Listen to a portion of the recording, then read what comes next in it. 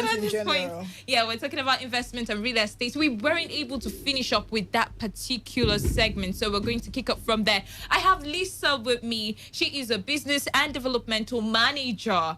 Good afternoon to you. Yeah, good afternoon, Welton. Good afternoon, listeners. It's good to have you. Thank you very All right. much. Last week we were talking about how to generate multiple income, especially in this economy. The need to do that, right? And we also talked about a couple things that one could actually dive into, such as real estate and all. We're talking about land bank at the time, but we ran out of time and all of that. So we would start off from there. And then after we're done, concluding about real estate and how to get into real estate business here in Nigeria for anybody at all, then we'll start talking about, the headlines that we have today. I told you about one and you were really pumped up about it. So I'm like, okay, you know what, we're going to discuss that one before we get into any other thing for the day. So let's start off from there. Okay. Real estate again. Yes, last week we talked about real estate. We talked about the myths associated with real estate, and just to brush everyone up, especially the people who didn't join last week, we talked about people saying 90% or 85% of real estate deals are scams.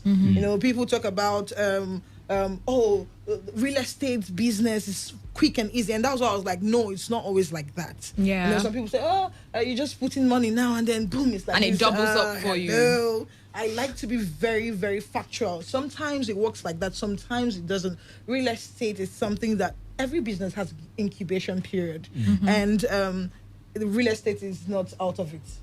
Okay, there are some real estate deals you go in, especially when you're doing land banking.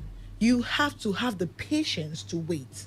Okay, and like I was saying last week, if you want to go into land banking, you have to know the area you're going into. It's not just, there's one cheap property somewhere in one village and then you go there. No, you expect it to, no. You check the things around there. Okay, government, are they going to do something around here? What's actually here? Maybe there's a mall coming up here soon, or there's a school, a university or something. And that's when you see that, okay, if you buy properties around here, in the next 5 years or in the next 3 years, at least I would have value for my money. And that's what I also told her, that real estate has minimum risk. As long as what you're buying is genuine, it has minimum risk. The worst that can happen if you make bad investments is it won't appreciate as much as you expected it to appreciate, but it must appreciate. You can't sell it lower than what you got it from. Okay. That's the thing about real estate. So it has minimum risk. Your money is secure. But then if you want to make the money out of it, when you want to do land banking, then it means you just have to make your speculations right. And then some other myths, associated with real estate. Some people say it's passive income. Okay, so I'm saying, real estate is not all about passive income. There are active incomes with real estate. It depends on, real estate is done in different categories. Okay, so it depends on the category which you're going into real estate. Okay, probably you want to do the land banking. Of course, it's going to be a passive income. But if you want to do the short-let apartments, if you want to do the estates, rentals, it's not passive. Short-let apartments, okay, someone comes into, like I was saying last week, someone comes into the States, you're thinking, okay, I have a business to do in Port Harcourt, and I'm going to stay for like 1 month plus. And then, if you want to stay in a hotel that you have 24 hours power supply, I'm not talking about hotels where in the night they say, madam, we put off the lights by 9 p.m. And what do you now put on after 9 p.m.? The small gen, and then you have to do it with the fan. No, I'm talking about like a good hotel. You should be talking about minimum 10,000 naira per day. And then you times that by 31 days, or as long as you're going to stay, you find out that you're spending a whole lot of money, and that's excluding the food. So if you have, like in Lagos, Abuja, even in Port Harcourt now, it's coming up now, short-let apartments, and then you just check it out. Okay, I want to rent a place for 1 month, and you have everything there already. It's just coming with your bag. Okay, so there's a kitchen there already, everything. It's like a household setting. Yes, exactly. Okay. So it's coming with your bag. It depends on how, okay, I want a studio apartment, I want a 1-bedroom. It's coming with your bag. So you have your kitchen there. You go, you buy foodstuffs, you cook. You find out that if you were going to spend like 410,000 naira in hotels for that period you're going to stay, in short-let apartments, you're going to spend 210,000 naira. That's you saving yourself 200 extra money. So that's actually active real estate business because you have more people coming in to take that up, and there are different things that you can do. And last week we were talking about how the common Nigerians going to start going into real estate, because you have so many people preaching now. Even in churches they say go and buy land. Look at Lagos, look at Port Harcourt. And I always tell people, because when they talk about real estate they say Port Harcourt is not like Lagos, Port Harcourt is not like Abuja, and I'm like, excuse me, you have different investments. Definitely the profits across those different investments can never be the same.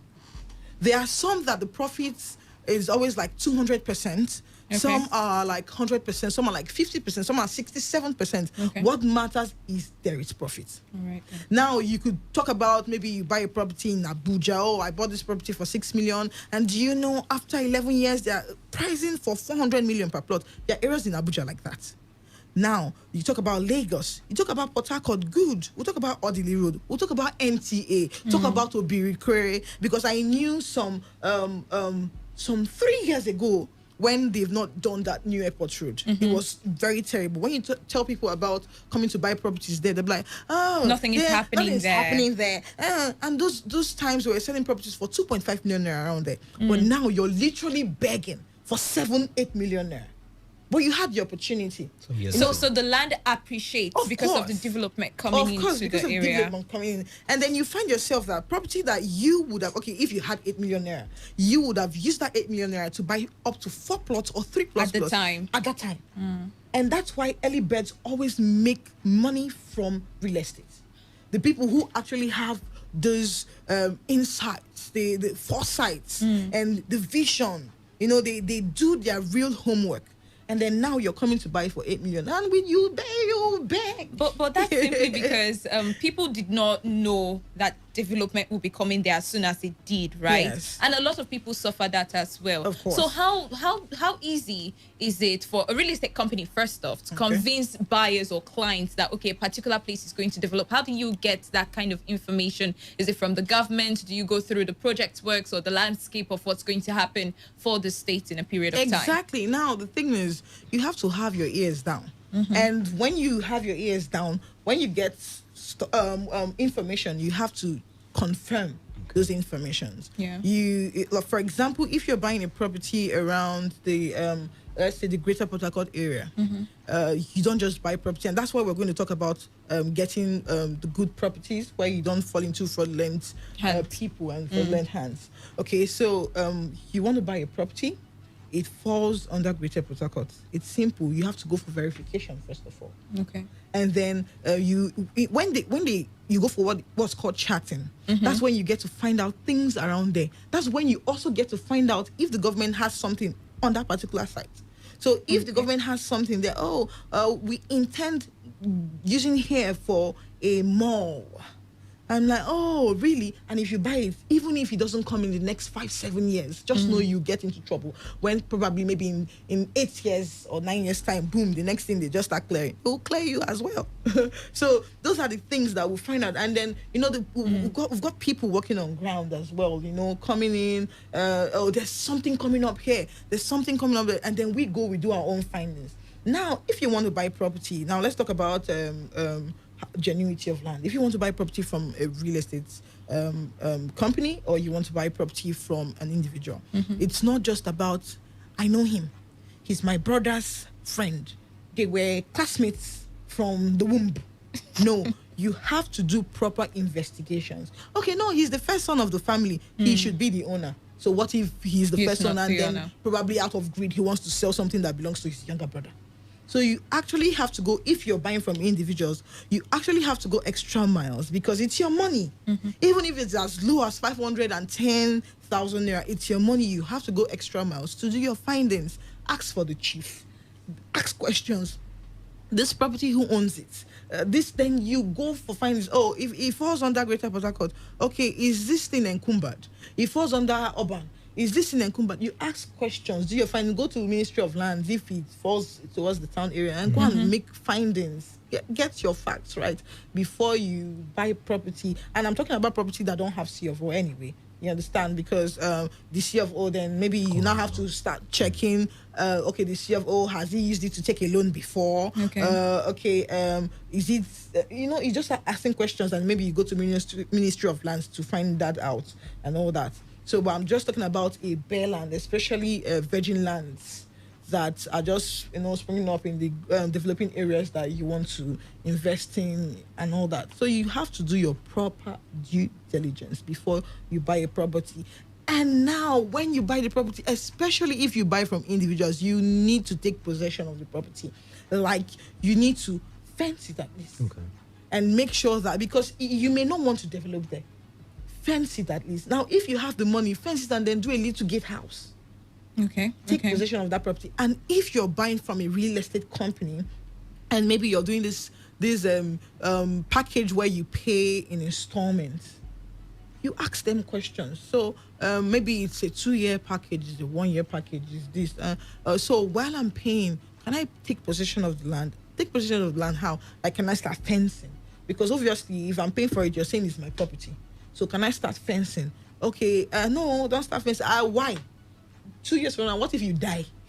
What if something happens? So at least I know I'm paying for it. I'm not saying you should give me, but at least let me fence it and know I've taken possession of it. And then you're paying gradually. Take possession of your property. If you buy a property, do something. And also, even if you fence, you're bringing development, you're hastening development around there. Because imagine if you go to a property, maybe vast empty land, and then 78 people buy property there and 52 fence. What do you think will happen? One day, there's just this person that will just get the guts to be like, so what if I build here? Do you understand? Yeah. And then before you know it, when someone builds, whoa, the like next person wants to. the next person, and that's it. And as long as it's well mapped out with the roads, before you know it, NDDC or anybody comes in and that's the road. Okay. And that's how you see places expand. Towards this Obirikwe area, you see it's non-indigenous that are living there. And that's why you see good houses. Obirikwe has opened up. And then when you see Obirikwe, maybe this year ending, next year, you'll be shocked. And when I mean Obirikwe, I'm talking about from Obirikwe to the new airport area. Yeah. Different estates are springing up there. So there are things. All right, then.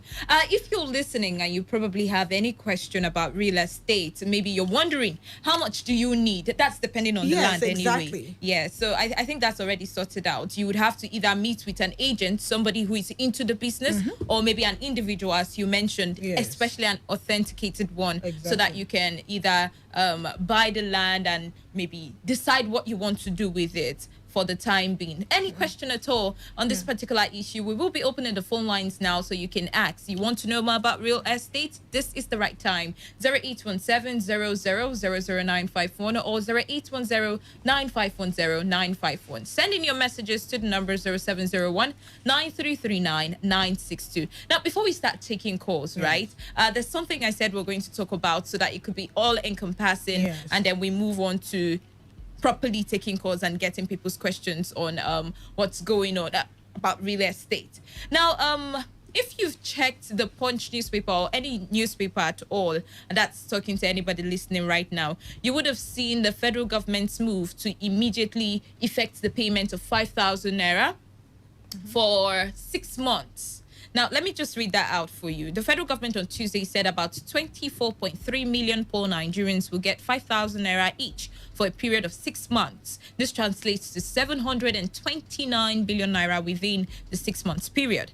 Minister of Humanitarian Affairs, Disaster Management and Social Development, Sadiya Farouk, disclosed this at an inauguration of the federal government's emergency intervention database for the urban poor. Now, the statement issued in Abuja by the minister's aide, Nneka Anibeze, said the intervention would serve as a cushion for those further impoverished by the COVID-19 pandemic. The statement read in part, I quote, according to the records, about 24.3 million poor and vulnerable individuals were identified at the end of 2020 and registered into the National Social Register.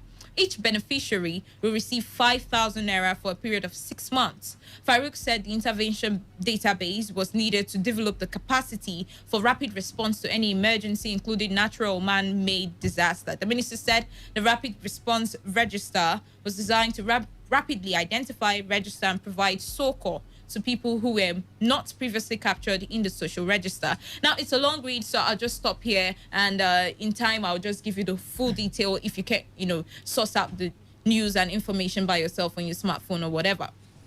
Now, time and time since COVID-19, even before the COVID-19, the federal government has always thought that the best way to cushion economic effect of whether any harsh condition whatsoever is, going into social intervention funds, giving people monies. I mean, we're talking about the workers from different local government that will be receiving 20,000 naira. We're talking about the school feeding program to ensure that students or people stay in school because they're hungry. And now we're looking at 5,000 naira to the poor, urban, vulnerable. Now, if that's the situation, and we understand that Nigeria's economy and finances are not very stable at this point in time, we need anything we can to sustain the economy and also invest into other sectors. Do you think that giving out social intervention funds, just like the way the federal government has resorted to doing now, is a good idea? Do you see any ripple effects that would, in turn, affect the economy of the country, boost whatever sector, or do you think that this is just a basic solution, or it is good for the time being while the government is sorting out making other sectors work in the country? Okay. Now, the thing is, things like this are actually what make Nigerians fend for themselves. Now, let me tell you this. We're talking about how many billion now? 29 billion. That's what you said. That's the total. The total sums up to 729 billion. Oh, 729 billion. Yes. Okay. Now, this is it. You have people who are in office that before they got into office, they actually haven't generated wealth. They haven't created wealth. Not to talk about mention wealth or maintain wealth. Sorry, maintain wealth. And then now they are in the offices. That's where you have misplaced priorities. That's where you have people who actually are confused, because we're talking about 729 billion. There are lots of things you could do with that money. It's like when people say, don't give me fish, take me to the stream and teach me how to fish. Yeah. Because you're giving me 5,000 naira. For God's sake, what am I supposed to use 5,000 naira to do? Like, have you gone to the market? 2 pots of soup, the money's gone. And we're talking about 5,000 naira for a month. Not too long ago, someone was bashing Nigerians on online social media and say, what are you people producing? Even ordinary toothpaste we produce. If we want to kill you, Yeah. that's pretty good. That was talking about the vaccine. Yes, Yeah. talking about different things, because that's the truth. Even pencil we don't produce. There are different factories that they can use that money to set up in different states. Even if you were to divide it and, okay, you don't want to set it up in 36 states because it's too much, then why not we just go region by region? At least let's start from somewhere. And then, okay, let's do an oil factory here because they have good palm plantations. They have this, their land is very fertile and very beautiful. It's going to, so why not we do maybe palm oil factory here? Okay, so why not we open up this, even toothpaste, even as little as toothpick we import. So that money, if it was actually put into and turned into setting up factories, it would do a whole lot. Because when the market has been saturated, what next comes in mind? Exportation. And when we start exporting, the Nigerian government starts making money. And that's when they start taking money. Even when the market is saturated, that's when they start taking tax again. They start taking VAT. That's when they start taking exportation duties, different things. They start making money. That's extra revenue. That's extra revenue. Because we're always sitting down talking about how the government is going to make money and how this, but we have so many people with misplaced priorities sitting on the seats. So you tell me you give me 5,000 naira for 6 months. How much is 5,000 naira for 6 months? But isn't that better than nothing? Somebody will call in and say it's better to have this 5,000 naira than stay without having anything at all. And let's say maybe the government, looks at it from that angle. Imagine reaching out to at least 20 million vulnerable people like that, 5,000 naira per month. And then you're able to at least give them something to hold on to till the next month for that 6 months and probably save up. I'm trying to tell you that you can't hold on to 5,000 naira for 1 month. An average Nigerian spends 500 naira on food every day. Well, she she drew it out of my mouth. I mean, and I was just listening to her, and it was like, sorry, a me from the other side talking. I've always said it time and again that some of these people don't even know exactly the best things to do with money, and that's why creativity is the reason why lack of creativity is the reason why they're probably looking for funds from dormant accounts. Reasons being that government is not supposed to be seen as forwarding and clearing, collect money and share, just allocation of money. That's not why you're leading people. It should be more than that. And I think if they understand that point, it will reduce the number of people we have coming out or running for public office, because it should be seen, let's say you're appointed to manage a business as the manager of the place. You're taxed to make profit, amongst other things like taking care of the staff, keeping everybody happy, and all those other things. So ordinarily, I feel the people who probably come in at times, she said it. I don't think I would spend exactly the same time saying the same thing again.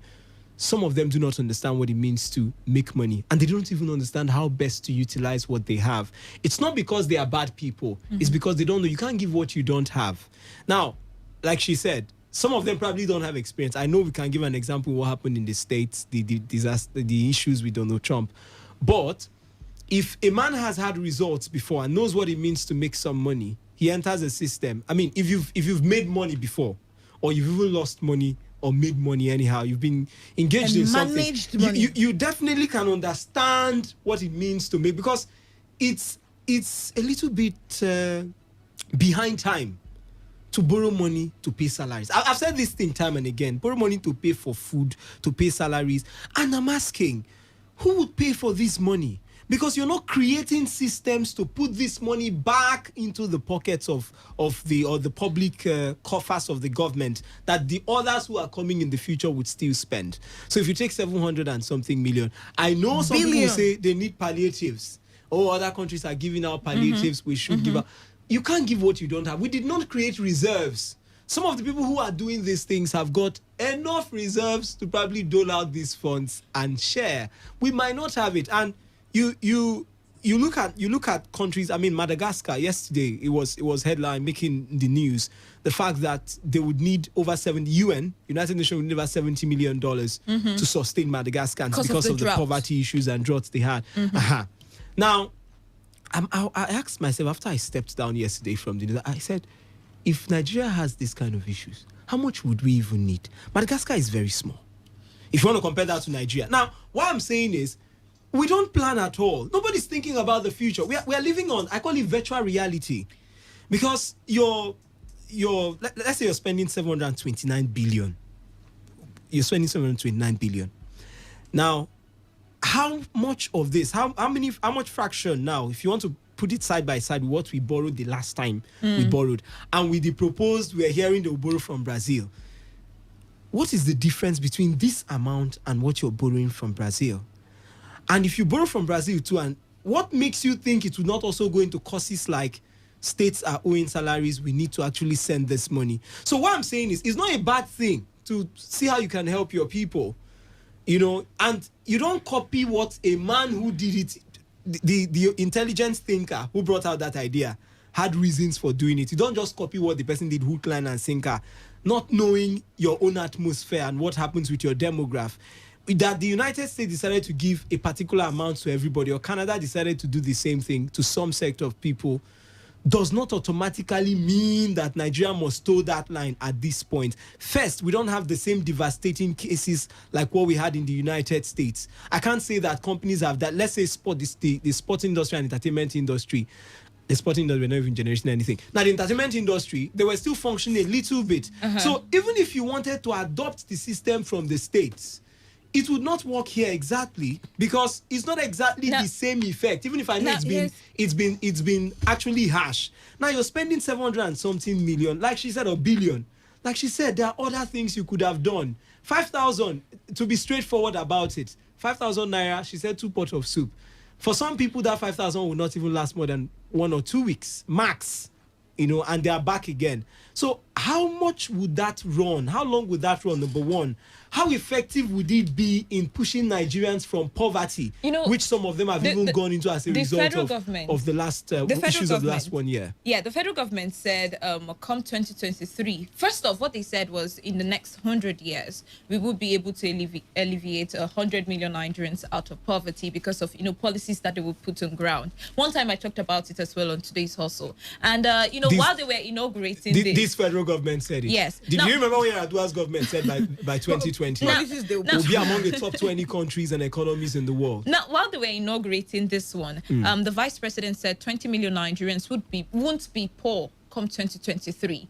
And then you understand that policies that would push or, foster results from this particular plan, that's to achieve the alleviation of poverty come 2023 or 100 years after, are policies that they already start putting on ground now. The question is, are the policies good enough? Exactly my point. Yeah, because we've been talking about diversification for quite some time now. We've been looking at partnership with countries such as Brazil and even China with agriculture and all. We partially closed land borders so that we can boost agricultural produce in the country. And then we saw that small grants were given to subsistence farmers in the country. And I personally had always been of the opinion or analysis that if we're going to diversify Nigeria into agriculture or into other sectors, what we should see isn't the small grants that you're giving to subsistence farmers, because they probably do not even produce enough that will sustain them till the next harvest. Of course. What we should do is put in a large chunk of money so that investors can also come in and support the act, that's the position of the federal government to diversify into agriculture, so that in the coming 10 to 15 years, we will start to reap the dividend of whatever cultivation we had planned for. In 10 to 15 years, it would be a long-term project. But then in 10 to 15 years, I don't think that we would hit a serious milestone in terms of percentage of what we've been able to achieve in agriculture. And then secondly, moving into other sectors, we've been talking about industrialization. The federal government has talked about the textile industry as well. And somehow we haven't heard anything about that, maybe because of the COVID-19 of 2020. But then you're talking about wanting to shift attention from oil into other sectors.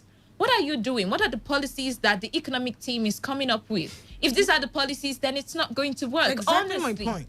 If the policies are borrowing and then in the end of the day, we're not accountable for what we borrowed those monies for into the sectors that we speak of, then we would not see any of these things happen. So are these just promises to probably show the people that, we see what you're going through, we share in your plight.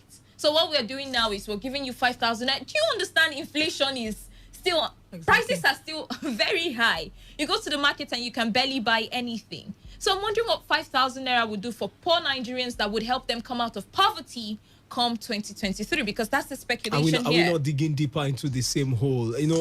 I always say the same thing. There's little to nothing about a man who thinks more of borrowing than repaying. And worst of all, you're borrowing to eat, and borrowing to feed, and borrowing to probably pay salaries, like we see. And yes, and this is the reason why I actually say most Nigerians now take it upon themselves to fend for themselves, because the people you elected to be able to take care of these basic needs, or to be able to prepare the ground, lay the foundation so you can be able to make money, they are actually not doing the right things. And then you see people taking law into their hands to, fend for themselves. Okay, because I don't see any reason why you should say, what would you do? And you said something that some people will call in and be like, for the time being, the 5,000 naira is okay and all these things. Excuse me, I understand that personalities are different. That's the truth. You find people who are saying it's not good. You find people who are saying it's good. Now, you said maybe for the time being, excuse me, you've been living like this for over how many years? You've not died. So if sincerely they actually want to save 23 or 21 million people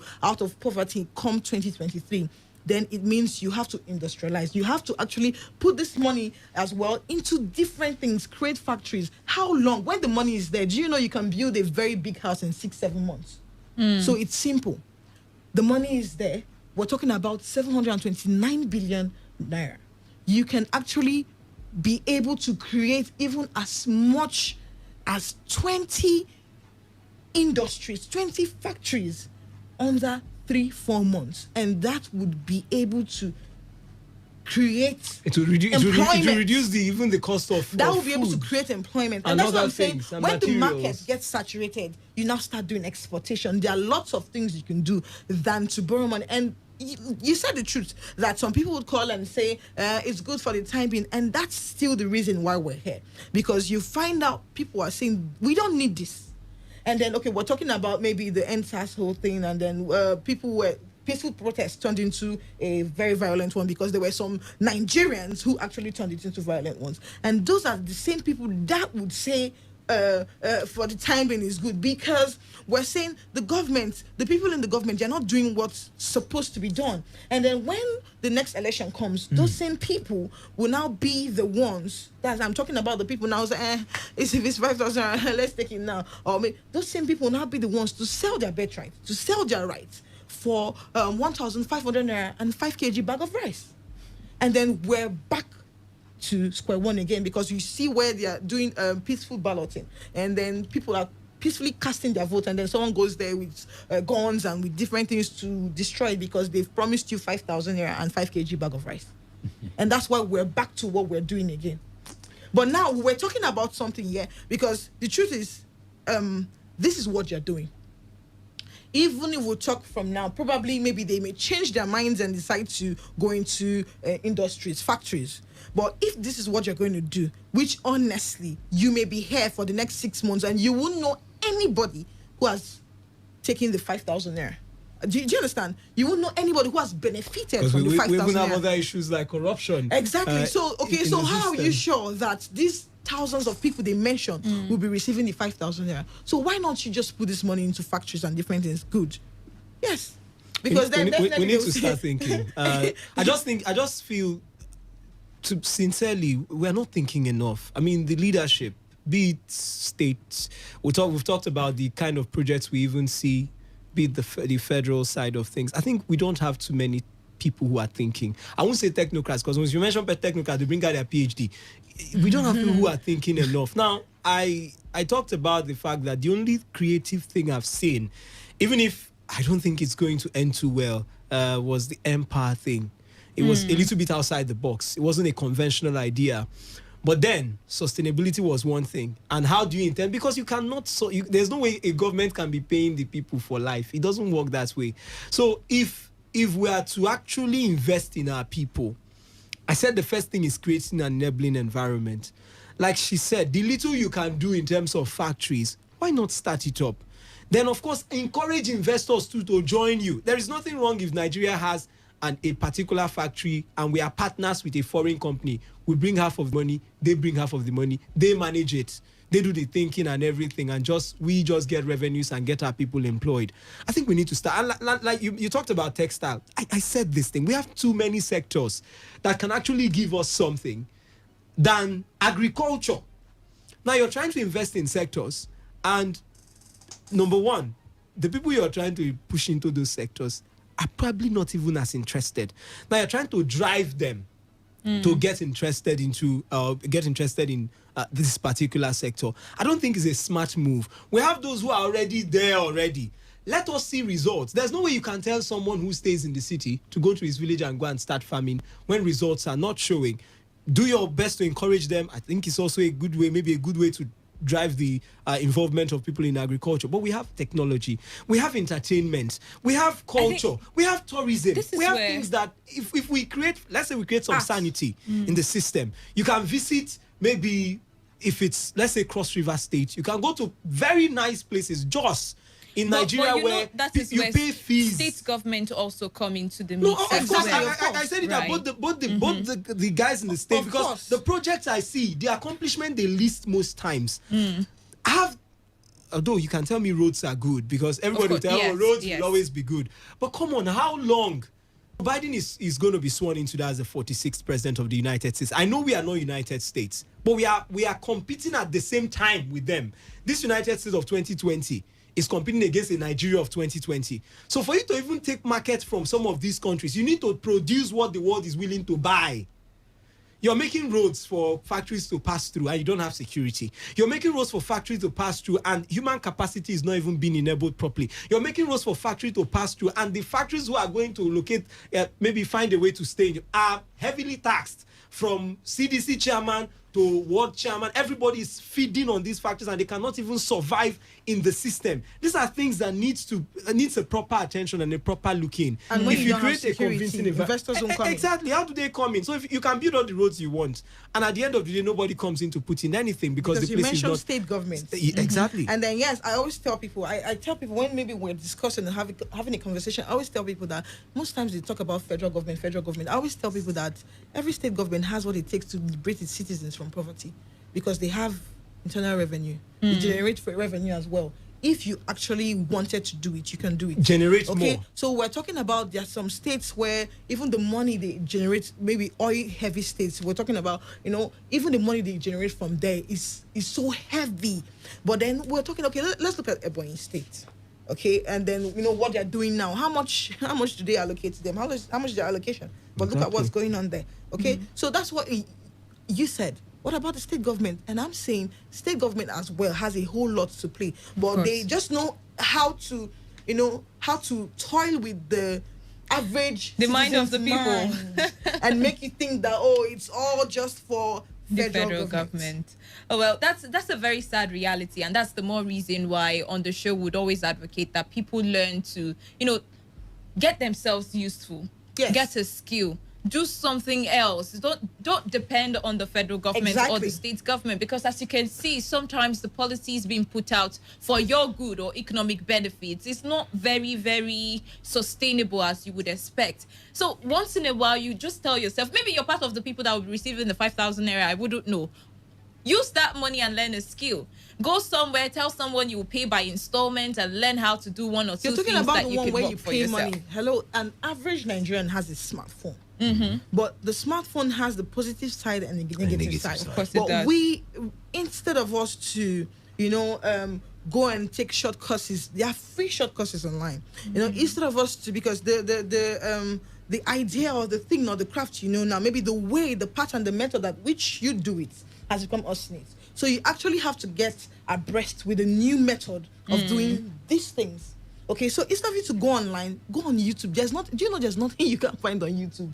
How to make this is there. How to make that is there. Instead of you to go and learn, and probably you want to, like I was telling you, how maybe this blogger said this, how this person did this, and the Nigerian government, they know these things are what they can use to sway us. Okay, instead, maybe you heard snake swallowed millions, or maybe you heard this person is being probed because he mismanaged so billions, and then they know that in the next 2 weeks the news is dead. It will fizzle out. Everybody will forget because about it. The next thing they know is they will drop one on the internet and say so person did.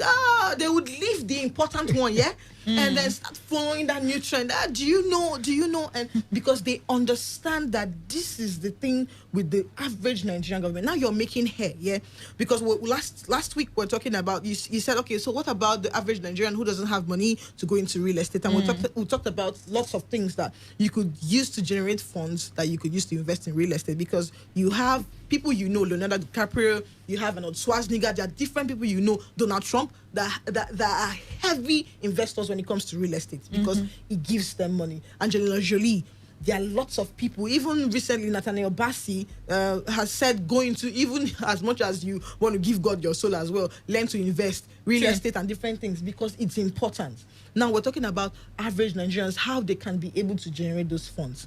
It's simple. Skills. People pay for skills. No matter, I was talking about food last time, that no matter how the inflation is, people always eat food. For sure. So learn how to cook and start cooking. Now, even if you don't know how to cook, find an immediate need in society. There are different things you could do. You make hair. These days, people love to carry natural hair. That's what I'm carrying. Now, okay, people are now carrying natural hair. Okay, so how do you take care of natural hairs? How to style natural hairs? And then people pay money for these things. You start learning crafts. Okay, how to make beads. People go for weddings. Like every Saturday, there's a wedding. How to tie gele. How to do this. How to make up. People, no matter how much they complain, there's inflation, they will always want to tie that their gele every Saturday. So these are things that you need to go into. Now, people go into, we're talking about animation. People go into these different things. People, go into programming. There are lots of things, coding. You learn how to make app. This what that we play on our phones, someone developed it. We play Ludo, someone developed it. There are lots and lots of things you can learn about. Okay, talk about importation. You can do that.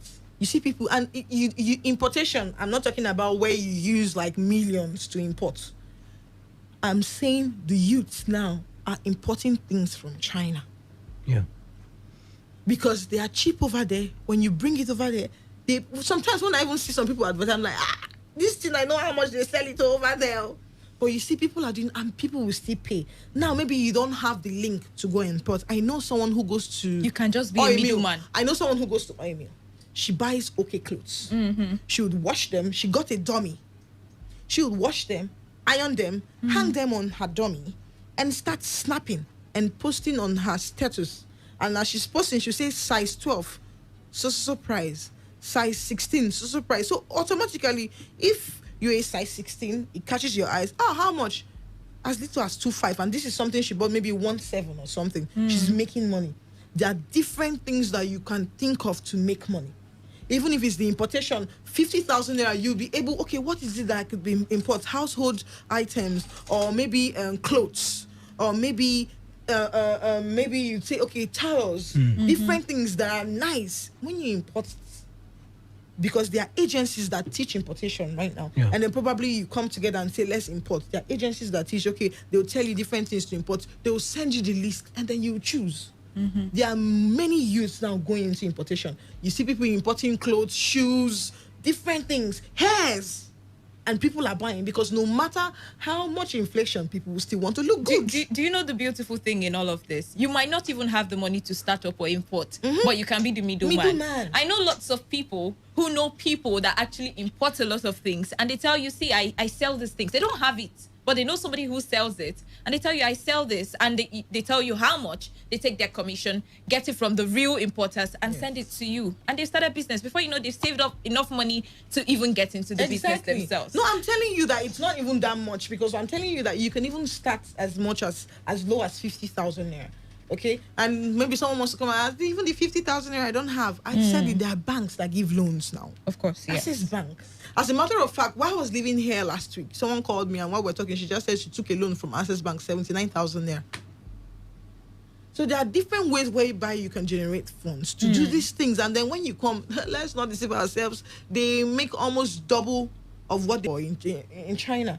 And then they sell because people always buy. Even if you've not gotten... Okay, maybe you're asking, what about the links and everything? I won't just start mentioning links here. But it's simple. Probably you could call Wealth later. And then she would give you... Yes, because the links are there. Because I've had people asking me, don't you want to go into it? I'm like, I don't have the time. Because honestly, I don't have the time. But there are some people that need these links. Because they want to be able to generate funds. They want to be able to stand on their own, because the truth is, if the government is not looking out for you, you have to look out for yourself. True.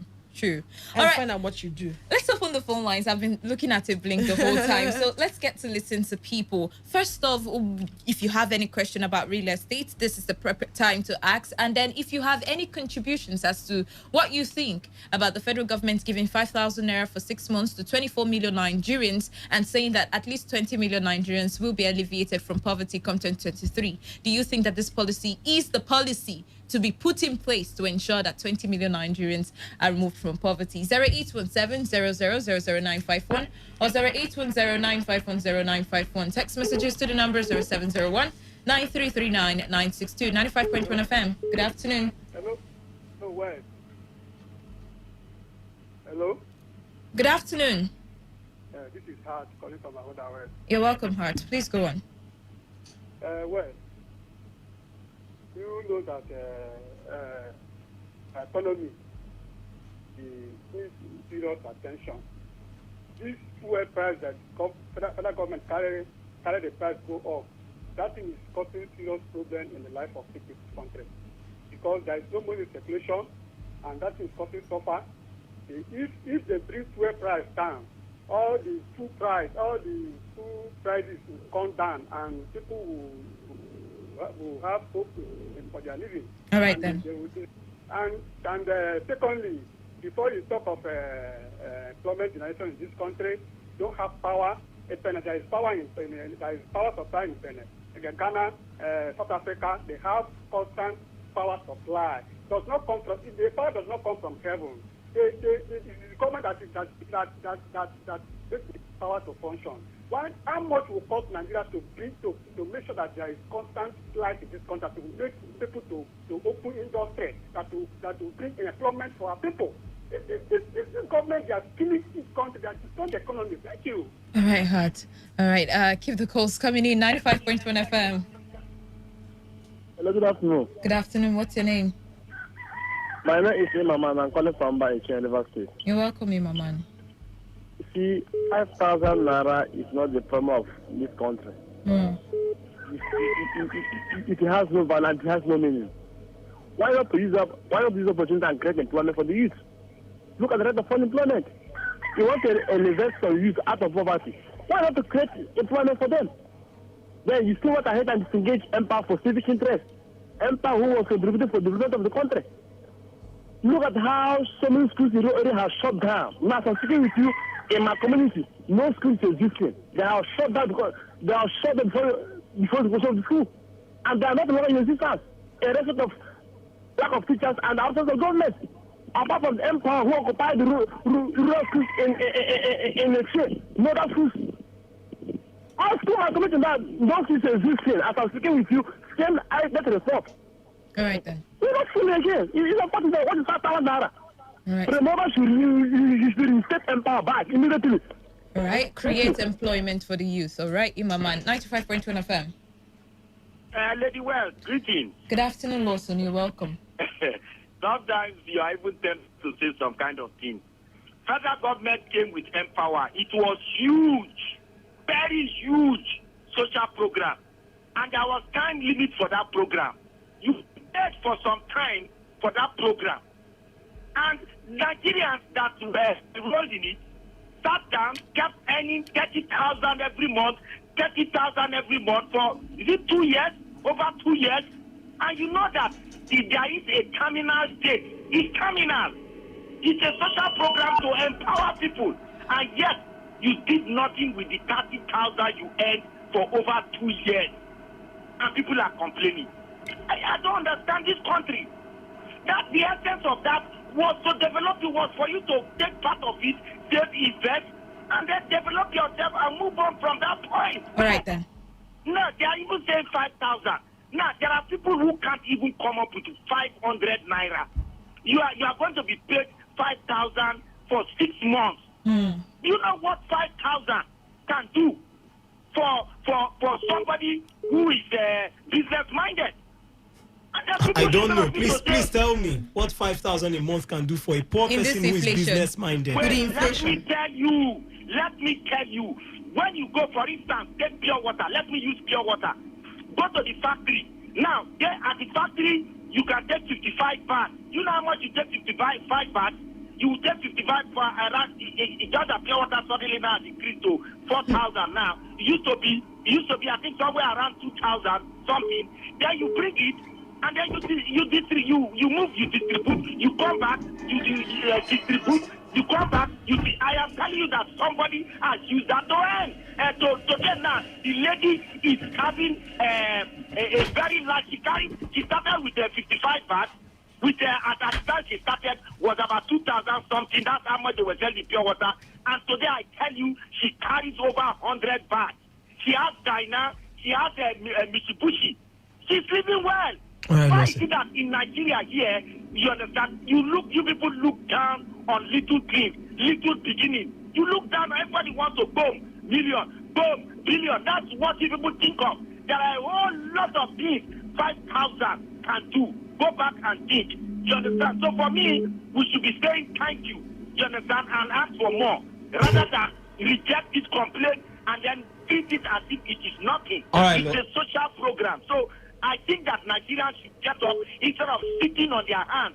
Get up and begin to do something. Just like the lady said, if government is not forthcoming, you yourself do something for yourself. Thank you. Thank you so much, Lawson. I think that's the biggest thing I picked from what you said. But go ahead, quickly. Yes. Now the thing is, I get what he's saying, but I think he didn't understand it very well. Well was talking about inflation. he even mentioned something. He said he doesn't know how much it is now. It would be about 4,000 naira something. And we're talking about 5,000 naira. And then he said then it used to be 2,000 naira. Okay, but we're talking about the average Nigerian who actually doesn't have food to eat.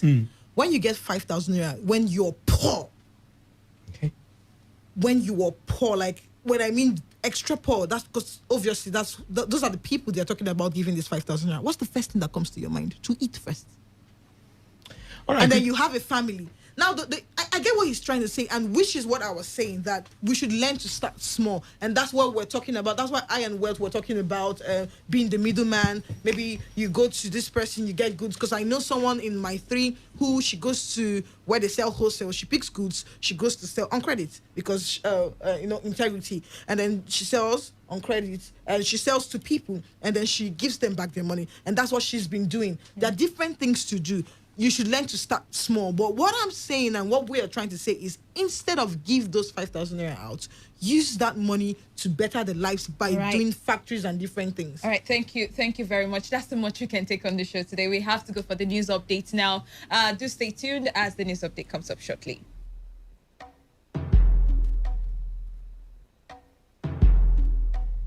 Every day, every hour, when the big stories break, depend on our 24-hour news team to bring you the latest. Today, 95.1 FM. Today, 95.1 FM. Port Harcourt. News update. Good afternoon. Here's the news update on Today 95.1 FM. I am Wealth Wilson. President Muhammadu Buhari has sworn in 3 members of the Code of Conduct Bureau and a member of the Police Service Commission. They include Ehiozuwa Ogbonayima, Babatunde Balogun, and Benedict Omeonu for the CCB and Onyemuche Nnamani for the PSC. The swearing-in ceremony was held before the commencement of the first meeting of the Federal Executive Council presided over by President Muhammadu Buhari at the Presidential Villa. While the President, his Vice President, Yemi Osibanjo, and some other members of the Villa attended, others participated virtually. Members also observed a minute of silence in honor of 2 former ministers, Jubril Martins Kuye and Bala Kwaje, who died recently. There was commotion today at the registration center for the National Identification Number in Kubwa, Abuja, after officials failed to show up for the exercise. Hundreds of residents had turned up at the center in a scramble to get their number and beat the deadline set by the Nigerian Communications Commission for SIM cards to be linked with the NIN. The situation at the center, however, turned chaotic when officials of the National Identity Management Commission failed to show up to attend to them, and the crowd surged without direction or guidance. The crowd also complained of alleged favoritism by officials of NIMC and demanded a review. A Port Harcourt-based legal practitioner, Chibara Mobi Obasi, has called for the total disbandment of the Nigerian police force in order to end the high level of atrocities, brutality, torture, and intimidation on citizens. Obasi, who made the submission while testifying before the State Judicial Commission of Inquiry on Police Brutality, advocated for a new intellectually driven police force. The lawyer told the panel that a former Oyibo Divisional Police Officer, Nathaniel Opara, raided his home with a team of police officers on the 6th of November 2011 and carted away with his property worth over 6 million naira without any justification.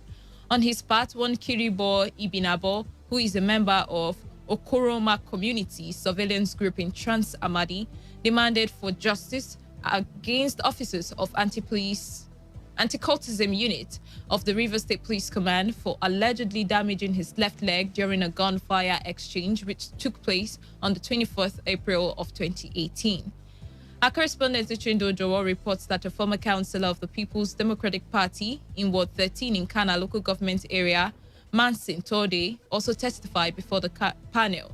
Tode accused the former local government chairman of Kana, Kingsley Lebrosi, of recruiting mobile unit police officers of Bori Division who arrested and brutalized him over an allegation that he single-handedly burnt down the accounts department of the local government secretariat on the 14th of December 2005. Tode also demanded for justice and compensation and the return of all his valuables and documents confiscated by the police officers. On the foreign scene, Joe Biden is to be sworn in as United States President today, taking the helm of a nation wrecked by political division and unrelenting pandemic. Vice President-elect Kamala Harris has taken the oath of office alongside him in Washington, D.C., which has been fortified amid fear of civil unrest. Some 25,000 troops will guard the inauguration ceremony after a deadly riot at the Capitol earlier this month. Donald Trump will leave the White House for the last time, bound for Florida. And that was the news update on Today 95.1 FM. Do not forget to take responsibility, wash your hands frequently with soap or no running water, avoid touching your face in high contact surfaces to prevent coronavirus. Once again, good afternoon.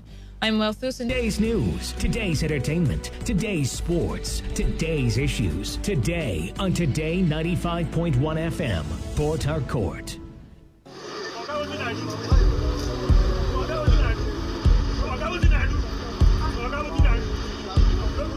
I am a proud Nigerian. I have been placed here by God for a time such as this. At my back, I ain't coming back. The degradation, challenges, and problems faced by Nigeria are the perfect backdrop for me to develop and utilize my God-given potential. I will not complain. I will not criticize. Rather, I will use my skills, gifts, relationships, and experience to find long-lasting and revolutionary solutions to the many challenges confronting Nigeria.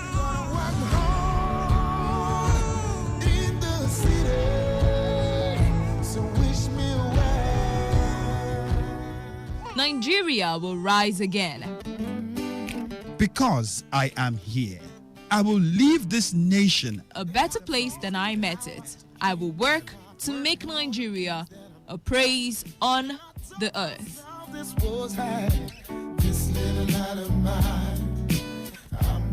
I will work to make Nigeria a praise on the earth. So help me God.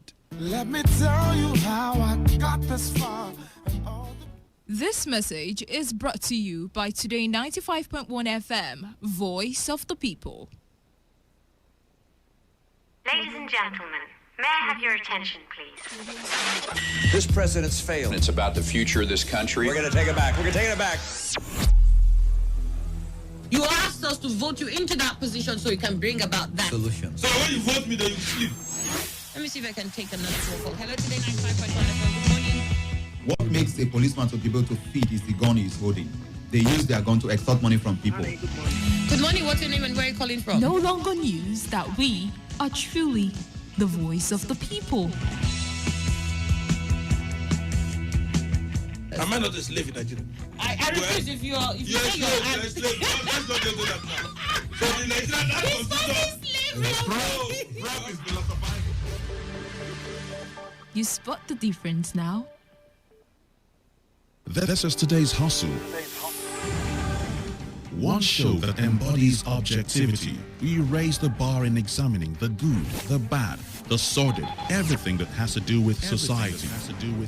In America, you buy a big house and you pay gradually for 30 years of your life. That is politics. In Nigeria, you carry all your salary and go and rent one room. Bad politics. Everything that has to do with you society. must negotiate. If we don't negotiate, when a man is pushed to the wall, he bounces back to double levels. We have been pushed to the wall.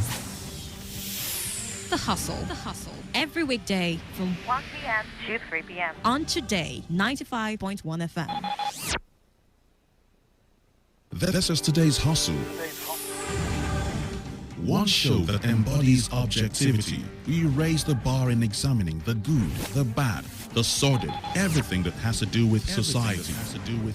In America, you buy a big house and you pay gradually for 30 years of your life. That is politics. In Nigeria, you carry all your salary and go and rent one room. Bad politics. Everything that has to do with You society. must negotiate. If we don't negotiate, when a man is pushed to the wall, he bounces back to double levels. We have been pushed to the wall. The Hustle. Every weekday from 1 p.m. to 3 p.m. on Today 95.1 FM.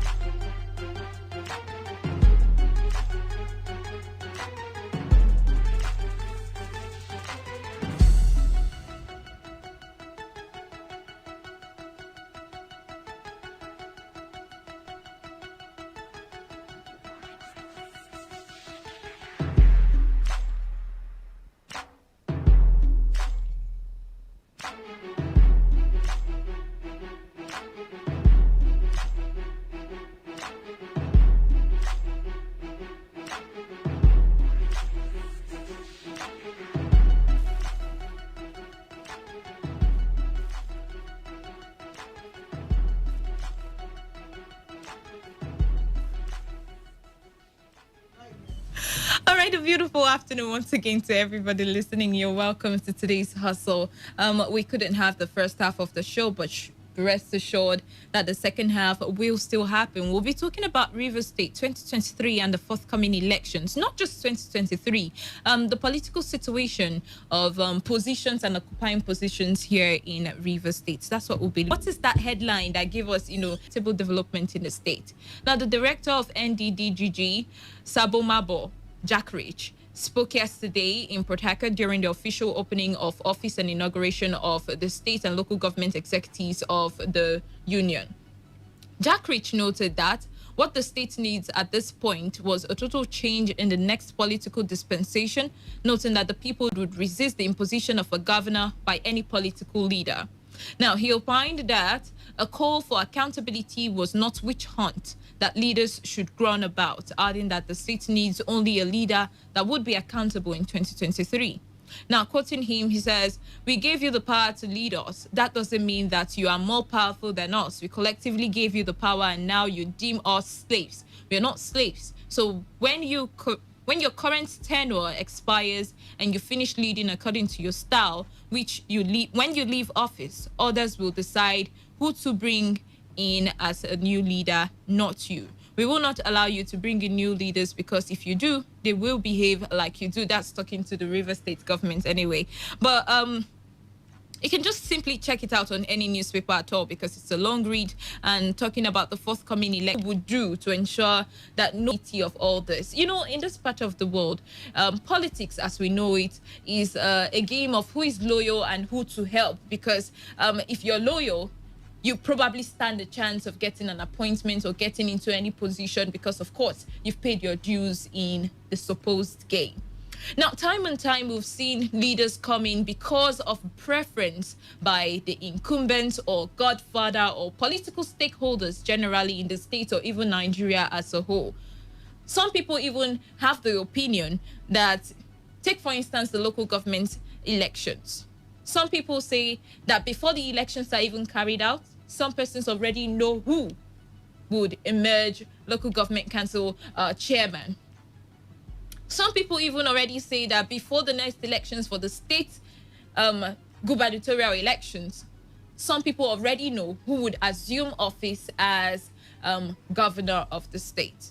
So there are lots of things, a whole lot of things that surround who says he's not going to be the one to impose anybody. I mean, he's not selecting or blessing anyone unless the person has worked for his re-elections. That's from the people.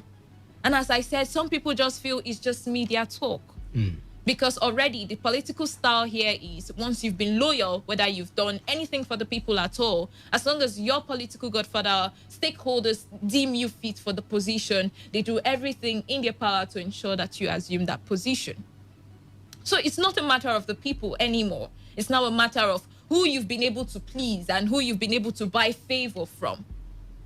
Now, that's been one of the reasons why you look at the development and, the outlook of the state or even the country as a whole, and you see that little or nothing has been done to implement any kind of change that would directly affect national growth for both citizenry and the country as an entity. Because somebody somewhere has to do something for someone who has put them in there. And, there's sometimes when you talk about, what they do in office and somebody says, be mindful of what you say so that don't you want political appointments and all of that. So do you think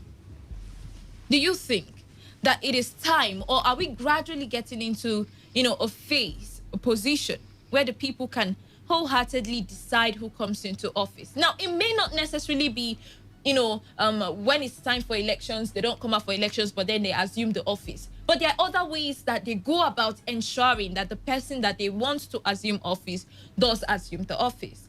Take, for instance, when it's time for elections, you go about giving people monies and telling them, vote for this person, not because of what this person can do, but because of the political party and who the person knows. That's pretty much how they go about it. Sometimes even rigging elections, because that's part of the system anyway. So do you think that we're gradually approaching the time when we would have people gainfully select their leaders?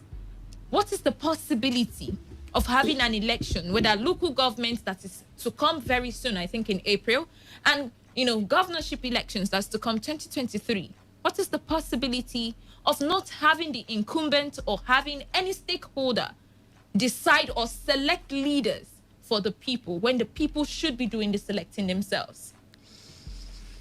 Well, we have issues, really big issues, and that's why it actually looks like we are we've not gotten to that level where democracy is a thing of the people, because these days at times in some elections, or even most elections in the country, it seems people have lost faith in the credibility of the system. So I think there's not too much the people can do outside coming out to vote for the person they actually want in office. I think that's the first part. Every other thing is secondary. The first part would definitely be coming out to vote, because we have a system where the people are, as I said, have lost hope in credibility of elections, and most times they don't even want to come out. Some people even make it a point of duty to just stay in their houses rather than coming out to vote. I think that's the first thing we need to fight against. It's now easier to look at the other ways of putting our voice out there after we come out to vote. So voting is the first thing. Then secondly, we could also stick out our voices and say, okay, this is the person we voted for. If just in case the person that comes in is not particularly the person we want, but at the end of the day, everything will still boil down to the votes. Coming out to vote is the biggest of solutions I still feel there is to it. I know the other issues of election rigging, vote buying, but if we as a people must get the people we want in power and also advance our cause based on the perceived technocrats who present themselves before us for elective positions, and to also choose the right ones, then definitely voting. And the integrity of your vote should also count. Now, for people to buy votes, it means the votes are counted. True. If the votes were not counted, at least to an extent, there will be no need for vote buying. So that 1,000 you're taking could be mortgaging not just your conscience, but your future. Because the real person who is supposed to come in might not even have the 1,500 or 3,000 to give to you. And the one who gives you that money is an investment. He has to probably recoup his losses. And when they get in there, they'll say, after I paid you for your votes, I can actually do what I want. So that's the first part. If we must get our voices out there, and if we must push for the person we vote for to come into power, the first thing is to make sure we vote. Then, like I said, after overcoming the voting, coming out to vote, we also overcome the integrity part of things and the the hunger to probably collect those little cups of rice and money that do come with it, then I think that's a point, or that would be a very huge step in the right direction if we have a good percentage of the population, if not everybody, deciding, okay, I want my vote to count. I'm no longer going to sell my vote. I'm no longer going to go out there and just follow the politics of anything goes. I'm going to stick out my neck and make sure that the person I want is the person who wins via my vote.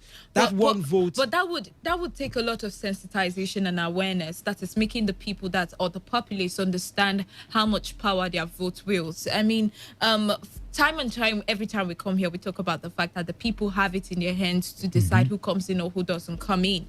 But then, what about the one who is still very gullible?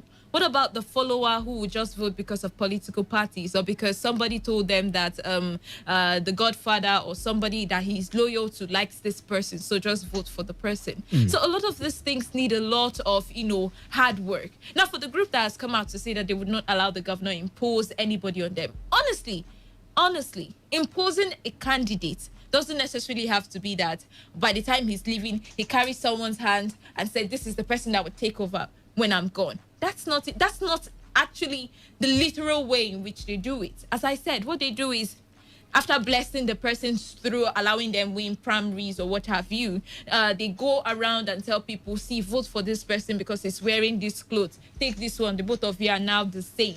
I mean, that's how you impose a government on people. Well, they might actually argue with you on that, because if you look at it's part of it. If you look at the civilized systems, we also see those kind of things play out. Let me not use the word civilized. We are also civilized people. But if you look at climes where we can call the heaven of democracy, you see the same things play out. Let me give you an example. I can't help with that than give the example I'm just looking at here. Now, President Trump is leaving the White House. Joe Biden is coming in. Prior to the elections, Barack Obama did come out to campaign using videos and things like that on behalf of Joe Biden. Now, before Joe Biden, he did the same for Hillary Clinton. As a matter of fact, attended one or two of those talking, or maybe held those press conferences to actually tell people to vote for Hillary Clinton. So you can also say, okay, it's a good thing or it's a normal thing if they decide to say, okay, I want you to vote for this person. But the thing is, at what level do they take these things to? And how do they tell us? How do they actually push these things to the people? By the time you come out and you say, you lead the campaign, the person who is supposed to be the next, the person who is coming in should have a voice. I mean, I during the last elections here in Rivers State, and even the one before that, Tony Cole was running for APC. We had before Tony Cole, we had Dakuku, who came out just when Rotimi Amici was leaving. And I mean, the sitting governor then, even if he was about to leave, one thing I saw then was that he paid less attention to what the man was doing. What I mean by that is, Dakuku did the talking. Dakuku did the campaign. It's not you who now carries you must vote my son. You must vote this person. And at the end of the day, it then looks like probably you're trying to use godfatherism to play things in. And that's when imposing now comes in. And we also saw here that he did not, that particular wasn't even imposition, but the person he even supported did not come in. But supporting is not a bad thing. It's something that happens everywhere.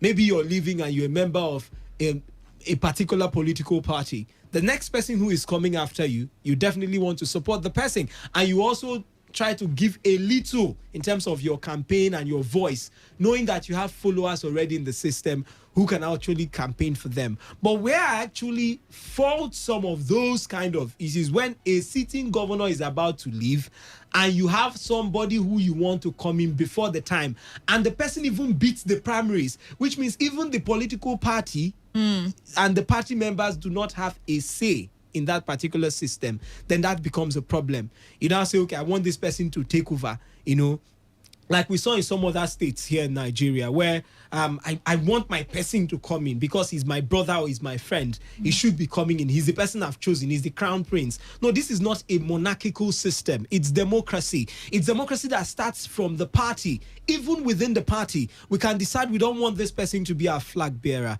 It's okay. That this person shouldn't be our flag bearer is not a crime. That some people, a good number of the party, because democracy is something that trickles down to even wards, even the councillorship. It's down to that level. Now, if we do the national conventions of political parties and a good number of the party members say they don't want this person, whether you're a sitting president, whether you're a sitting governor, you're supposed to let the party decide and not you. You can't be the voice of everybody. But that's where the problem of godfatherism comes in. When one person has, assumed a position of untouchable and, undisputable, especially in the party. In the party, take for instance what's going on in the APC, where some persons say that they belong to the Amechi faction, while others will say they belong to the Magnus Abe faction. It then means that the loyalty is not to the party, but then to a particular person. So whatever that particular person endorses or thinks is right, apparently becomes the choice of the other followers, isn't it? That's another thing. That's another way of imposing. Followers being, I wouldn't want to use the word blind following, but followers who do not really have a choice based on what the performance of a person is, but rather based on who they think is good enough choosing from. That's how they impose people. That's why I said it doesn't necessarily have to be coming up and picking somebody's hands. It takes diverse forms, you understand? When you believe too much in a particular figure, in a particular setting or political setting, and the person decides that, okay, this is the person I think would do much better, without showing work, without showing any kind of credential that proves that, yes, this person might be much better, but because you are a figurehead, you decide that this person is better, every other person has to follow up. So followership as well would have to take a U-turn if that's going to happen. That's why the very important question is, how much sensitization or awareness have the people gotten to get about the coming elections? How many of them understand that because a certain figurehead in a political party likes this person doesn't really make the person a good candidate? How many people understand that if a figure actually say no, there's somebody who has done better or who has better credentials but is not, very pronounced in the party that should represent the party at this point in time? How many people? Not so much. Then what about the other ones who do not even belong to any kind of dogmatic followership, but then they're the ones who are most popular in terms of population, you understand, who would actually go there en masse to vote, and then who would get there and get swayed because somebody says, I've been the governor before, so if you like what I did for your community, you should vote for this person because this person will continue from where I stopped. So a lot of this legacy and trickling down into people who have been loyal to them is a problem, and followers as well who do not know any better from what they've always known, especially from the system. So how much of this can be actualized in Nigeria as a whole, and then in Rivers State? The elections are forthcoming. The local government elections are just by the corner. Some persons are already endorsing. Some persons are already positioning themselves because apparently it's about interest. Yes, it's about interest. So how many people know better than to accept what a certain figurehead has given them, to select from the other few who they think will be credible or accountable for whatever office is being given them? That is why we see little or nothing being delivered in terms of democratic dividend or in terms of development for the people. I'll still repeat a line. But the politics of a system is a reflection of the people. It will take the people changing their approach to things. If you don't change your approach, if we don't change our approach as a people, nothing will change, because we will still see the same script play out again over and over. Where the person who is sitting decides too, because now we are getting to the 2023 elections, and like you said, people are shifting camps. Everybody is trying to secure their interest, and that's the politics of our politics. Funny enough, in this part of the world, everybody is trying to secure their system. Everybody is trying to secure their own interest, and that's why you see the cross-carpeting. Few years to elections, or 1 or 2 good years or months to elections, people start shifting grounds. But ordinarily, I'm happy for one thing. We might not be there yet, but we are getting there.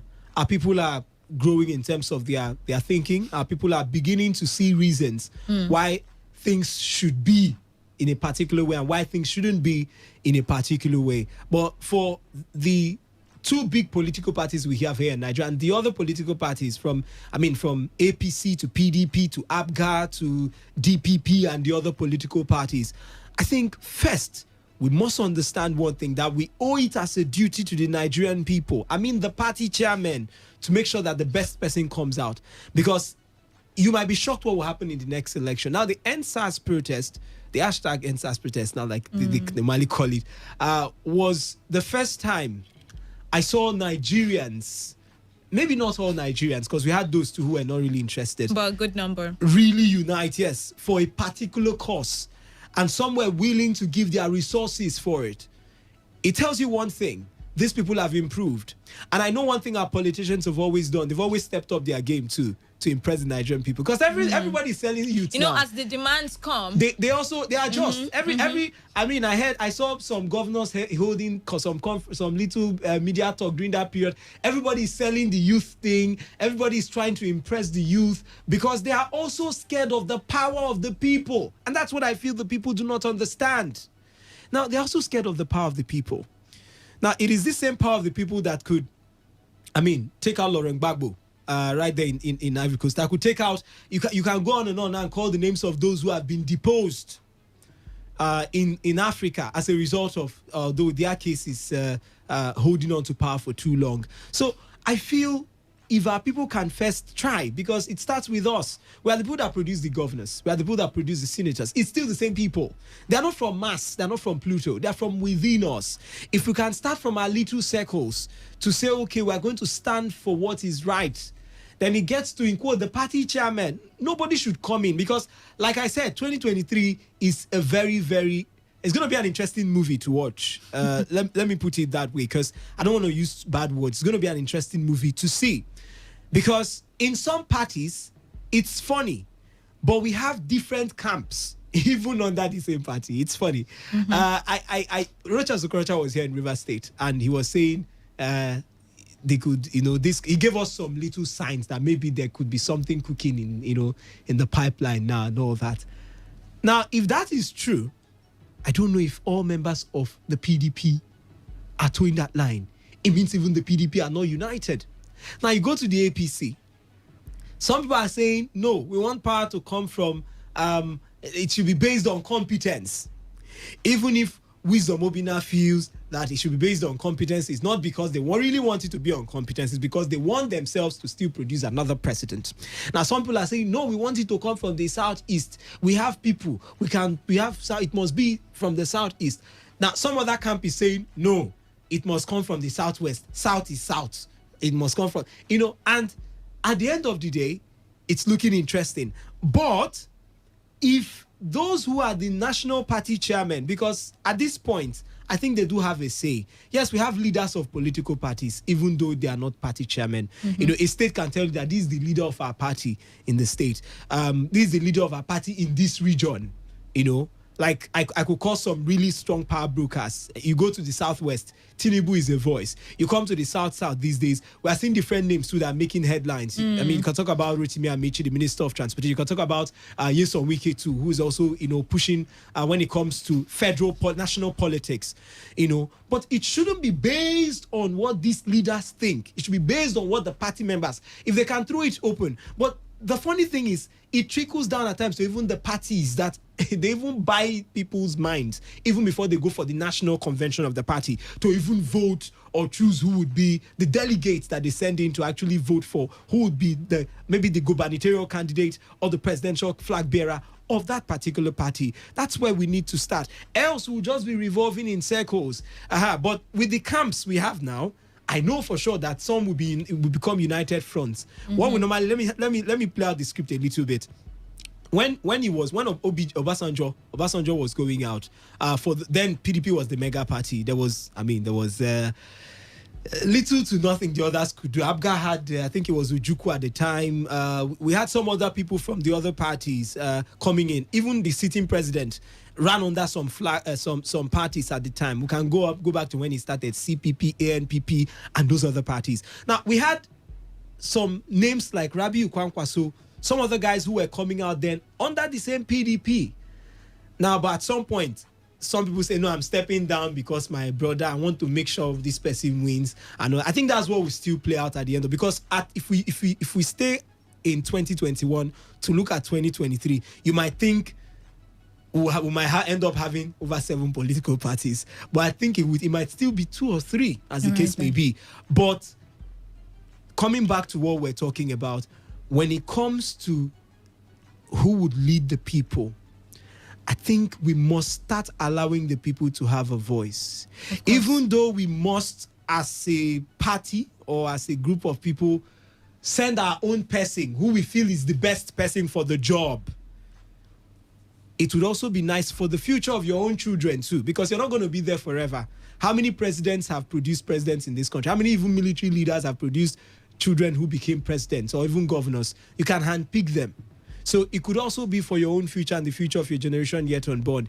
It will always be a smart deal if we let the voice of the people and the power of the people prevail when it comes to matters like this. But until the people also, because I've talked to the leaders, but until the people also decide to take it upon themselves, your vote cannot be bought.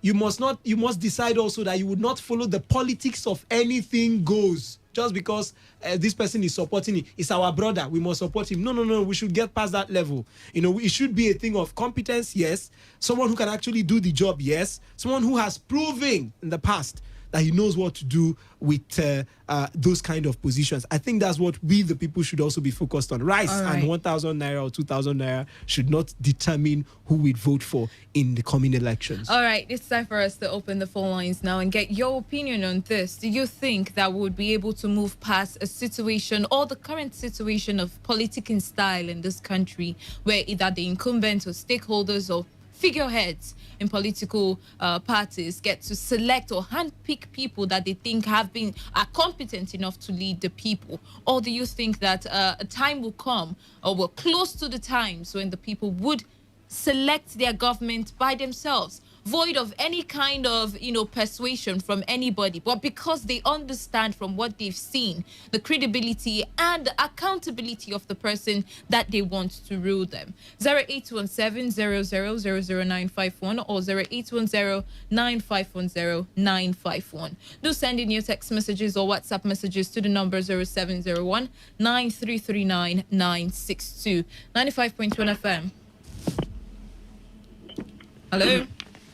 Yes, my name is Precious Wushi. I'm interested in the discussion of this afternoon. All right, you're welcome. What I just believe is that just like the imposition you talked about, actually, it's not as if those imposing persons, they don't just do it.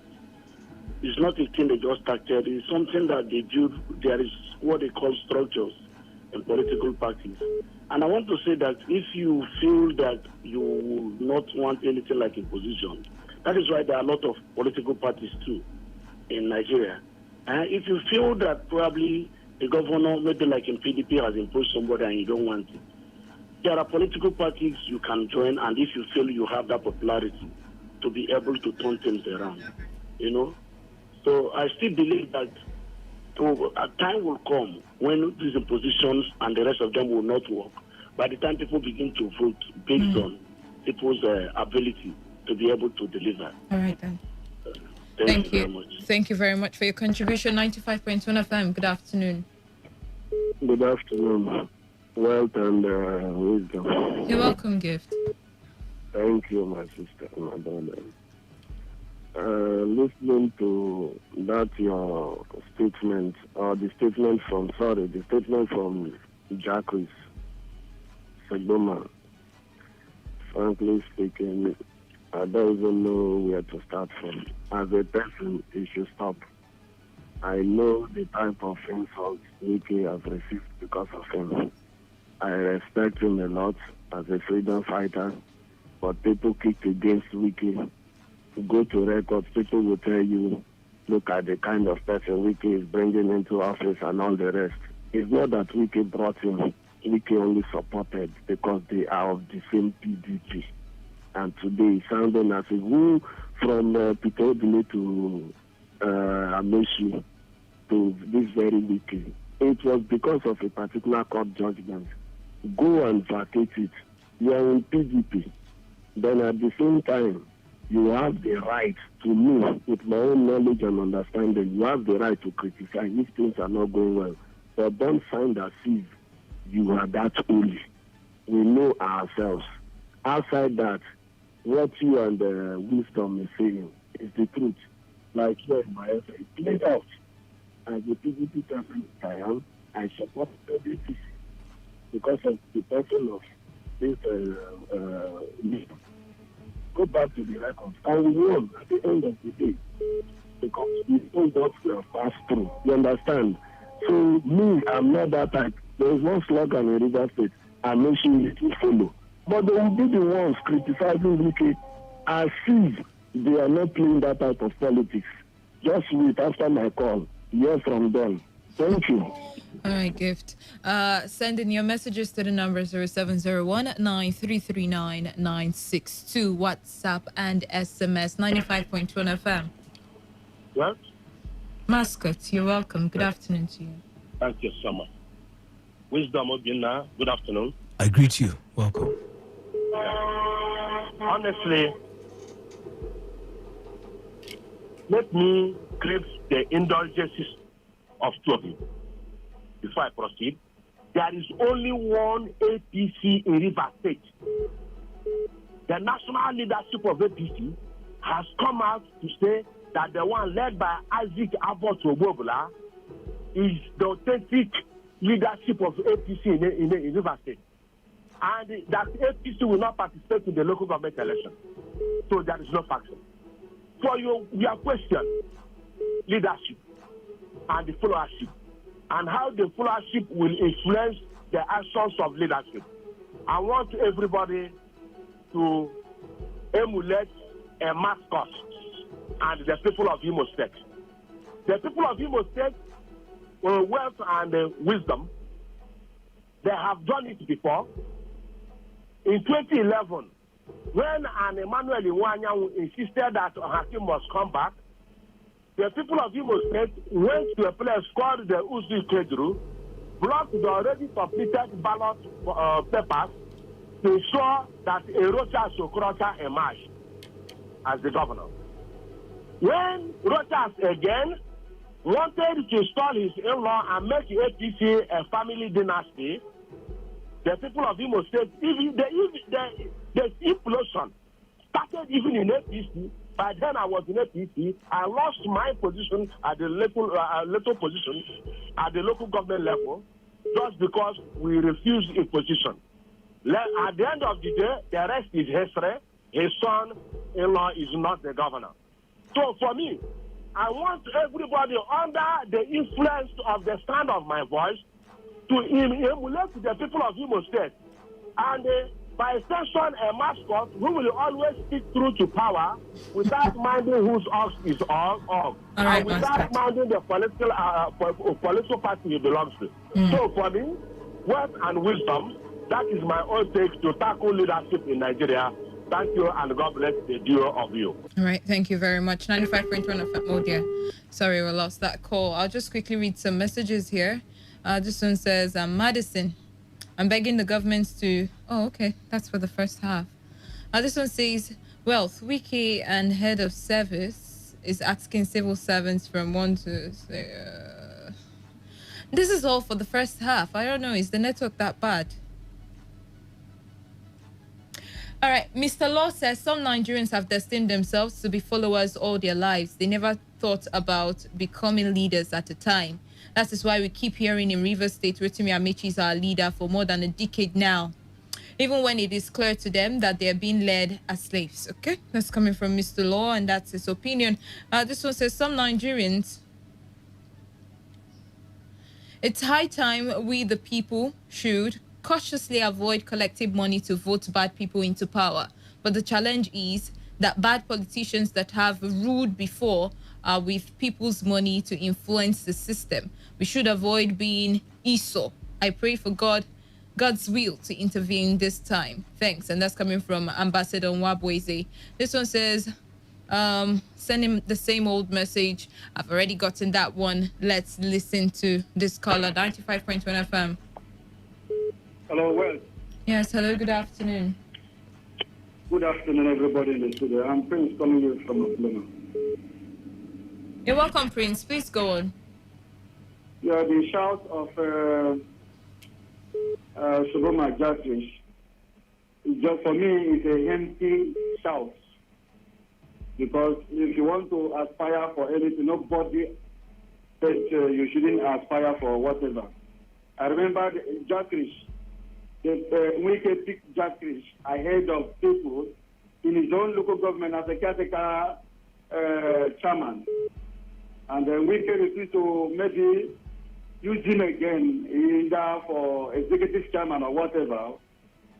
And now maybe defected to APC and trying to be a man of his own.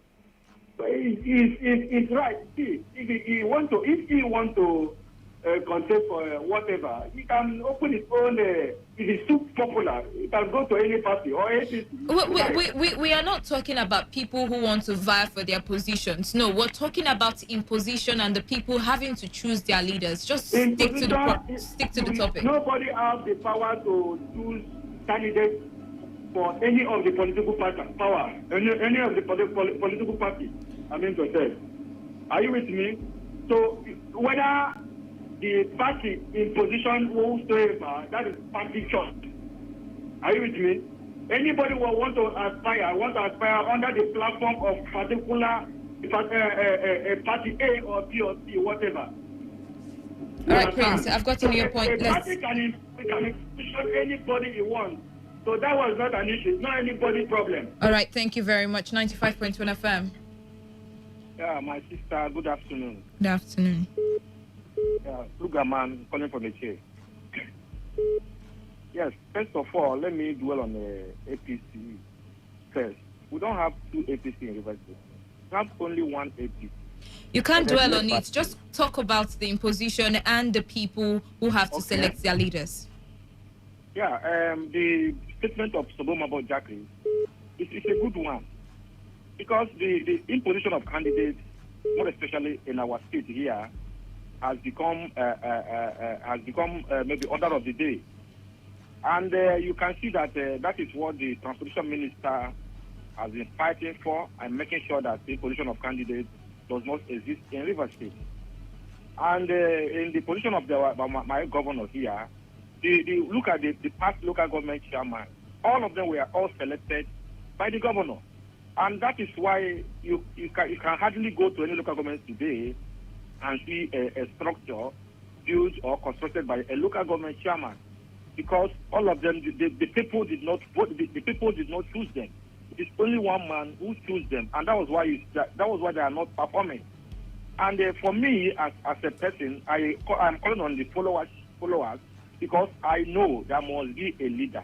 So the other local government chairmen in other states that are not performing, it means that their state government picked them as well. That's why they're not doing anything. Which of the local governments do you know that they are not performing? Did you not hear of the statistics of all the local governments in Nigeria that did little or nothing for their local government areas?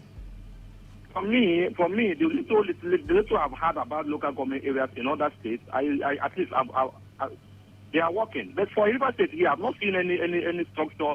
All right, they're working for you. By local government chairman. All right, thank you you for your position there. Let's move on to the next person talking about imposition and the people gamefully selecting their leaders. 95.1 FM. Mr. Sam, you're welcome. Yeah, and greetings to Mr. Wisdom. I greet you. Yeah. Lady words, you see, I don't understand. We are seeing everything about the tyranny, the kind of inhumane or Pharaoh leadership here.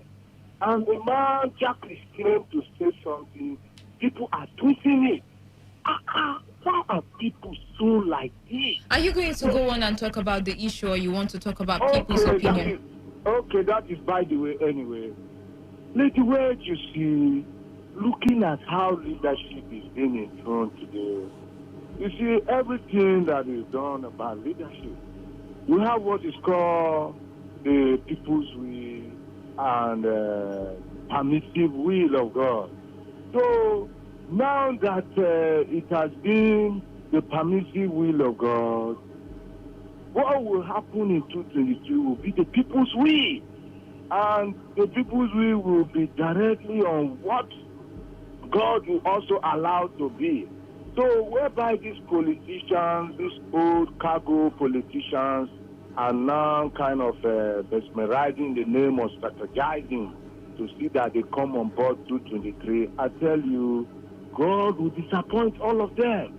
And the people's will, which will be what God will permit, will be what will prevail come 223.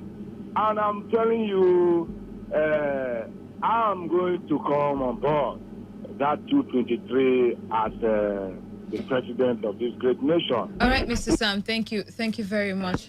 Let's listen to some other person. 95.1 FM. Yeah, word Max. You're welcome. Yes. Impositions to the issue you were talking about. Imposition will not stop. Why it will not stop? Because the governor, president, even local government chairman want to put their own realist. Then, and look at just in Port Harcourt here, River State here. Just go and see what is happening, will happen in this election that they want to conduct. This one is just a union election. Every person wants his loyalist, even VC wants his loyalist. The interest group, the commissioners, the House of Assembly. These are the problems we are having. You will not allow the excellence. You will not allow the people to. Why will it be? Why will the people, the masses, when there is hunger in the land? You are hearing where they say the beggar has no choice. You have made the people to become the beggars, where they give you 1 naira, 2 naira, and you will say you are right because you are hungry. So there is no way in position on this now within this period, within this time, within for next 10, 20 years, in position will not be. It will be. They will only shout in the radio, will shout and listen. We will resist it. We will fight it. They not pain. It's only just a paper like this and the newspaper headlines and the radio talk. I must tell you. All right, it will not. People will say, let you and I, we have voice with we have voice. That's what your voter's card is. That's what your voter's card is. That's your voice. What happened to NSAT? Voter's card, way up voter's card. You will remain there and do vote, and they are calling the result the other side. And they tell you go to court. Today, look at what court is doing today. The common man cannot even access court. They say they are doing biometric. They are doing online thing. So one thing you will do 20 years. One thing you will do 1,000. You are doing it like 20,000. Only for the rich. So there is nothing. There is no way we can see. That is what they have. The way they have driven to. Never say never. If we decide that we need a change, we will get a change. This one says it is only when there is elections in Rivers State that somebody that is not known would want to become governor. Where are the other oppositions aside from APC? And that's coming from Chris in PH. This one says the formation of a new party will not solve our problems. It is still the old politicians from other parties that form it. For the fact that there is a political division in Eastern region. Okay. I think he was talking about the statement about the formation of a new party and what it would, cause for the people. This one says, Ernest, coming from Woji, says, some people are funny. If it was Lagos, we would have been hearing these same people shouting, how can one man control Lagos? Today, they are saying, if you are popular, go to another party because it's Governor Nyesom Wike. Now, wow. Okay, that's coming from Ernest.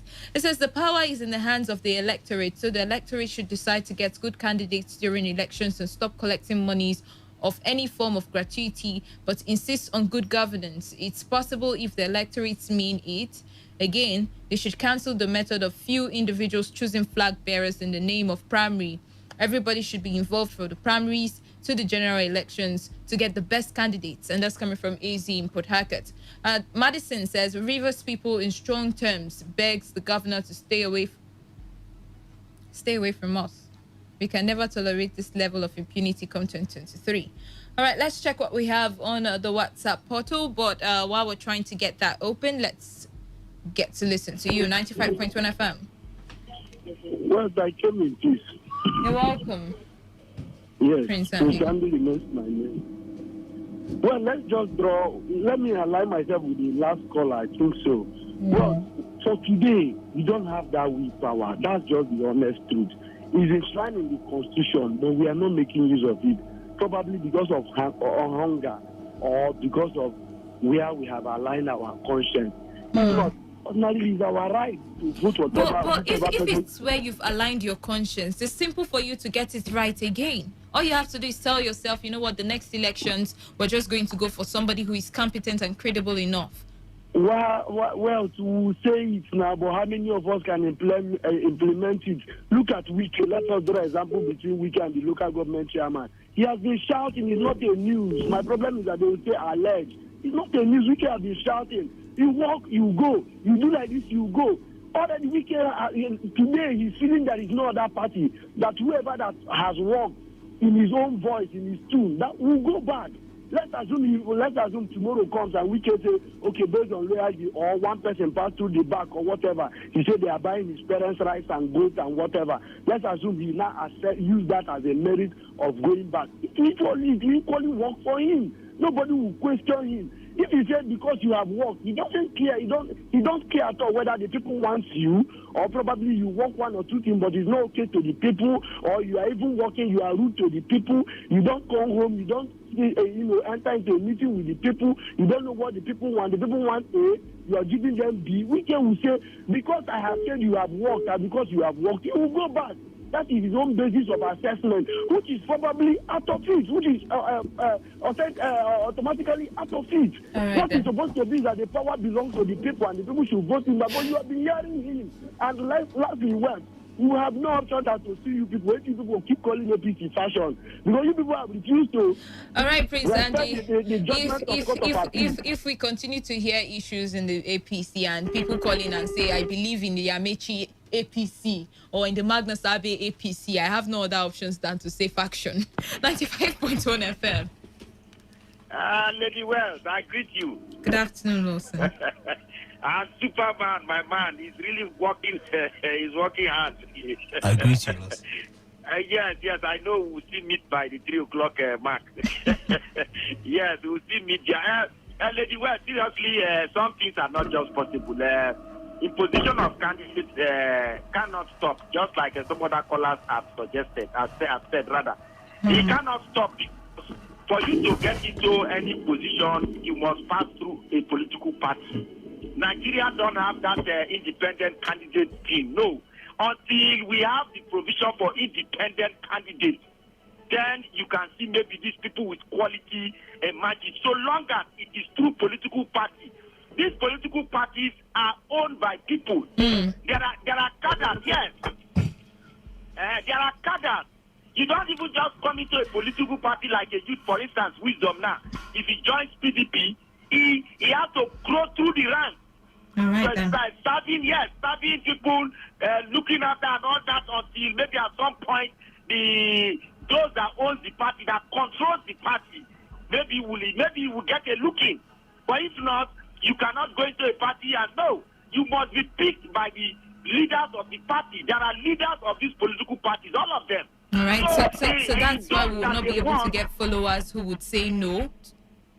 No, if you say no, they will frustrate you out of the party. But that's not how it's supposed to be. That's not how it's supposed to be. The party is open for all, whether or not you're a figurehead or you're just an ordinary follower. Everybody's opinion matters. Good, I agree with you. You understand? You are looking at the ideal situation. But realistically, I don't believe in idealism at all. Because, yes, I don't believe in, I'm a realist. So, realistically, you cannot come on your own and get those primaries you see that they are doing. They are well doctored.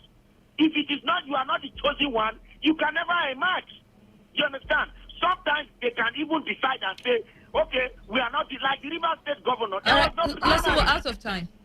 Yeah, sorry, but it's okay, but I think it cannot stop. Thank you. All right, thank you too for your contributions there. I think that's so much we'll be able to take on the show today.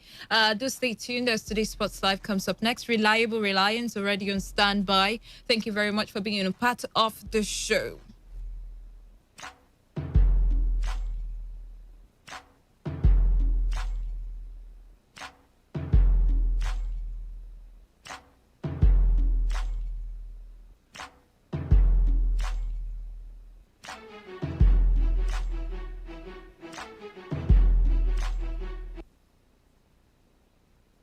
Port Harcourt, are you ready? Today, 95.1 FM, the voice of the people. Radio has never been this good. Today, 95.1 FM, Port Harcourt. This is what we've waited for. The showdown. The fastest men in the world. Hearts racing. One light, two lights. They're backing off and backing. Pulse rising. Who will come out on top? Who'll take 3 lights, 4 lights. He's ready to be the star. The anticipation. Powerful, strong. There's Beckham. Time, Tyson get right. Hold all the way. He's looking right. The heart stops.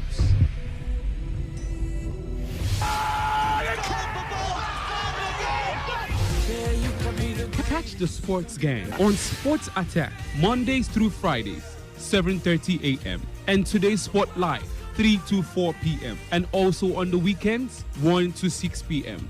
Only on your premium sports radio. Today, 95.1 FM. My name is Gianni Infantino, FIFA president. For the best of sports, always listen to Today Sports Live on Today 95.1 FM, Port Harcourt.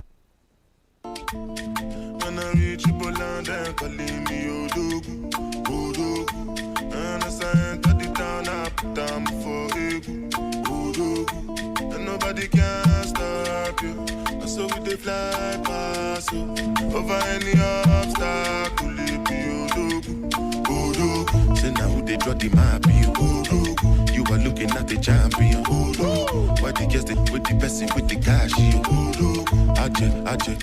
Whenever you hear that song on this frequency at a time like this, once it's 3 p.m., of course, 3 minutes gone past the hour of 3 o'clock. Just know that the Odogu one of sport is in the building.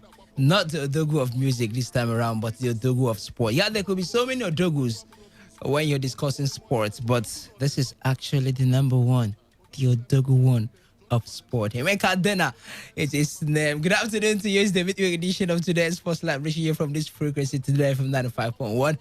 The city is the Garden City of Port Harcourt, or maybe the flyover city of Port Harcourt these days. I didn't say anything. You surely didn't hear anything from me. I remain your reliable radio spokesman, the classical gentleman. My name is Reliable Reliance Dunyan. And yes, the Odogu one of sports is in the building. Take it away, where is the excitement coming from? Your Odogu is back. Initially, I thought you were going to be another Odogu in the building. Someone listening initially will think you are the Odogu of sports. But you're only the Reliable Reliance, the classical gentleman, the man with the longest name on radio. Surely. There's another one. Classical gentleman. Leave that other one for now. There's another one. I know there's another one. But just remind me. Elias, good afternoon to you. Good afternoon to our listeners out there. It's always a pleasure to be here. There are lots of issues bedeviling Nigerian football, to say the least, and we'll sink our teeth into some of them today. Surely we'll sink our teeth into some of the issues involving the bedeviling, I should say, Nigerian football. And we'll also look at not bedeviling the Premier League now, but bedeviling Chelsea. Chelsea will also be on the front burner today as we discuss sports on the show this afternoon.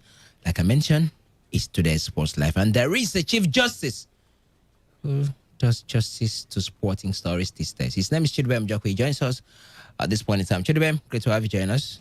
Very good to be here, Reliance. Good afternoon, listeners. Good afternoon. My colleague here as well. Football, and a bit of others. A bit of others. It's a great day in the US, isn't it? Yeah, it is. It is. One lost sheep has been found. What is your business there? I think concerning Joe Biden and Donald Trump for Nigeria. Nigeria sports, not even Nigeria. But really, there's something that concerns us as far as lost sheep being found. I was talking about Kyrie Irving, by the way. Oh. The lost sheep that has been found in the NBA, still in the US. Well, I don't really think he has been a lost sheep, but that's just by the way. All right, as usual, we have our feedback platform for you. We'll be discussing the participation or maybe the contribution of club administrators to the development and growth of Nigerian league on the show today. Also, we're looking at some Nigerian players and how far they've been able to sustain their dominance in football, their success more generally in football. The Premier League also will be discussed. Chelsea, Manchester United, their fixtures to expect later today. There are also matches to expect in the Serie A as well as the Ligue 1, even the Spanish La Liga. We'll look at all that and then also welcome your contributions on the show via our SMS and WhatsApp portal, which is double at 0701 933 9962. 0701 933 9962. On Twitter, we are at Today FM 951, and there's a tweet already up and running concerning this particular show, asking questions about the contribution of club administrators in Nigerian football. How, or maybe in the league and football generally, how have they contributed to the development of the league? We've had great club administrators in football. I'll start out with Felix Anyashangu. He's the chairman of Enyimba. He's believed to be the most successful Nigerian football club administrator to Champions League to his tenure as the chairman of Enyimba, 2003-2004. No one will forget that in the history of Nigerian club football. We've had some others as well. There is Elder Paul Bassi of Akwa United. What has he achieved there? ITO Cup. When they're talking about CAF Champions League 2 times, 8 league titles. There's 2 CAF Super Cup. You're telling me ITO Cup, 1 ITO Cup. There's ITO Cup to Elder Paul Bassi. Whether you like it or not. Reliance, see, don't insult Chief Felix Anyashangu. You can't mention Fortune or Monewari and Lionel Messi in the same sentence. Emeka, whether you cannot. Whether you it's like an it, insult to football. Whether you like it or not. Considering what Anyashangu has achieved in the last 20 years. You cannot mention Paul Bassi is a rookie when it comes to club administration. But he's in his barely tenure, 5 years in Akwa United. There was someone there. You can't mention him. There was someone in the same there sentence before. with Anyashangu. There was someone there before Paul Bassi. He came into the club. Anyashangu as an administrator During his tenure, in just Akwa one United season won the has ITO achieved Cup. more than Akwa United in their entire career. So I see.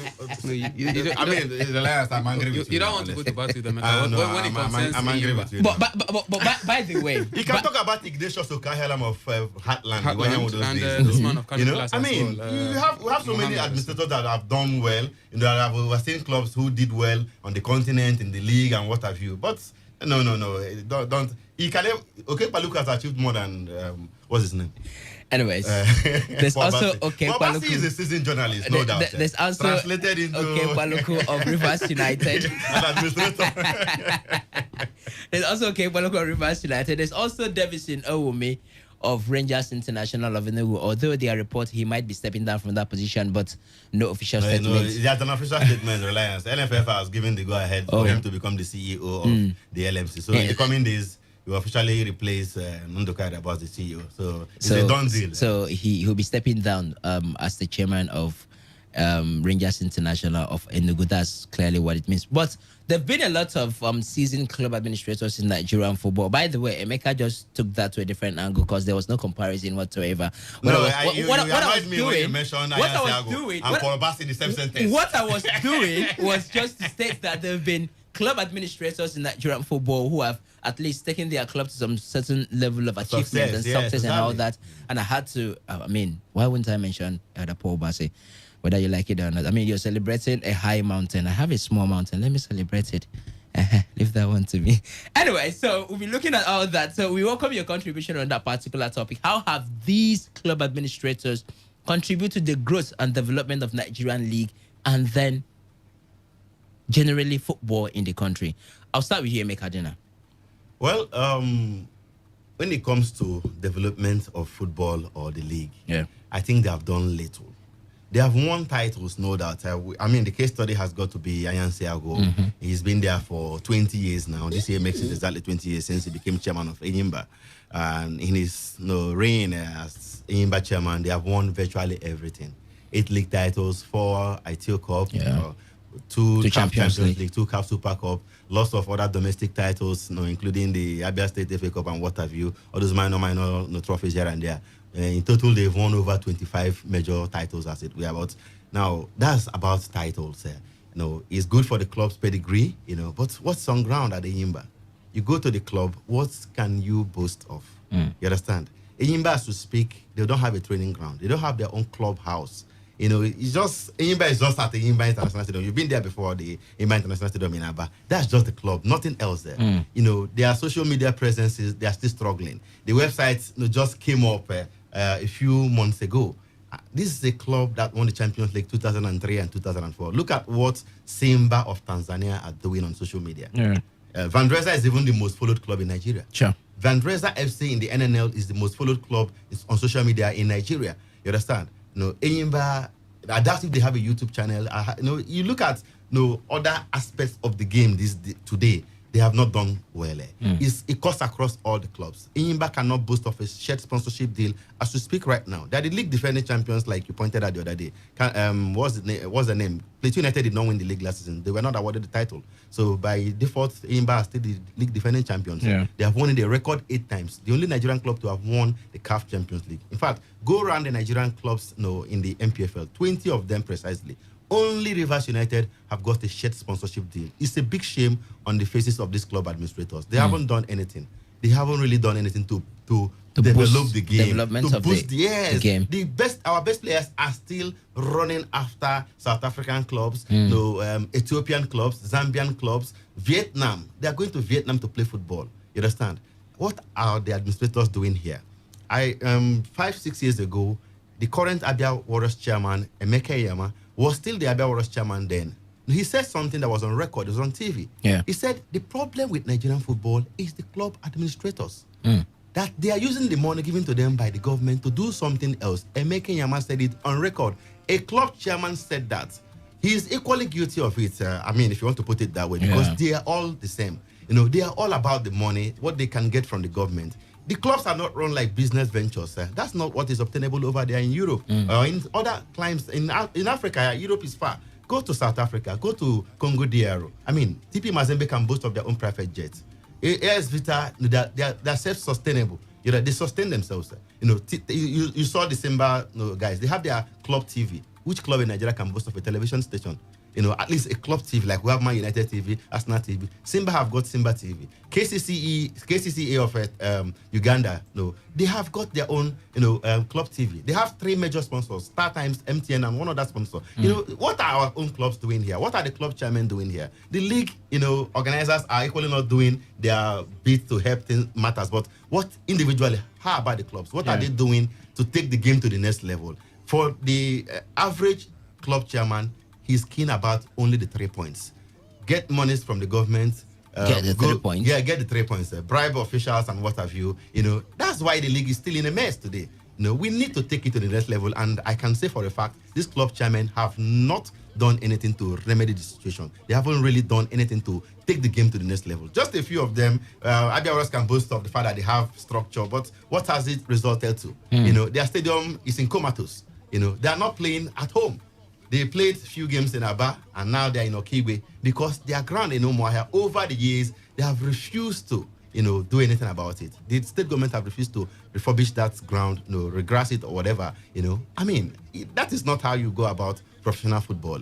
You can't even play your home matches at home, So they have a very long way to go. If you look at the state of our league football today, you will know that these guys have not done anything. Apart from the fact that they have won titles for their respective clubs, and it's beyond titles. Football today is not about the points. Man United have not won any title in 4 years now, getting to 4 years now. But they are doing well financially. They are doing well financially. You understand? I mean, so today football is mega business globally. Television is driving the game everywhere. They are making money. Clubs are even signing individual television deals. Real Madrid made billions of euros by so doing. Before the Spanish authorities, the Spanish Football Federation decided to merge them with the other teams to run a collective television broadcast deal. So, but what are we doing here? It's a shame, You go to the league every day, you see these things, and you cry. I mean, the club chairmen are so notorious that they even pay area boys to cause mayhem at the stadium. All this violence you see at the stadium, those area boys that perpetrate this violence are paid by the club management. It's a big shame.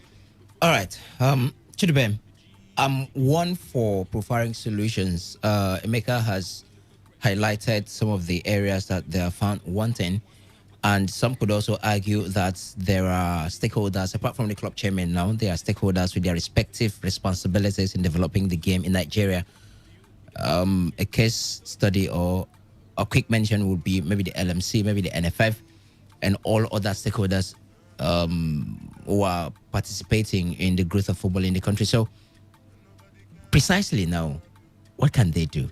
Club administrators. I mean, you think about Nigerian football, you think about impute. What can they do, and how much can they even contribute to the growth of our game in the country? Well, they can contribute quite a lot, but it has to be said that sometimes their hands are tied. And I say that because they are sponsored by the state government. The clubs they run are sponsored by the state government. And then you cannot, it's usually difficult to grow or to draw out a long-term plan when you're not even sure that your sponsors are going to be there on a long term. Because you could be thinking, okay, my governor right now looks interested in the club, and so in the next 10 years, we are going to be doing this and this and that. But after 4 years, the governor is out, and you're back to square one because the next governor doesn't even care about what you're doing as a sports house or a sports club. So it just but isn't that knowledge an advantage?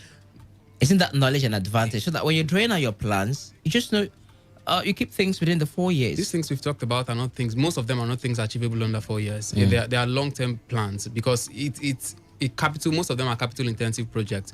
You want to have a proper structure as a club. It's these days, like Emeka said, we just have stadiums. Usually, we are supposed to have a sports club, a club that has both the stadium, training ground, a school. An academy as well, exactly. To functional groom younger guys and all of that. But these days we don't have those kind as simple as club stores we don't even have. Exactly. You go to the stadium where Rivers United play matches, you can't buy any of their merchandise right there. You won't see anything. So you understand? You have to call maybe the media officer if you have his number to please I beg I won't buy JC. Things are not done that way. I'm supposed to sit down in the comfort of my home with my phone and order for a jersey. In the next 2-3 days, I get the jersey. China actually wrote a book recently. You could order for the book. That is where we are right now. You could order for the book, and before you know it, the delivery man would just come and give it to you. Or we can grow. I believe we could grow because when you start something, I always believe in starting the little you can, like as little as having a website, social media presence, because these are the little things you can do in a very short time. And I wonder why some of our clubs have not even taken to it to at least grow the following of the clubs, because there are different ways to make money these days, but I think sometimes our club chairman are not proactive enough to think about some of these things. We still live in the past and all of that, and they are so dependent on the government because they are sure that whatever they do, the money is going to come. It's like civil service, it's just part of the system that every year you're going to have a budget. So whether the club is doing well, whether the club is not doing well, nobody cares. But if there were checks and balances, and that's why I think the club can as well be proactive, look for means to source funds. This is the age of social media. This is the age of the internet. Basically, everyone is on the internet. Why not get your clubs up and running on the internet? I watch teams, not just from Nigeria, from other countries on YouTube. And YouTube, those videos are paid for once you get to a certain level.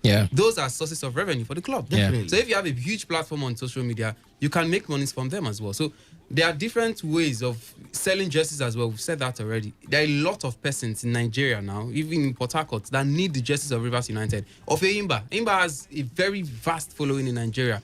Why not these jerseys be available?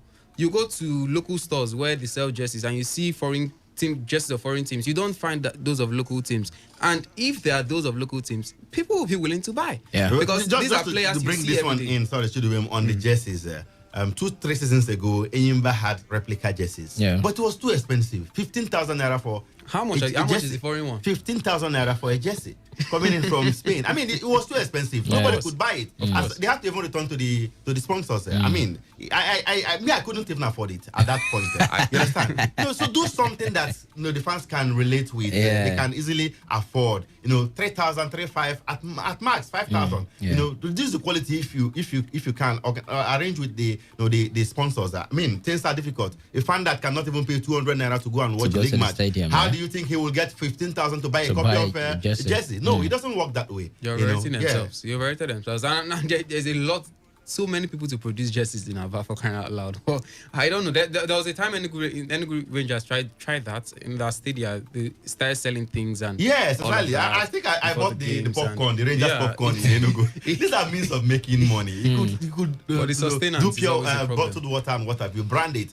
Sell merchandise and go into partnership with companies that can produce mass produce your merchandise for you. At the end of the day, you agree with them 50, 60, 40, 50, 40, 50, 50, or 70, 30 as the case may be. And you do business. The fans want to identify with these clubs, but they don't have anything to show for it. No face cap, no jerseys, no what have you. Reliance. I think one way or the other, the clubs have to be taken away from the hands of the government, because as long as they're in the hands of the government, you can't guarantee certainty and anything longevity, because things could change, plans could change. The big clubs you see in Europe, they are constant, because at least this is the owner. If there's going to be a change in ownership, it's not going to be drastic. You're not going to be having a new owner who's going to come and then it's just going to sink the club into the mud. No, I think I agree with him completely. But government is not structured to make profits. Yeah, Emeka and Chidubem. Let's also factor this in. At the moment, this is not a solution that might be realistic in the next 5 years. Sure. It doesn't look like this can happen in the next 5 years. Not even in the next 10 years. So can't we just work with what we have at the moment? I mean, is there no way that these club administrators could do something? You've been in the thread, for instance, now you mentioned Felix Enyesagu for about 20 years now. You've been there.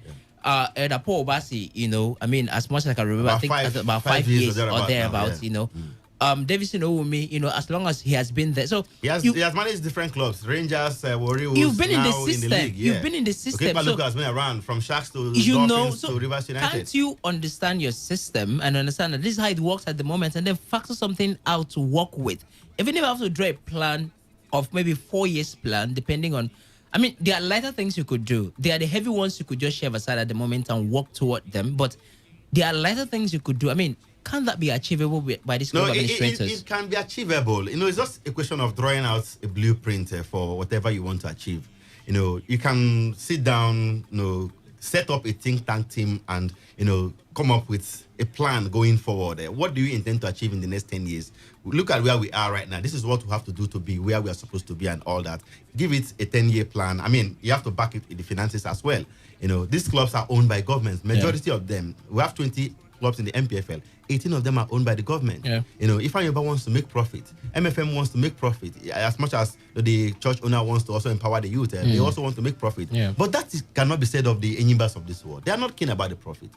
You understand? Because the chairman will go to the government get give the money. Want to pay salaries, they want to go to Eloni to play Kwara United, they want to go to Kano to face pillars and what have you. That's just how the club operates. And at the end of the day, Max, you sell a player, they return the money to the club, used to run affairs and what have you. Sit down and plan properly. Look at where are you going to? What do you want to achieve? Look at where the league is right now. Look at where the clubs are. What are they lacking? What must be done to get there? You understand? I mean, these guys, some of them have been there for 20 years. If you can't do anything in 20 years, then what are we talking about? So it's not a question of time. The time has been there. A lot of them has been in the system. What they even do is to even reshuffle them. I mean, Isaac Danladi, former Nasarawa United, current Nasarawa United chairman, was sacked some time ago. Things became very rough for the club. They brought him back. So it's that they have a way of going around. The Idoko, Lobby Stars today, tomorrow Sunshine Stars. They have a way of going around, and at the end of the day, you just have to think that these guys are not doing enough. I think they are not doing enough. Now, here's the thing to the Reliance. I think we don't have the right people running our football in this country. You understand? I mean, you are a journalist. You have some training as a journalist. Be it formally or informally. You have that requisite experience. You know what it takes to be on radio to talk. You know how to source your stories and what have you. You're not a quack. You understand? Some of these guys, from nowhere, they just saw themselves in football management. That's just the truth of the matter. And there's only so much people like that can achieve. They can't do more than they are capable of doing. They don't have the capacity. They don't have the training. They don't have the track record, no experience. Just because the governor of the state, you helped in the election and what have you. This governor, he gives you the appointment. Whether you know jack about football, season manager, someone with track record, tested and trusted, I think you stand a very good chance of doing better than what these guys are doing right now. I'm sure you're very eager to be part of the conversation. Keep your contributions coming to us via our SMS and WhatsApp portal 0701 933 9962. We're asking a question on the show this afternoon. How much have club administrators contributed to the growth and development of Nigerian league and football generally in the country? We've highlighted a couple of club administrators and their successes in their respective club. But how about the growth of the game? How about marketing?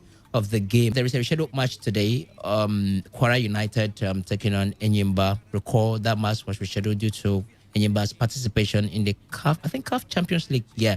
CAF Champions They League. just left the Champions League. They haven't played a single match in the competition. Yeah. So CAF Champions League that time. But before I get your thoughts, should be about that match. Kwara United, Enyimba. The last I could recall, what was their last fixture? Okay, they were here in Port Harcourt. They were beaten 3-0 by Rivers United. I mean, Kwara United. That was not the last match. And then the last match they played, I think it also ended. I need to confirm the scoreline. They drew at home at the weekend. I need to. They drew. Was that? Let me get to my source. I will need to confirm the scoreline. But in the meantime, Enyimba, Kwara United. What are your expectations? Well, I think it should be a routine win for Yimba. Okay, Yimba away from home now, so okay, not particularly routine, but I would expect that Yimba should be able to get something out of that. Kwara United are particularly one of the strongest sides in the league. Yes, they started the league quite nicely on a fly note, as a matter of fact, recording a 2-0 victory against Plateau United. I think they were also our team of the week for that weekend. It was a good return for them. But I mean, we can understand the distress that Plateau United were passing through at that point. So maybe that could steal a little shine from that result, because you would have thought that if you were the Plateau United we are seeing now, we have been seeing at least in the past 3 match days, perhaps Kwara United wouldn't have been able to do that. But you can as well. It's all permutations and all. But I think for Yimba, this season, it's not been particularly a glittery Yimba. I know that kind of a Yimba that you just look and say, okay, they're going to win the league convincingly. Rivers United looks more like that side that are quite convincing every other game. But Yimba has not been that way. Even in the CAF Champions League, they struggled against Ibrahimo and unfancied Ibrahimo and all of that. So the shine has been taken away from them. Even you add that to the fact that they've lost a couple of decent players, some of their best players, you could argue, last season, and well, someone will tell you it's Yimba and they find a way to get back to reckoning every other season. But I think it should be a tough game. But I'm just thinking Yimba. The Yimba I know should be able to at least get a point in Kwara. All right, the last match for Kwara United ended in a goalless draw against Jigawa Golden Stars. It was Emeka, your prediction, Kwara United and Yimba. Oh, I see a draw in that fixture. I see a draw. Otherwise, I think Kwara United can beat Enyimba in Ilorin. Enyimba are not decent travelers, you know, and we saw how they were disgraced by Heartland, 2-0, you know. And wasn't that just a matter of being a derby? That aside, in derbies, forms don't count. Most times. Apart from being just a derby, you saw what happened in Sudan against El Merreikh. Exactly. They were handed 3-0. 3-0 defeat. Yeah, it was an away game for them. So their record on the road hasn't been impressive so far. But let's see how it pans out there. I'm thinking that they could get a draw in the encounter. Wasiu Alalade, former Yimba man who is now with Kwara United, you know, is thinking all 3 points will belong to the Ilori, Afonja Warriors and whatever. But let's see how it pans out there. But my thinking is that it will go end in a draw. But otherwise, I see Kwara United winning that. All right, we'll throw the phone lines open, not right now, but in just some minutes after discussing the Premier League, we'll have your take on everything we've talked about. So far, we've talked about the achievements and contributions of club administrators to the growth and development of the Nigerian League as well as football generally. But we'll bring in you into the conversation. You can send your SMS and WhatsApp message to us via the phone line 0701 933 9962. That is 0701 933 9962. W, who knows good in you? My voice is lyrical, our shine's inevitable. If you're not come, I turn top Niger Bridge, 0 o'clock. If you're not come, you got stash me chain, but now so double. When I reach Poland, and calling me Odogu, and I sent to the town, I put down for ego. All right, you can keep your contributions coming to us on Twitter at TodayFM951, at TodayFM951, and SMS and WhatsApp message 0701 933 9962. We've seen your messages coming through. We'll try to take them and then take a couple of calls before we talk about the Premier League. In the meantime, the phone lines still the same 0817 000 0951 and 0810 951095. And I'll take this from our SMS portal. This one says, "Good day, sport legend Emeka. I love you and your team, and you guys are doing a great job. Keep it up. Thank you very much. Which club will face Rangers next, and where is the venue? I'm Jude Nathaniel, number one Rangers supporter in Port Harcourt, of Rangers International up in Enugu State. Okay, we'll confirm that for you. The next fixture for Rangers International. This one says, good afternoon, sports presenters. On WhatsApp now, our country's sport administrators are not ready to learn. They all come, I hope you meant to write, they all come for the money. And for Chelsea and Frank Lampard, I've said it time without numbers that Lampard is not yet to be the coach of Chelsea. It's better for him, I hope you meant to write, to resign than the board sacking him. He has failed and should be replaced now, or Chelsea will relegate. After all, he has gotten his fresh share. For Manchester United and Manchester City, I held their courage because they will win today. Please, any update from Chelsea transfer, including the coach, please keep doing the good work. You guys are wonderful. Thanks from Nap in Soko Kingdom. I appreciate you, Naps. We'll give you updates about the transfers later on the show. This one says, good afternoon. The Ojogo one of sports should be on Reliance. This is the image of God. You guys unanimously agree that the solution to moving Nigerian football forward is taking the club away from the hands of the government, right? So I want to ask Ifan Yuba and MFM that are privately owned, what have they done differently? Are they making profits? Are their jerseys available for fans? Do they have a website or a TV channel? Do they have the best stadia? Do they have good facilities? Are the players traveling to mainstream Europe? Image of God sending in that one. Well, you could say that they are being enveloped by the environment here with clubs. The atmosphere is not very conducive. But to Ifan Yuba, for instance, they have their own stadium. They are just one of the few clubs in the country that built their own stadium. The man built the stadium, and that's why they're playing league matches. So we saw what they did 2-3 seasons ago, but financial issues and what have you. The environment is not really very viable for business, but we hope that things will get better in the coming years. We keep hoping. For Rangers, they're playing Lobby Stars next this Sunday at the Cathedral, the Nnamdi Azikiwe Stadium in Enugu. By the way, Jude, who asked about the venue of that match, fans are not permitted to go to the stadium to watch this matches just yet. The NFF has already set up a committee to investigate, issues of funds and all that. So COVID-19 task force, yeah. So you are not permitted to go to the stadium. You could follow all MPF, not all MPFL matches now, but some of them. Maybe he's not asking because he wants to go to the stadium. To know the home team. Okay, just want to know. Know the home team, away team, so that you can, Anyways, fair enough. But in the meantime, there is MPFL.tv. You can watch MPFL matches. Some of them, not all matches are always live on each weekday. So just one match per day. One match per day. So match day. So you could just watch any of them that will be live on MPFL.tv. You can go to Play Store to download. I think this is also available for those that are using iPhones. Let's talk the Premier League on the show. You are looking at the champion. Frank Lampard said he's worried about Chelsea's form after they were soundly beaten at Leicester, but added that the Blues is not ready. It's not a club ready yet to compete. Goals from Wilfred Ndidi and James Maddison secured a 2-0 victory win for the Foxes that sent them top of the table at the midway point in their season. Let's listen to Frank Lampard as he says Chelsea are not ready to compete just yet. Try not to sense any of that, Andy, because I can't control it. And I don't think this is the first time I've been asked this. I've been asked this over the last few weeks. From the minute of 16 unbeaten, we lost 2 on the bounce. And I started to be asked similar questions. And I understand it. It's the expectations of this club. It's a developing team. But I can't get caught up in what reaction will be because I'll be sitting there all day concerned about it. I took this job knowing that there'll be difficult times because it's not a club ready to compete. We had a ban, we had young players. At the minute, we have new players, and we can see that the new players and the younger players are striving for form and to be settled into this team. So at the minute, we just have to fight. And where everything was rosy in early mid-December, it's not so rosy now. We're not the only team to suffer that situation. I'm not the only manager to be put under this sort of pressure.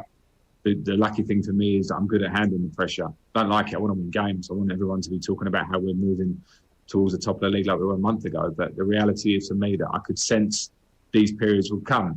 And that's all I have to concern myself is how to deal with them and get us out of it. You've spoken well, Frank Lampard.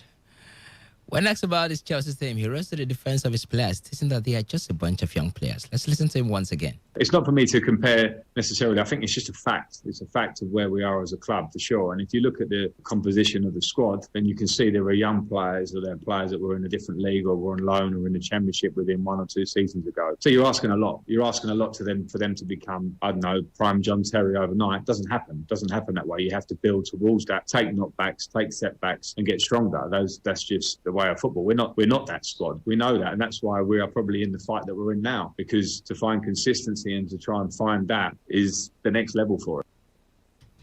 All right. Anytime I hear a manager says we are just a bunch of young players, they're young players, they're this, reminds me of a certain manager in Nigerian football. Chidera, do you know him? We are a bunch of young players. We're still growing. Okay. So, Frank Lampard is beginning to sound like Gennaro Raw. We are young players, bunch of young players. We got them from academy and putting them together from the Championship and all that. Well, Chelsea's last 8 Premier League matches haven't been good. They've won how many? They've lost 5 and just 3 for them. So, not a good record, surely. But there are matches to expect later tonight in the English Premier League. Leeds United will take on Southampton. Manchester City will be at home to welcome Aston Villa, while Fulham will welcome Manchester United. But in the meantime, let's talk about Chelsea before we look at the Manchester United match and the possibility of them returning to the Premier League table, the summit, or leading the Premier League table. What went wrong for Chelsea last night, Chirben?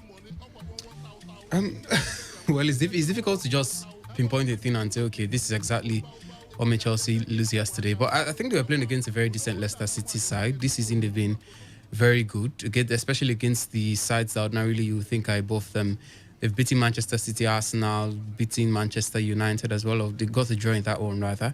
Beaten Tottenham. So it's not strange that Leicester has taken out Chelsea, especially considering how poorly Chelsea have been playing in recent times. It's just that period where nothing really works for you as a club. And I think Frank Lampard is not even helping the situation with the regular changes in the side. He's trying to see what works. But I think his injection as a manager, I'm not feeling it. I'm not seeing how he's trying to make that team work, especially with the tactical inputs in that side. The players are usually very docile, especially the attacking forwards. Those runs you would expect from attacking players, you don't see them. And it's virtually doing the same thing over and over again. And you know what they say about that kind of person. You're always putting crosses into the box, and it feels like the team, especially the attack side, is bereft of ideas. And now it's becoming worse because the defense is not even as coordinated as it used to be in the past. They are very, very lackluster, and they virtually were all over the place yesterday playing against Leicester City. It was a disorganized Chelsea side against the very, very organized Leicester side. And of course, you would expect what happened. Our very own boy, Wilfred Ndidi, with quite a good strike from outside the box yesterday. What a goal. To get his first goal in a very long time. And well, he loves a goal against Chelsea. That's the team he got his last goal against. So, well, maybe he should be playing against Chelsea every other time. But good one for Leicester City, has to be said. But Lampard, I think his days are numbered in Chelsea if the results keep coming this way. By the way, it was Wilfred Ndidi's first goal in 15 months. Not strange. Not strange, right? Mikel Obi used to be something of that nature. Yes, so that's got it from that position. Emeka, going forward, how should Frank Lampard approach this Chelsea team if he's to remain on the job? No, it's just a question of turning things around in the dressing room, getting the confidence of the guys back. It looks like they're low on confidence right now. Timo Werner is not scoring. It's gone 10, 11 league matches without a goal. Kai Havertz, big money signings, they're not really gelling, and somehow the results it's showing on the field of play, and the manager has got the duty to turn things around. It's his duty. If he fails to do that, then he could be on his way out of the club. He has to look for a way to do so. He's paid to do so. He's brought into the club to do so. He tried. He started management at Derby County. Of course, took that big leap to his former club to manage to Chelsea to manage his former club, and unfortunately, despite all the big signings they made in the summer, things are not working out well. 8 on the log right now, even below West Ham on the table. So the man has got the duty to do so. If he doesn't do so, Abramovich might be forced asking him to leave. Chidubem, Kai Havertz, talking about the big signings Emeka just mentioned, Kai Havertz will quickly come to mind. Timo Werner already mentioned. Someone has suggested, or maybe some have suggested, that Chelsea to think of bringing in a German-speaking manager to fix these players. Oh, really? I don't think it's about the language you speak. It's about what you can offer. Whether you can speak the language or not. Cristiano Ronaldo came to England and could barely speak English, but look what he achieved in England. So it's not about the language you speak. Yes, it counts, but then it's not everything. Lampard has to learn how to manage these players, and enough of this tinkering and all of that. Be specific with what you want from these players. Yeah. Management is very, very, very dynamic these days. It takes one little change and everything just works for you. Look what happened with Arteta and the whole Smith Rowe and the Saka situation. So I think the players he's got there, the quality is there. I don't want to buy into the argument of, oh, they are coming from Germany, they are coming from here. I mean, we have lots of players who came from other leagues and came into the Premier League this season and are doing quite nicely. So it's not about where you're coming from. It's not about the players are young. They are not young players. Timo Werner is not a young man. There's a player who has played in the World Cup. Kai Havertz was the star man for his club last season. Who else? Hakim Ziyech. These are not young players by any stretch of the imagination. So I don't know where the coach Lampard is coming from. Young as per age these days, 21, 24 is not even young anymore. If you're talking young, you're probably talking about 18. And come on, we have an 18-year-old in Ansu Fati in Barca doing great things. Saka is how old? So I don't think that's an excuse enough. In Chelsea's last 8 Premier League matches started off on the 12th of December. A loss to Everton, 1-0. On the 15th of December, Wolverhampton Wanderers defeated Chelsea 2-1. On the 21st of December, Chelsea defeated West Ham 3-0. Arsenal compounded their woes on the 26th of December 3-1, and they drew against Aston Villa 1-0. So it was a December to forget for Chelsea. January, they started off with a defeat against Manchester City 3-1 in favor of the Citizens, and on the 16th of January, it was a defeat again against. Was it a defeat against Fulham?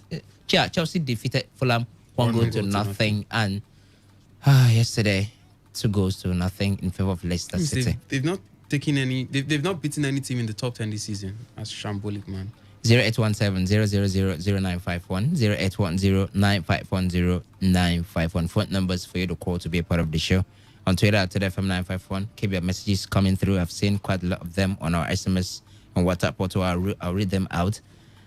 So time for you to be part of us. There are matches to expect as well, not only in the Premier League, just as I've mentioned. But why do I keep having this feeling that the reign of Manchester United will come to an end tonight when they take on Fulham? The reign of Manchester United at the summit of the Premier League, because if they win, they will return to leading Man City wins. Yeah, if Man City wins. So, but I'm having a feeling that it's going to end tonight. It's going to be a tough game because against Fulham. Fulham definitely will sit back and wait for Manchester City United to come out. And well, I've always said that I'm not comfortable with them when they have the ball, but I think they've got enough, and with the kind of form that they are in right now, they should be able to take out Fulham. I don't think that should be a problem. They've played that sort of a team before. Yeah. In West Brom, it was tough, but somehow they got the job done. So I think they might just find that odd goal today and get the job done. In the La Liga, Itafe will take on Huesca, Real Betis will take on Celta Vigo, Villarreal against Granada. In the German Bundesliga, Schalke 04 will play host to FC Cologne. Arminia Bielefeld will welcome VfB Stuttgart to be Augsburg against champions Bayern Munich. Freiburg will take on Eintracht Frankfurt, and Rasenballsport Leipzig will play host to Union Berlin. In the Italian Serie A, Udinese will host Atalanta, and in the French Ligue 1, Marseille will take on Lens. 0817 000 0951 and 0810 951 951. Those are the phone numbers to call if you want to be a part of the show. Let's start off taking your feedbacks or your contributions from the SMS portal. This one says, talking about the high cost of our league jersey is unthinkable. How do they think extorting fans to make huge profits will make the league grow? Our league management team and not just encouraging the fans at all. And then this one says, that's coming in from Singer Bruce. This one says, the problem Chelsea have is impatience. Both their fans, they should allow the players to blend together. Thanks, Sports Gang, for your program. I enjoyed every day, Prince Osondo. We appreciate you for always listening, Prince Osondo. Thank you very much. This one says, good day, Sport Gang. Please tell Frank Lampard that it's not about speaking long grammar, but to do the work he has paid for. Kingdom from Abanema. And then sent in another one saying, earlier on he sent in another one saying, good day, Sport Gang. Nigeria League can only improve when government off their hands in running the league. All right. This one says, hi guys, my name is Prince, the Manchester United. My name is Prince. The Manchester United go to sign Haaland this January. Okay, I think you We want to know if Manchester United will sign Haaland this January. Well, there's no information to that effect. And hello, guy, if Chelsea went to win against, okay, I'm struggling to put that together. This one says, after signing players, Lampard said he did not come to Chelsea to play academy players, that he came to Chelsea to win trophy. Why is he not ready now? Remind him. Fans never forget, do they? Singer Bruce said, talking about Chelsea's poor form, I think Lampard is not the right man for the job. The shoe to manage Chelsea club is too big for him. The earlier is shown the exit door, the better for the club. Singer Bruce sending that one. This one says, good day, gentlemen. My name is Glenn Nkem from Alo. For me, I think Lampard should be given some time because I feel the players need time to gel. Let's not forget that he bought only one player from the EPL, which is Ben Chilwell. Others are foreigners that came from different leagues. Let's not forget that it took Sir Alex Ferguson 6 years to win a trophy at Manchester United. All right, so you're comparing the Sir Alex Ferguson situation to Chelsea. On our WhatsApp portal, we have this one says, Odogu Pobasi is a colossus in terms of sport journalism and administration, but Anya Sago surpasses them all. You didn't add your name, but your number ends with 6905. This one says, good afternoon, Today's Sports Life. Why do I have this feeling that Chelsea will not make top 10 if they allow Lampard to remain as a coach? I'm Uche Dunelson in Port Harcourt. I love what you guys are doing. We appreciate you too. Thank you very much, Uche Dunelson. And this one says, Reliance, you can think whatever you like. He laughs with 3 laughing emojis. I know saying a Chelsea fan you be. After watching Havertz for a long time now, I think we need to apologize to Lingard. My name is Mubarak from Borokiri. To your disappointment, I'm not a Chelsea fan for the record. This one says, Lampard was a good player, but from the look of things, he's not a good coach. He must leave or Chelsea may likely not qualify for Champions League. Austin sending in that one from Port Harcourt. And then on our WhatsApp portal again, this one says, good afternoon, everyone in the house. My name is Prosper from Mboba. Look at Lampard saying that Chelsea is not ready to compete for the EPL when he has nothing to offer. Ibrahimovic only knows how to sack our best coaches, but gives Lampard more time. Lampard should not be given any time. He should be sacked immediately. Lampard should be fired. Calls from fans. All right, Emeka. Yeah, on Twitter, this one from our very good friend, the Apostle Arinzan, also says, with the structure we have in our football and its administration, it will take 50 years before we see anything near to what we see in South Africa, not to talk of Europe. 50 years. Football administration in Nigeria is mere political patronage, not business. I'm happy you didn't say 600 years. I don't know. SMS portal going back to it. This one is good as sports analyst. I'm a very good and talented football player. Please, how can I join Rivers United FC? Femi from Port Harcourt. Emeka, how can Femi join Rivers United? Guma will sign him if he's good enough. Okay. All right. So let's go. Can you they don't join Rivers United from nowhere. You know, look at the kind of players Guma bought this season. You understand? 95.1. Hello, good day, guys. Good afternoon to you. Name and location. Good to you, guys. This is Manchester United president. Okay, go ahead. Yeah, you can look at what Lampard is saying. This is laughable. What kind of young players we talking about? Arsenal had the youngest players, and yet they were delivering. When he won last season, he was almost at 4th position. He didn't complain with these young boys. So now that he's no more making anything with these players he had gone to buy, right. He's not complaining that he's having young players. This is laughable. It's so appalling to hear this kind of stuff. Right. It's so disgusting indeed. Let him be aware that if Arsenal wins now, he's coming back to 12th or 15th position. All right. Thank you very much. We appreciate you. 95.1. Good evening. Greetings. Good evening, Emeka. Good evening to you. Name and location. My name is Tonko. I'm calling from Tasmania. Go ahead. I think as of Chelsea, they need to give Lampard time because the guy is trying. It's not easy at all. It's not easy. To get those young players and they have not played yet, they need to give him time. All right. And at Manchester United, I think they need to fight hard because what is coming in their back is something else. So, all right. Thank you very much. We appreciate you. Let's take another call. 95.1. Hello? Yeah, good afternoon. Good afternoon. Name and location and contribution. Go ahead. I'm Prince will call you from here. I'm a Liverpool fan. Go ahead. Concerning Lampard and Chelsea, you people should help me remind him of his comments earlier in the season when he said he did not come to bet. He has been reminded. He has been properly reminded. Someone sent that in on our SMS portal. For my fellow Liverpool fans and Chelsea fans and Arsenal fans that think that Man U will not win today's match, let me remind them that Fulham will see Man U as their mate and then come out to the Manchester United. They would never that by they will lose the match and Man U will stay quiet. It will just be for a while. Thank you very much. We appreciate your comments. 95.1, your name and location. Good afternoon. Good afternoon to you. Name, location, and contribution straight up. Civilian General is calling from LLM. Let's hear you. Thank you. I want to say here that the Chelsea problem is never Lampard. It's a spiritual problem that requires spiritual solution. It's not a laughing matter. Okay. They need deliverance, and that deliverance must come from Arsenal. I told you, we did Man U, and they laid court on us. And then when we are to play Chelsea, they ask us which of the two is there should be pardon. They pardon us, and we sacrifice Chelsea to Man U. Civilian General, bye-bye.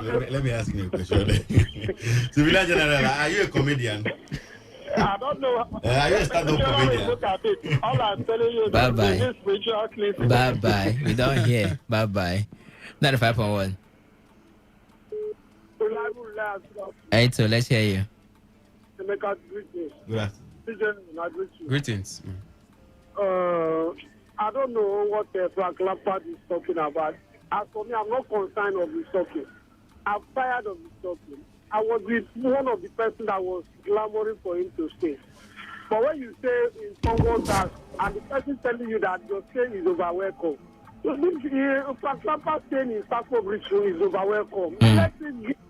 We should show him the exit. All right. Our club. We are not an Arsenal that we can bear defense. We can't bear it anymore. They should show him the exit so that things can be very good. Thank you very much, Eto. I appreciate you. Let's take some other calls. 95.1. Yeah, good afternoon. Good afternoon. Name and location, contribution straight up. Yeah, I'm Gifted Gibbs calling from Imo State. Go ahead. Yeah, I want to say congratulations to Leicester City at least for doing that for Manchester United, beating Chelsea 2-0. Yeah, coming to Nigerian League. For our club administrators to do well, our league has to do well. But they are the they are the ones in charge of the clubs that are participating in the league. Yes, how is the league helping them to give them finance? Okay. How can you play a league from match day 1 to the end of it, and you will not get anything from the league management? How can you grow? All right. Okay. That's the only problem. We appreciate that. We still be running our league. We appreciate that. Thank you very much. Very quickly, Reliance. Very quickly on the last call. Okay. Just after this. 95.1. Hello, good evening. Good afternoon. Your name, location, and contribution. You have 30 seconds. Okay, I'm Frank, calling from Choba. Go ahead, Frank. Go ahead. Okay, all right, so I want Lampard to stay. I want Lampard to stay, at least since he's giving palliative, so that I'll collect our You go and collect your own. You don't try. Thank you very much. Emeka, wrap it up for us. It's not the duty of the league to provide the finances clubs need to operate throughout the season. Okay. The league, even in England, they don't give Manchester United all the money they make every season. Man United have got other means of making income, bringing no money. So that's what the Nigerian clubs should also learn to do. All right. You know, Rivers United are doing their bits. They have a share sponsorship deal. Unicel pays them. No, they will not get that one from the league. It's not the LMC that got them that deal. So the club should be, proactive as well. See how they can get, to increase their streams of revenue. All right. So unfortunately, we cannot pick more calls. We cannot take more of your SMSs. Apologies for that. A little mix up about taking the phone calls earlier on. My apologies. But tomorrow, we'll be back here 7:30 a.m. for Sports Attack. 3 p.m. will be another time for today's Sports Live. And by that time, you'll be giving transfer updates as some players are being moving from one club to the other. AC Milan successfully signed Mario Mandzukic. That's the size of the package. Thank you very much for being a part of it. I remain your reliable radio spokesman, the classical gentleman. My name is Reliable Reliance Odoyen. Chidubem Joko was here and Emeka Dena was here. 4 p.m. will be time for news updates. Stick around. Odogu Bobono, you mix okro, you go draw. If they want spray you money, up about 1,000. In a memory, and when they give 1,000, Port Harcourt, are you ready? Today, 95.1 FM. the voice of the people. Welcome to Returns Market Investments Nigeria Limited, and welcome to a hearty 2021.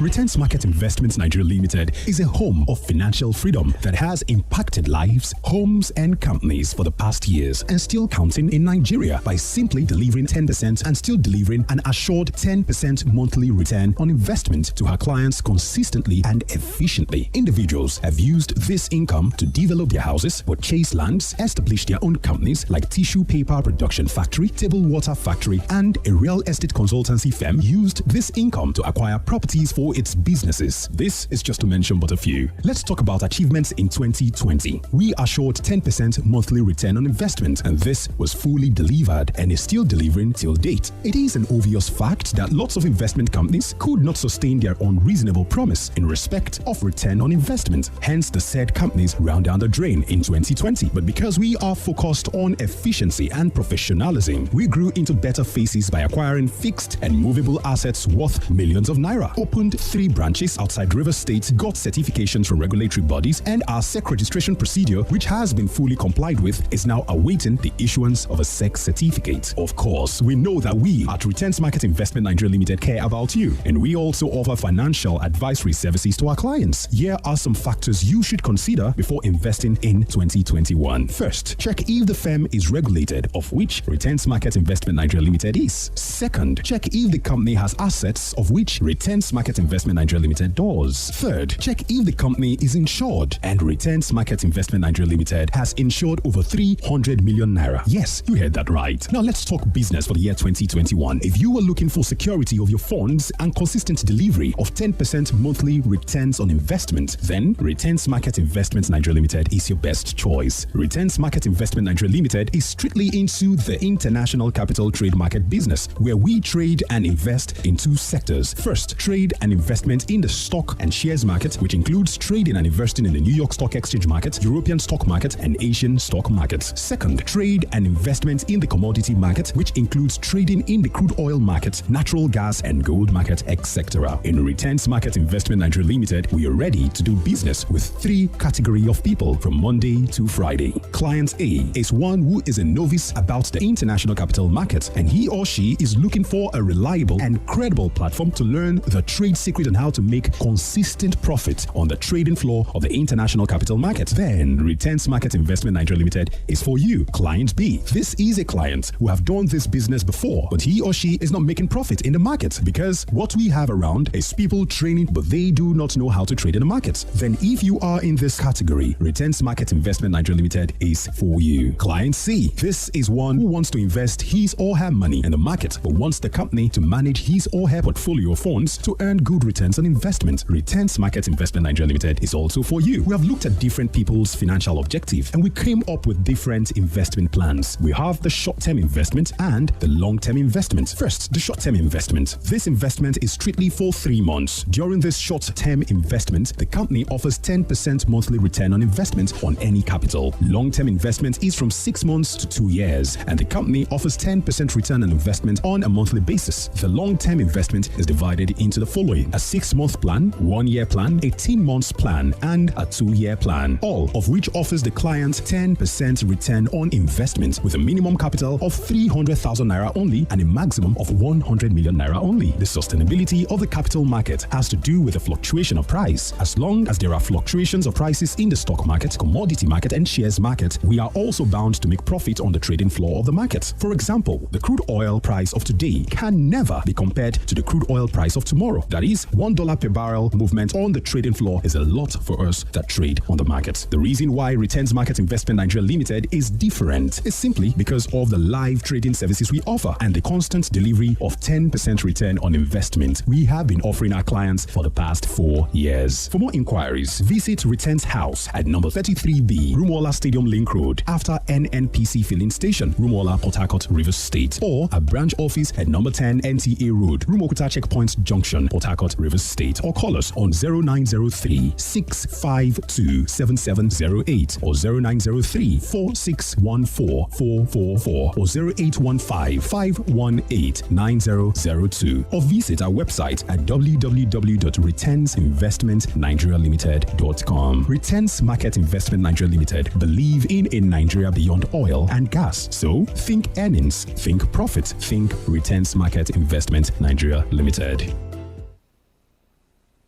Every day, every hour, when the big stories break, depend on our 24-hour news team to bring you the latest. Today, 95.1 FM.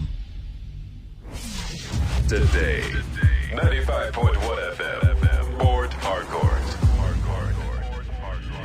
News update.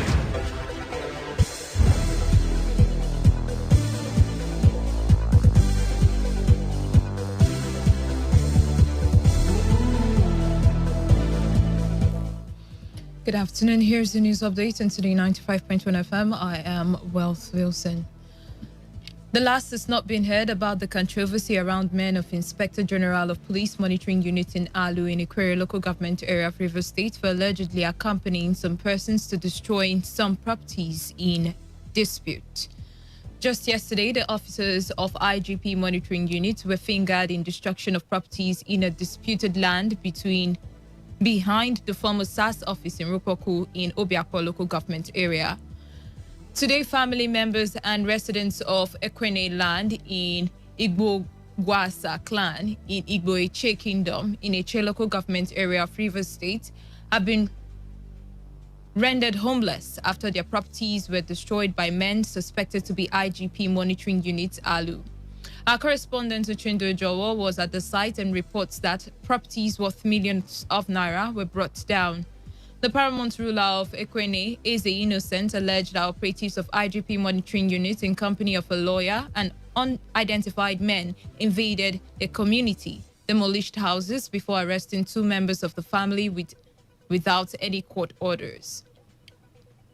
When our correspondent contacted the commander of IGP Monitoring Unit Alu, he denied sending his men to Ibueche on any operation.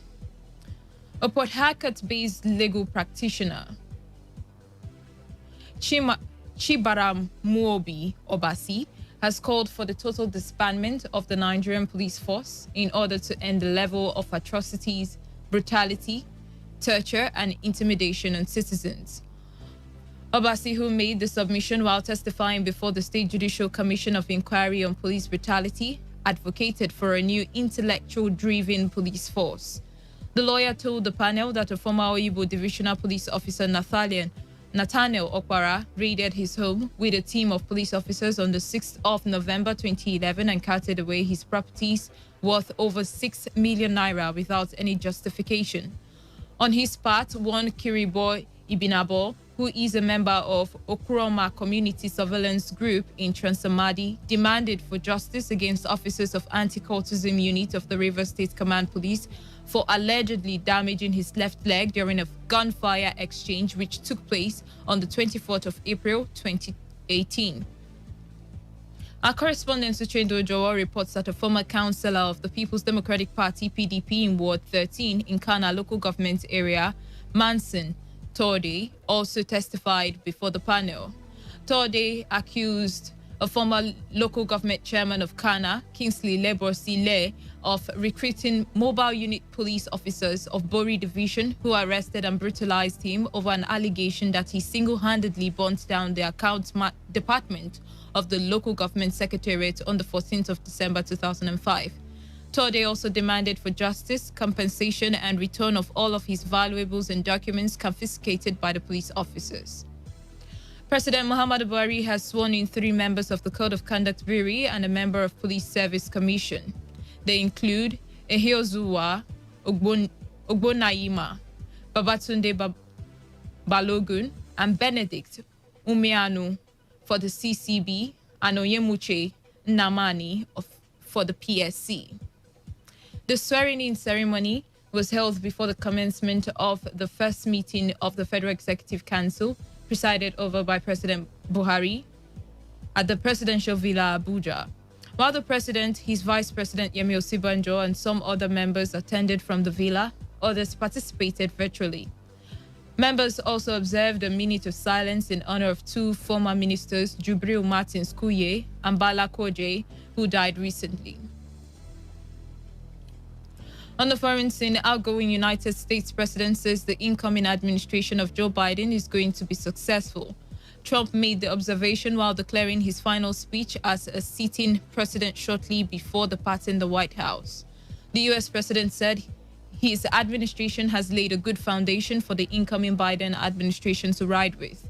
Trump, who also wished the Biden administration well, declared that he will be back in some form. And that was the news update on Today 95.1 FM. Do not forget to take responsibility, wash your hands frequently with soap and running water, avoid touching your face in high contact surfaces to prevent the spread of COVID-19. Once again, good afternoon. I am Wealth Wilson. Thank you for listening. Do stay tuned as the platform on radio comes up shortly.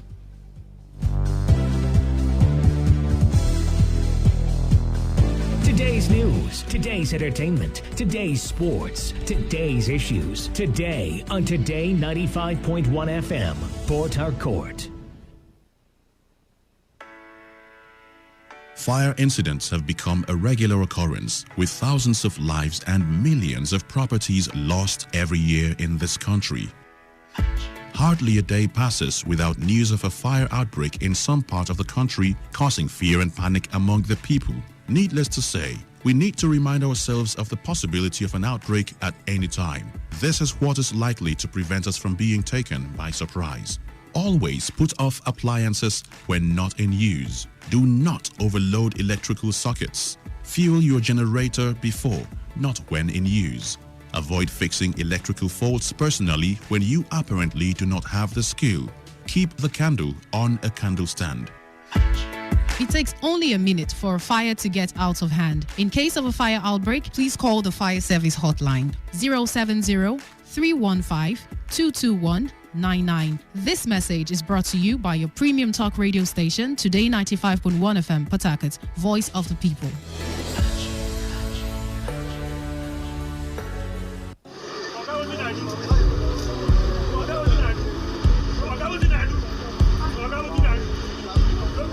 I am a proud Nigerian. I have been placed here by God for a time such as this. The degradation, challenges, and problems faced by Nigeria are the perfect backdrop for me to develop and utilize my God-given potential. I will not complain. I will not criticize. Rather, I will use my skills, gifts, relationships, and experience to find long-lasting and revolutionary solutions to the many challenges confronting Nigeria.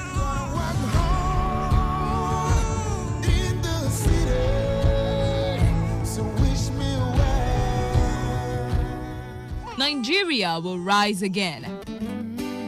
Because I am here, I will leave this nation a better place than I met it. I will work to make Nigeria a praise on the earth.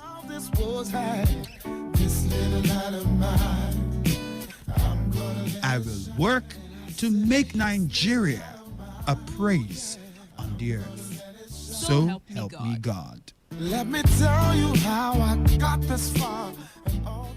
This message is brought to you by Today 95.1 FM, Voice of the People.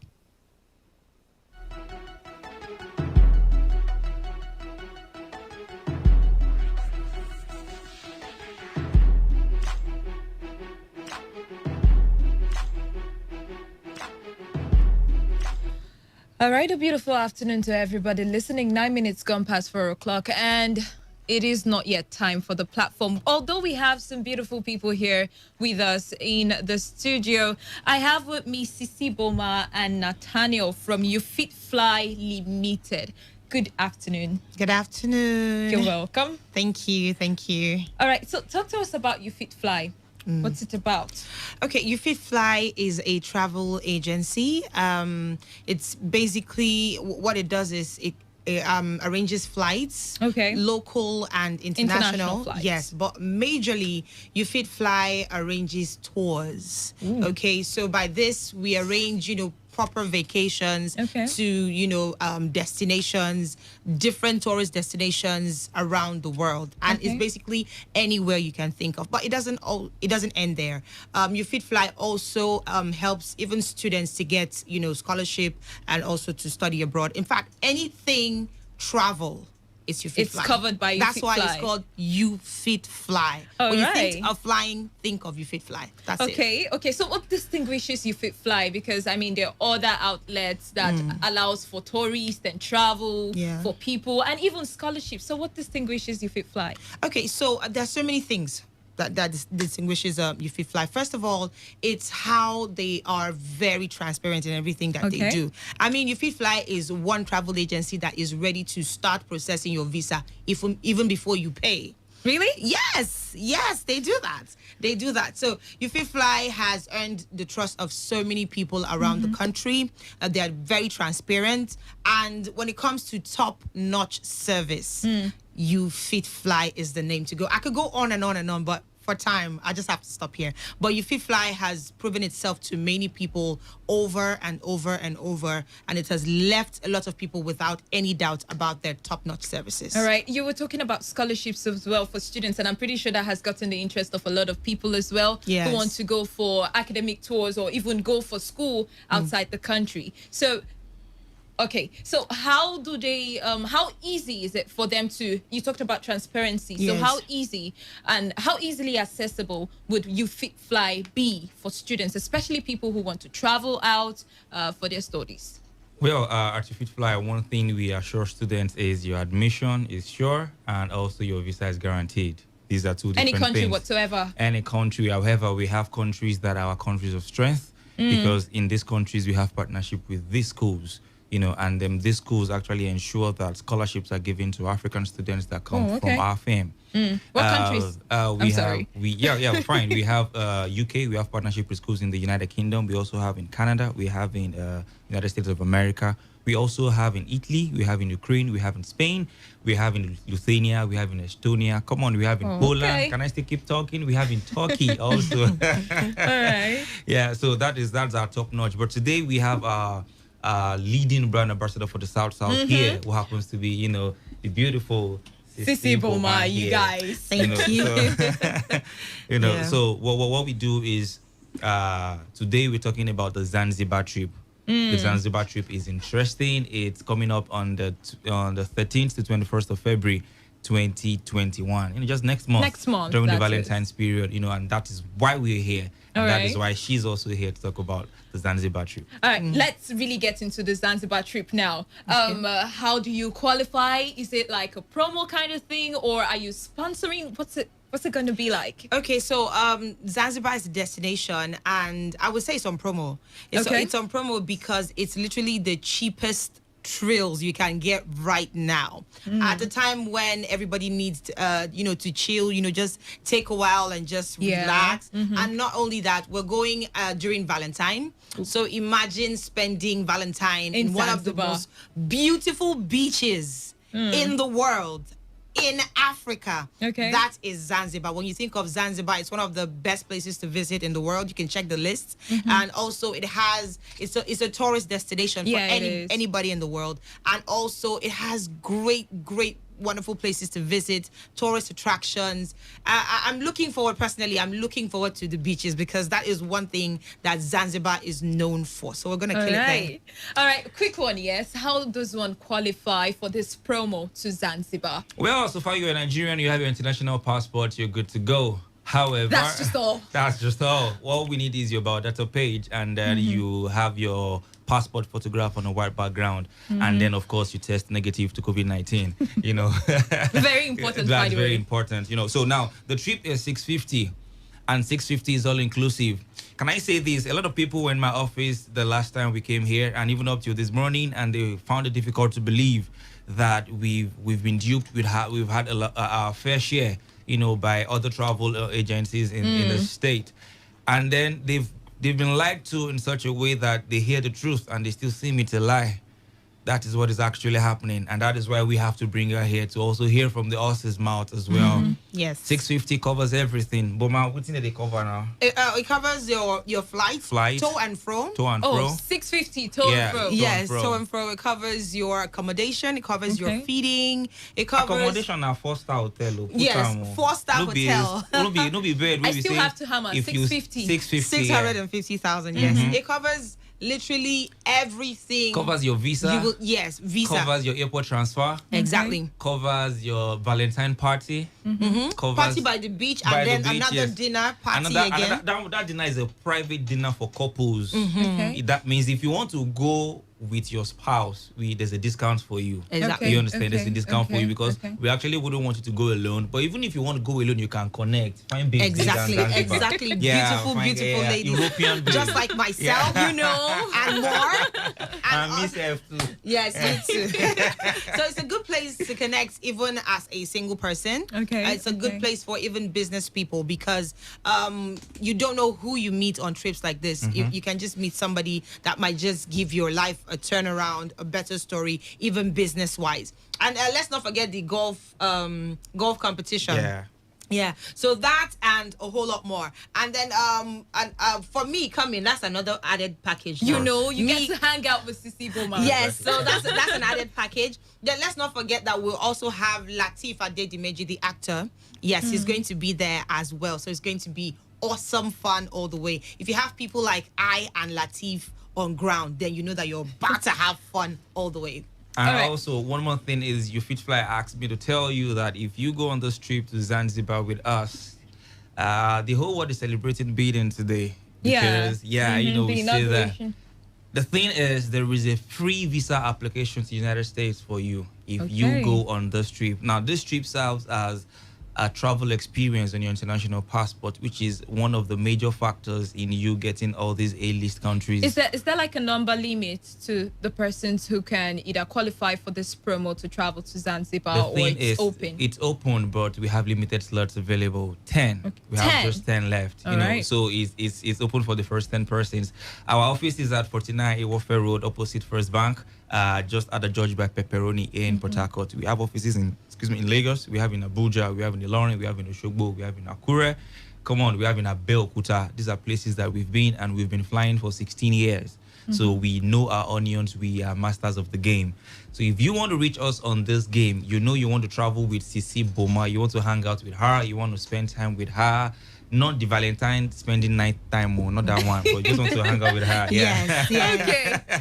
All right, so you can just reach me on 070-3936-7678. I take that again, 070-3936-7678. Zanzibar trip comes up on the 13th to 21st of February 2019. 650 all inclusive. Come on, it's a win. All right, ladies and gentlemen, you don't want to miss that. If you didn't take anything out of it, just take the fact that you're traveling to Zanzibar and you're traveling with Sisi Boma. Come on, what beats that? And it's You Fit Fly Limited, sponsored by You Fit Fly. That's too much we can take. Hopefully we come back and talk about this some more, so that anybody who didn't get it this evening can get it some other time. Definitely. All right, then. Thank you so much. All right, you're welcome.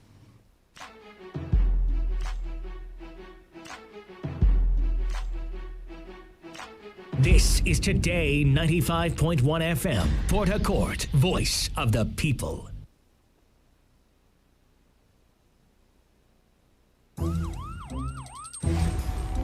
It all begins with breaking news. Now make no mistake, this is a difficult mission, and it will remain difficult for some time. Then it keeps trending. Events, issues, personalities, all struggling to gain attention. But in the race for deadlines, the intrigues, power play, undercurrents are often missed or underreported. Insecurity here is basically a product of poverty. But not anymore. As the platform on radio steps in to fill the missing links on events, issues, and personalities in the news. I'm not afraid of anybody. The platform on radio serves only the hottest topics and trending issues. Only on Today 95.1 FM. 95.1 FM. Port Harcourt, every weekday at 4 p.m. Get on the platform on radio and be served.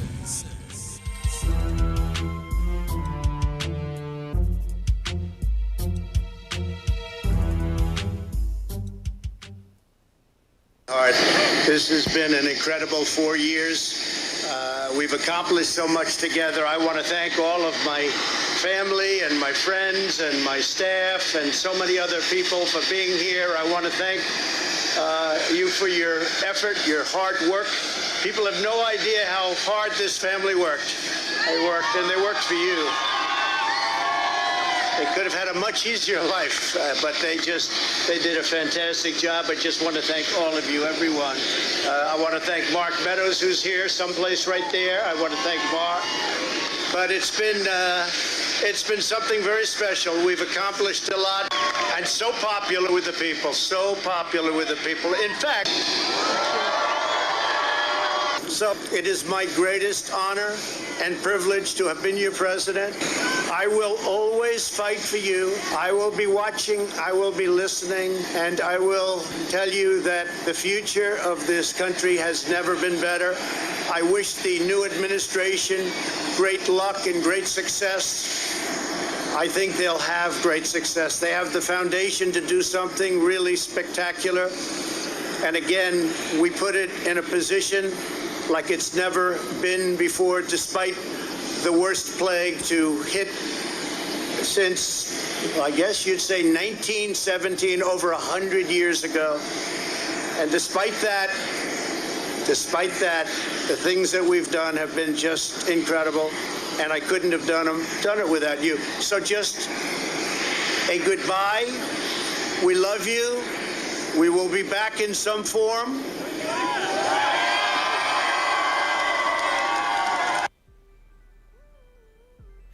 Okay, that was the voice of the outgoing U.S. President Donald Trump, his delivery of his final speech as president. He said we'll be back in some form. You guys, the drama just started. 22 minutes gone past 4 o'clock, and you're welcome to another edition of the Platform on Radio on your premium talk radio station, Today 95.1 FM, Port Hackett. I am Wealth Wilson, and I shall give you insight into some of the news reports making rounds. For those people who do not know, the Platform on Radio is a program where we come to slice up trending issues with correspondent reports. Our correspondents are out there sourcing for reports from the field, and on this program, we take their reports and have them give us more details, and perhaps you get to hear what is not entirely in the news. What do we have on the menu today? President Donald Trump believes Biden's administration would have so much success. Federal Executive Council, FEC, approves harmonized retirement age for teachers in Nigeria. Legal practitioner in Port Harcourt calls for total disbandment of Nigerian police force. Let's start off quickly with outgoing President Donald Trump. Now, on a foreign scene, that is, outgoing United States president says the incoming administration of Joe Biden is going to be successful. Trump made the observation while delivering his final speech as a sitting president shortly before departing the White House. Now, the U.S. president said his administration has laid a good foundation for the incoming Biden administration to ride with. Trump, who also wished Biden's administration well, declared that he will be back in some form. I think that's the only thing a lot of us took away. Let's get to listen to him again. It is my greatest honor and privilege to have been your president. I will always fight for you. I will be watching, I will be listening, and I will tell you that the future of this country has never been better. I wish the new administration great luck and great success. I think they'll have great success. They have the foundation to do something really spectacular. And again, we put it in a position like it's never been before, despite the worst plague to hit since, I guess you'd say 1917, over 100 years ago. And despite that, the things that we've done have been just incredible, and I couldn't have done it without you. So just a goodbye. We love you. We will be back in some form.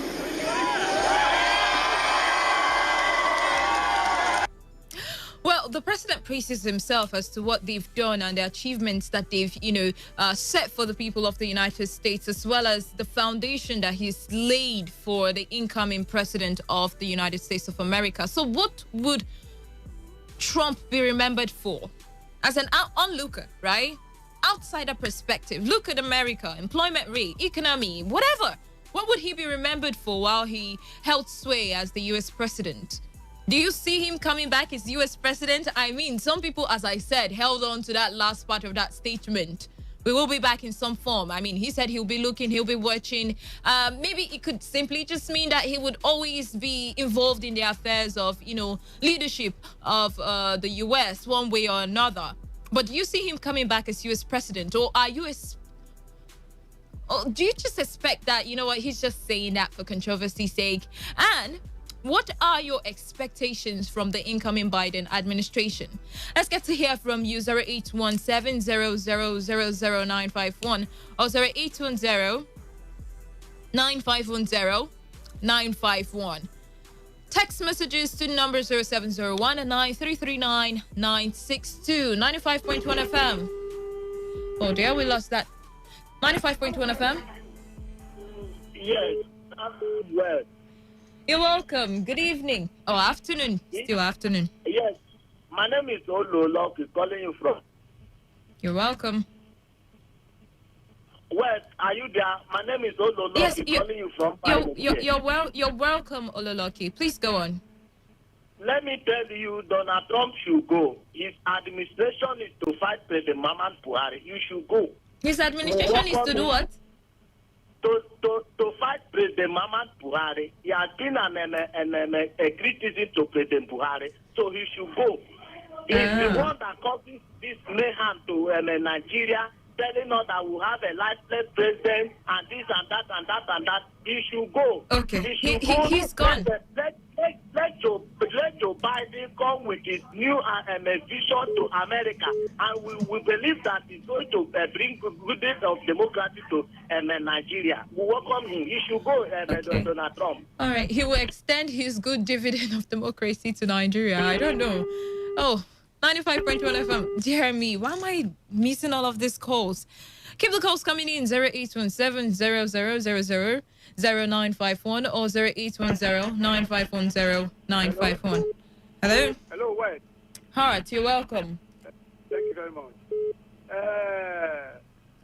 This present government in Nigeria, 2023, if they lose presidential seat, let them hand over peacefully as Donald Trump hand over to Joe Biden. But we're not even talking about the Nigerian elections at this point in time. All my questions were, what would Trump be remembered for? That's the first one, while he was in office. Secondly, do you see him coming back as US president? And thirdly, what are your expectations from the incoming Biden administration? Easy there. Just go straight to the, questions asked. 95.1 FM. Yeah, well, good day. Well, you're welcome. Mr. John? Yes, thank you. Yes, Trump administration will be remembered, for, desecrating the democracy, the temple of democracy of America. He will also be remembered as a president who, under his watch, over 200 million Americans lost their life to COVID-19. He will also be remembered as a man who, despised science, but hate science and despise the truth. He will be remembered as an African, leader, a man that possessed a leadership style of African leaders, sit-tight syndrome. So, yes. Now that sit-tight syndrome? Trump, yes, sit-tight syndrome. If not of their institution, the man will not go. Didn't you see it? No, he is just a very bad example of American leaders. In fact, I don't see anything good about him. He talks anyhow. He does not think before he talks. He is a man that always likes to play to the gallery. But thank God that his tenure has come to an end. This time going, I don't know about play to the gallery for Trump, really. He does so. You don't watch him. He says things just to please his blind, gullible supporters. But the truth is that he talks anyhow. I don't like any leader that talks anyhow. All right, John. A leader is supposed to be diplomatic, but he talks anyhow. So I don't like him. All right. Thank you. So he probably would not be remembered for too many good. 95.1 FM. Well, Good. good afternoon. You are welcome. Yeah. The heat against Donald Trump from few persons around the world, not majority. I can tell you a lot of persons are in love with this guy that love truth. You cannot tell me you stand up one day with your criminal lifestyle, you want to go and corrupt America. Why not stay and develop your own community and your own country? Because of the stand of this man, the political gang up that came up, we understand everything, whether the man is saying the truth or lie. What I understand about Trump, in terms of economy, you must remember that man. It has never been It has never, no president, the establishment, even in his own Republican and the Democrats, which is the opposite side, they all confess to this fact. Nobody has asked Americans, they downtrodden like Trump, is on record. So forget about us. It is just Africans. They love free things. Once you stand on your ground, don't go. They will start that is speaking against you. I know what is playing out. What about the ones that he granted this pardon? Blacks and whites that he granted pardon. Is it because the blacks? No. But the man is only telling you, stay at your place and fix your place. Don't come over with your criminal lifestyle, without a free syndrome mentality. That is why Africans are against him and they went for look at what happened to Good Force. If you remember, against same sex. Yes, that same sex matter. This man is against it in America. And these other people that are coming in, they are promoting this nonsense that we in Africa, both you talk about the Muslims, the Christians, and even the ones that you call people that are worshiping idols. Everybody is against those type of same-sex matter. That is what these guys that are coming to promote devil himself. And you're telling me have any legacy. That's your opinion on that particular matter. I'm pretty sure that there are people who beg to differ. So let's try not to be very absolute or just be absolute about our position about certain things that concern people's lifestyle. Let's listen to the next person. 95.1 FM. Well, good afternoon. You're welcome, Mr. Bright. Thank you. I will skip your first question because I am not in America. I do not have the economic statistics before he comes in and then the economic statistics while he is living. But if I am to go through what I have been reading from so many media groups I've been following who are based in America, he would be remembered for a lot of controversies. A lot of controversies. Would be remembered as the only American president of recent time who has picked hold with every scientific methodologies. He will be remembered as the most controversial American president of recent time. He will be remembered for his controversy with those who do not agree with him. Division. I have followed about three American, including Trump, three American presidents. The period of time I can explain. It's of recent I started hearing about radical left and then the far right and all that. Division in America. He will be remembered for all those. The man who called a lot of people names, the man who got himself entangled with so many cold wars, economic wars with nearby and far nations, a lot of things. But what would Biden do? He left a very encouraging note with the clip you played. He wished the Biden administration success and had even said it's going to succeed. So if I were Biden, I would want to capitalize on since after the 6th of January, Trump has toned down his divisive and controversial comments, and he has been speaking and preaching peace. So if I were Biden, I would go on that peaceful path he has recently stood and start healing wounds, trying to, so to say, bringing Americans together, because as we speak now, Americans are divided along party lines, along religious lines, very sharp division, and then along racial lines. So Biden has a lot to do. That's what I'm expecting him I'm expecting him to start healing and start uniting. The time for politics has gone. What Trump did wrong with the whites, or what Trump did right with the whites, or against the black, or with Republicans against Democrats, those are past. Biden should start healing. All right, if not, if they continue with what has transpired before this inauguration today, we are going to see a very chaotic and troublesome America. So Biden has a lot of job. What does he have to do now? Tone down your languages and your actions and start seeing everyone as one. In that way, he will succeed like Trump said. But if he doesn't, he's not going to do well. All right, thank you very much for your contributions there. Because of time, right, we started really pretty late, so we'll just quickly move on to the next issue. The Federal Executive Council has approved the Harmonized Retirement Age for Teachers Bill 2021. The bill, among other recommendations, seeks to change the retirement age of teachers in the country from 60 to 65. Now, it also seeks to change the years of service for teachers from 35 to 40 years. Minister of Education Adamu, who briefed State House correspondents after the said meeting with the approval from the federal government, is set to send the bill to the National Assembly. So at the meeting today, Council approved that a bill which will be called Harmonized Retirement Age for Teachers in Nigeria Bill 2020 to be sent to the National Assembly for enactment into law. So that all the promises the President made, all the approvals that he had given me would now begin to be put into effect, because this is the legal backing that is required for it. And I want to assure teachers that this government will do to them what has never been done. The intention is to attract the best brains to the teaching profession.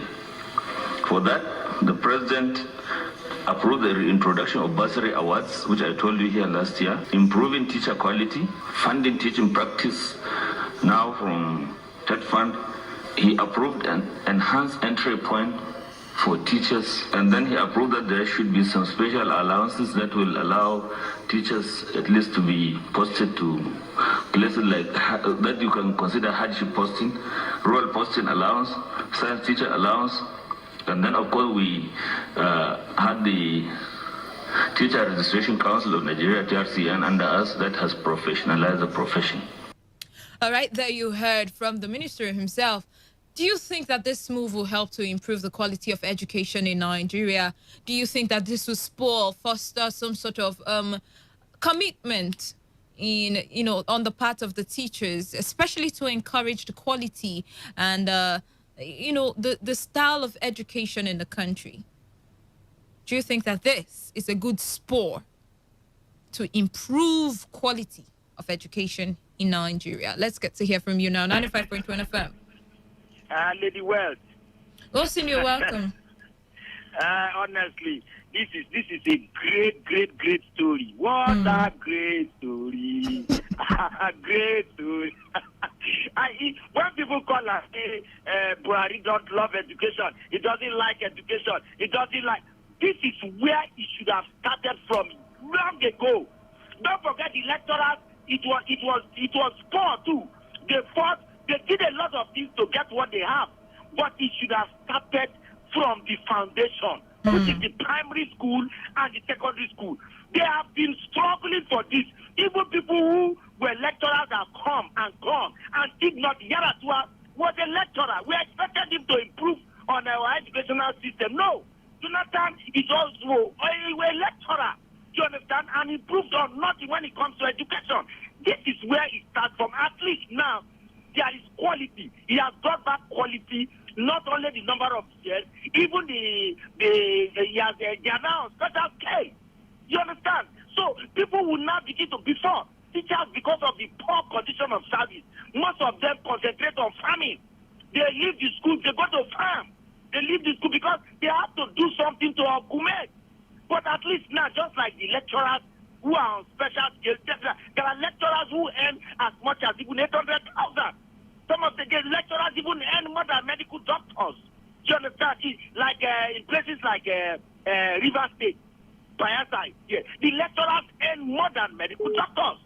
All right, so for me, You see, this is going to, when you say improve, when you improve the man, like as you are now, if Today FM is not treating you well, I don't think you come and sit down and be doing what you are doing, working so hard from that 12, sometimes 12, reading the news and all that. So it will go a long way in improving our education, especially the primary school, which is dying today now. It's dying. All right, so Lawson. For me, glory, congratulations to the president, congratulations to teachers, yes, congratulations to NUT, all of them, congratulations to them. They fought a good fight. They've been fighting since I was a little boy. My uncle was a teacher. He suffered all through fighting this same thing, and today it has materialized. So congratulations to all of them. It was a good fight. Thank you. All right, thank you as well. Let's get to hear from you. Is this going to help improve the quality of education in Nigeria? Understanding that if the teachers are well taken care of, then maybe they would give in their best and we would see much more effective learning and teaching technique from them as well. And then also remember the extended years of service. 95.1 FM. Good afternoon. Good afternoon, you're welcome. My name is Daniel. You're welcome, Daniel. For me, the policies of the government of Nigeria, some of them is very fantastic, just like this one. But this is policy yet, it's not a law. And I won't like to say anything until it will materialize. All right. Yes, then the government will do what I call practical implementation. Because you cannot say congratulations to teacher when they are still in the same basis of this, what I call slave salary or slave life in Nigeria. We, over the years, my experience in this country is that we have a lot of policies that are fantastic in the front of the media.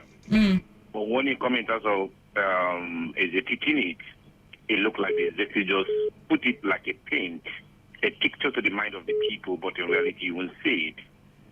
So for me, and another thing that I'm concerned about is that I think this should be like more especially from the federal angle of it, that people that are under the payroll of the federal, with the state government even try to look at this law implementing the state. So if the state themselves cannot be able to do it, it looks like that probably we're still having that poor education. Because a situation that the state themselves may not be able to go with this line of the policy of the federal government, then what kind of education are you going to give to that state? Knowing that the governors have the control over their own education in their state. So for me, let's wait and let it become implemented under law, and I see how practical it will be, rather than trying to paint yourself in the mind of people that I'm good, but at the end of the day, what you want to achieve, you will achieve it. But if you achieve it... But the bill in itself looks like it would help to, foster the quality of education and the joy in the hearts of teachers. The bill is just like many beautiful bills that trying to look like they want to enhance education and enhance the life of Nigerians. Many bills. That is what the bill looks like now. All right, then. But in practical, let's watch and see. Okay. All right. Thank you. Thank you very much for your contribution. 95.1 FM. Thank you. This is Mr. Zion. You're welcome, Mr. Zion. This is one of the frustrating bills ever in the history of mankind. Really? Other nations are subjecting teaching activities to young graduates that are still vibrant enough to push the equality of education in its quantitative analysis and its verbal reasoning. And Nigeria is subjecting education to old men who cannot fully think and reason in the speed of light in the present day. Oh my goodness me. 65 years old man in your village, can you fully pass out information to you? Even the ones in our classroom today are giving us headache. They cannot coordinate classroom management to its advocacy. And you are subjecting the Nigerian education system into such hands. My goodness me. See, they are going to end up to roll up graduates who cannot really defend themselves, just like we are having today. They will truly be the ones that will subject people's project into dustbin and waste bins after a student will come up with a quality project who wants to develop the economy of this country. Go to the universities and see how these aged lecturers are frustrating young minds and intelligent brains. They are still equating our educational system to be like 1865. Other nations are thinking like jets. They are flying far away. And you're telling me that passing out a bill at the teaching level should be at the age of 60, 65 for retirement is a welcome development? My children will not subject their intelligence to such. Oh my goodness me. Well, the fact that they've extended the dates doesn't mean that they would not integrate younger teachers into the system. No, definitely does not stop that. The old ones, like the Nigerian political environment, will not give them the opportunity to excel. Today we are talking about the youth must rule. Is not too young to rule, is it not so? Very soon we'll also make an advocacy. It's not too young to be a lecturer in this country. Because the older ones will not go. The ones that want to go will go as well affidavit to reduce our age. All right then. All right then, Mr. Zion. Any man that is saying the future of education as a proponent to develop this nation will not support such a bill, Mr. Zion. All right. He's not happy with the extension of date. I wouldn't know what you think personally about this. We'll just take 2 more calls on this matter and then we'll move on. 95.1 FM. Well, Mr. Bright? yes. Welcome back. In my days in the university, the less lecturers I encountered were lecturers from 55 to 65 years. I want to tell you, in my days in the university, a lecturer undertook us for a test and then returned the test scripts. A lecturer, you do an assignment, he marks you and he returns it to the class for you to know your score. A lecturer marks you after exam. The River State University, the famous UST, this is where it happened. A lecturer took you on an exam and returns your scripts for you to know if you passed or not. And none of us complained about that lecture. Yes.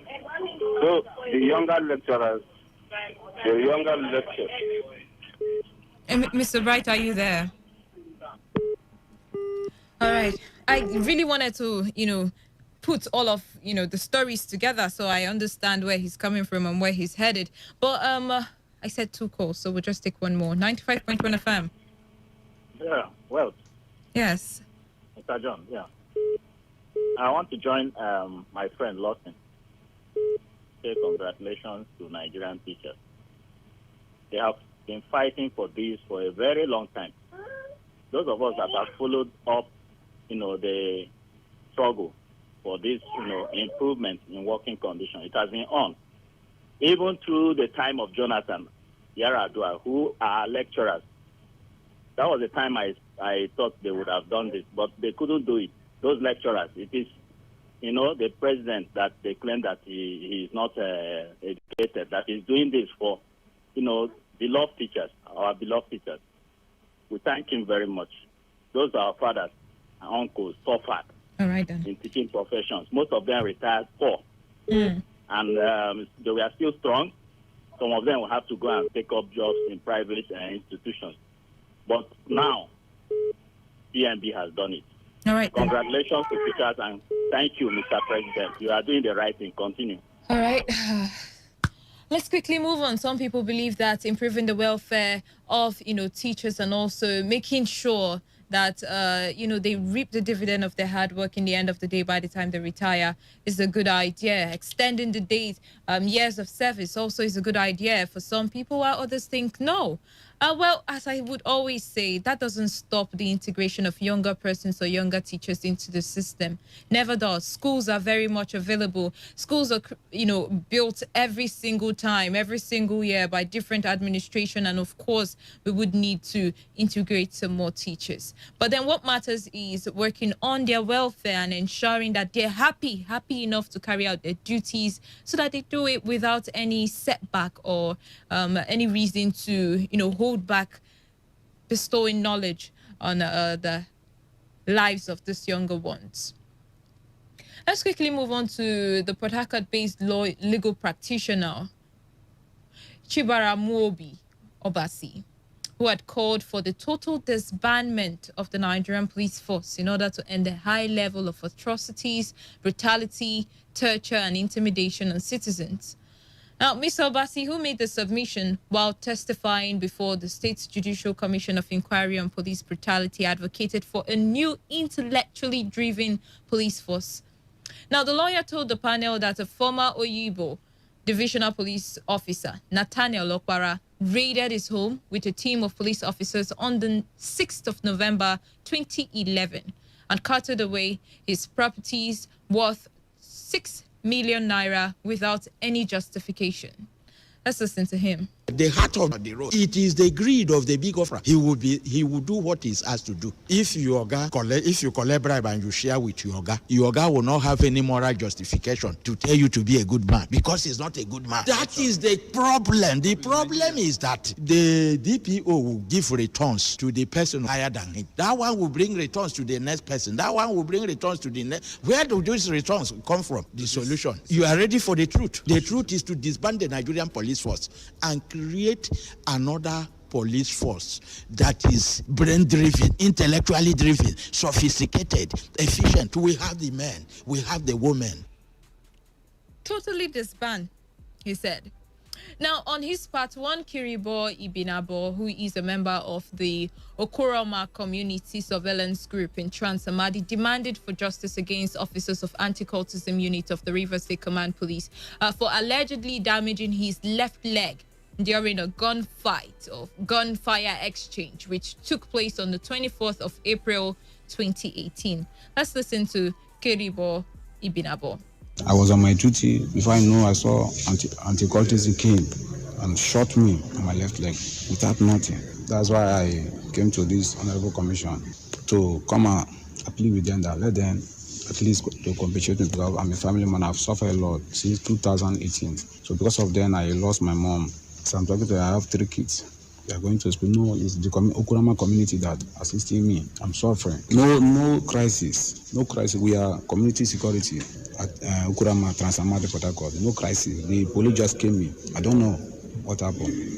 I want the honorable commission to compensate me at least 20 million. All right. Now, first of all, what's your take or your position on the assertion of the lawyer that had called for total disbandment of the Nigerian police force? Now, think about it. Total disbandment. That's what he said. That's his solution. And then recruit new people who understand the sensitivity of their profession. Total disbandment. Do you agree? Or do you think that this is a very... just what do you make of it? Total disbandment again. I keep hammering. Let's get to hear from you. 95.1 FM. Hello, Wes. Heart. Good evening. Yes, thank you. I totally agree with that lawyer because police behavior in this country. Do you know what it would mean to totally disband an entire force and then start reintegrating or recruiting people? I say their behavior in this country, the training they give them cause them to behave several ways, causing pains in the life of people in this country. So I totally agree with that man. They should design and make a fresh recruitment, so that we have a good policing in this country. Thank you. All right. He agrees with the call for total disbandment. Let's get to hear from the next caller. 95.1 FM. Hello, good evening. Good evening. Grandpa. You're welcome. Total disbandment. That is inviting chaos now. In a country where there's no police force, I don't know what will happen. If you disband everyone, who will train the other ones?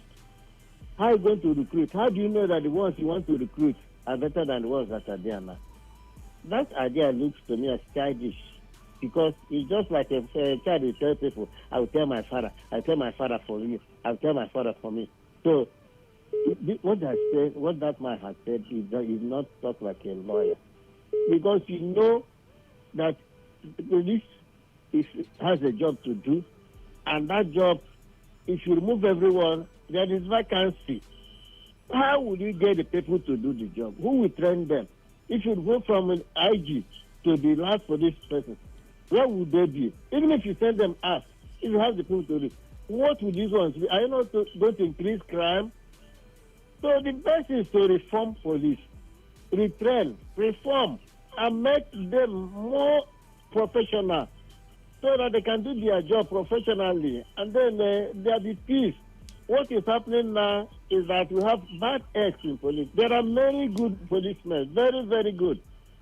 And the one he said he carted 6 million naira worth of goods. I don't know whether he kept money in his house for them to cut away 6 million worth of goods.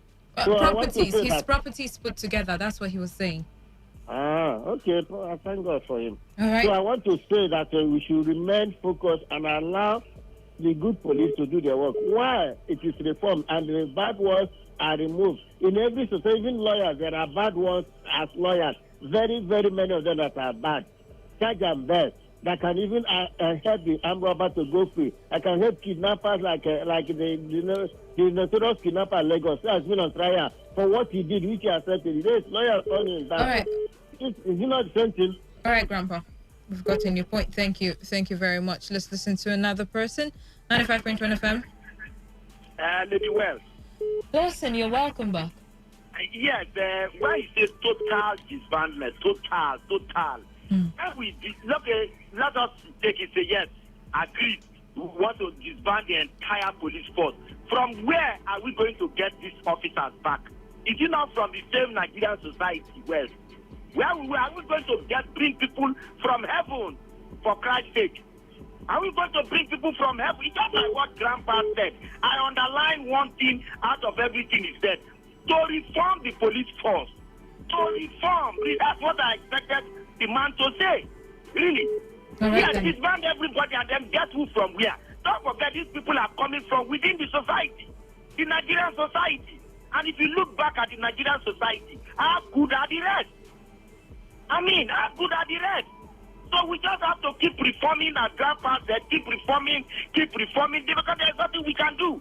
Remove all of these ones, you understand, and bring new ones then. You still have the same thing. Really, we still have the same problem in our hands. Which sector, I keep asking, which sector is good? Mention, I challenge you, Lady Wells, mention one sector that is good in Nigeria. But while you're challenging me, I hope you remember that some profession, the sensitivity of some profession would not allow for bad eggs or bad apples among them. See, the sensitivity, take the medical doctors, for instance, they take oaths. Do you know that they even write a fake report for coppers to come back to their state? All right, they are not sick, but the doctors will write fake report, and saying that copper is sick and he will be redeployed. All right, so total disbandment is out of the question. You said what, please? Total disbandment is just out of the space of solution. Yes, we should just reform. All right, reform. Thank you. All right, thank you too. Let's quickly read some messages because we have about 30 seconds in our hands. This one says, when will FEC approve the retirement age for politicians to pave way for sound leadership? And that's coming from Martins in PH. This one says, good evening, presenter. This administration is full of deceit and confusion. Can this bill see the light of day? Let's see how the government will implement it. It's too early to praise the government for the day, of the day rather. And that's coming from Leziga from Alu. This one says the total disbandment of police force is the only ideal thing. Trump did one thing, making Jerusalem the Israel capital. Other things, he successfully collapsed. And that's coming from Jerry in Alu. Let's check what we have on the WhatsApp portal. Oh, shoot, we're out of time. The platform has been a production of our news department put together by Trinity Wona. Do not forget, take responsibility. Wash your hands frequently with soap on the running water. Avoid touching your face in high contact surfaces to prevent the spread of coronavirus. Once again, good evening. I'm Wealth Wilson. Thank you very much for staying tuned and contributing on the show. The platform will be with you same time tomorrow. Until then, to have an amazing evening. Stay tuned as Waiting to Happen comes up next with Talking Drum.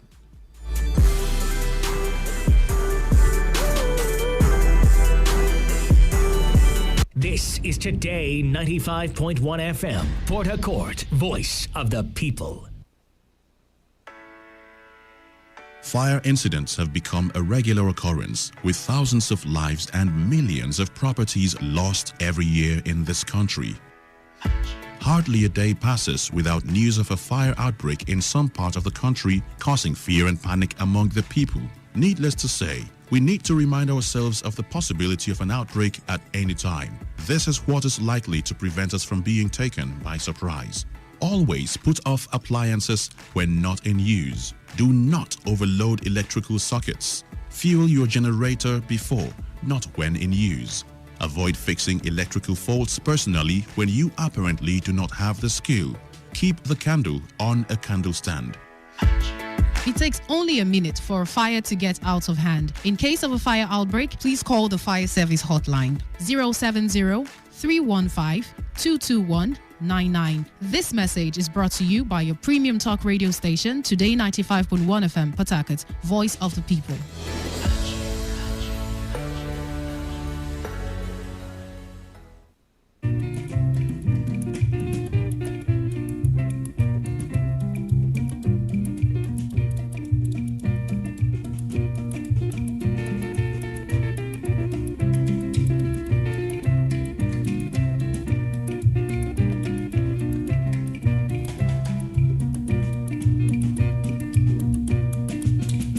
Mama,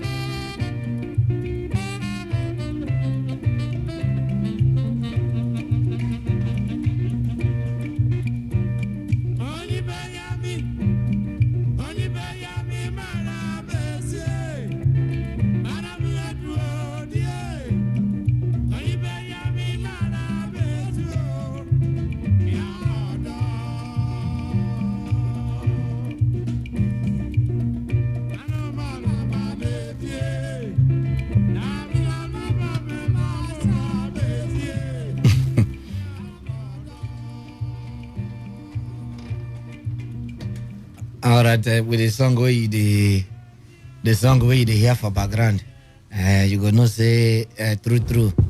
Now this song then they play for this U.S. Presidential inauguration where they go on this evening. So we just from there they reach you live and direct for the inauguration where they go on. This one now this this artist now they perform now. So we are just getting set for Biden and his wife and other people. You understand? So we just reach you from the inauguration live and direct. Performing now is Victor Nwafo. That is my main water artist. So live and direct, just sit down, enjoy the inauguration. But at the same time, we could also bring you the other things where they happen inside the medical report and all that. Okay, by the special grace of God, finally, doctor don't resume work. Finally, doctor don't resume. And the topic we carry come today, you gonna say maybe now waiting me to make them fear. We no great resume work since, but finally, doc don't resume work. And doc, we agree to contribute more than no say there's a bit my voice now. Well, so make them hear your make own. on no verse. Which one is this? One start with apology. I really make on no verse. Happy New Year. I hope they spend on a New Year well. But coronavirus day, make we just they spend them cautiously. Okay. They wear our face mask. They wash our hand with clean water and soap every now and then, so that we go fit reduce the way where this coronavirus they spread from one place to another.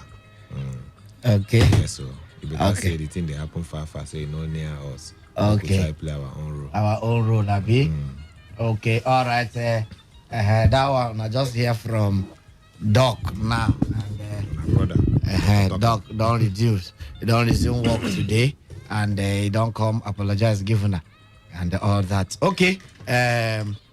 Quickly, Doc, before we go, everybody join inside the matter for today. I say I be watch this United States inauguration. You know, the way everything they go from the time where them promise they will start and everything. I just watch the way everything they well arranged and all those things. I can't they say why we now for Nigeria, why we not go fit do something like that? Is it possible to get that kind of presidential?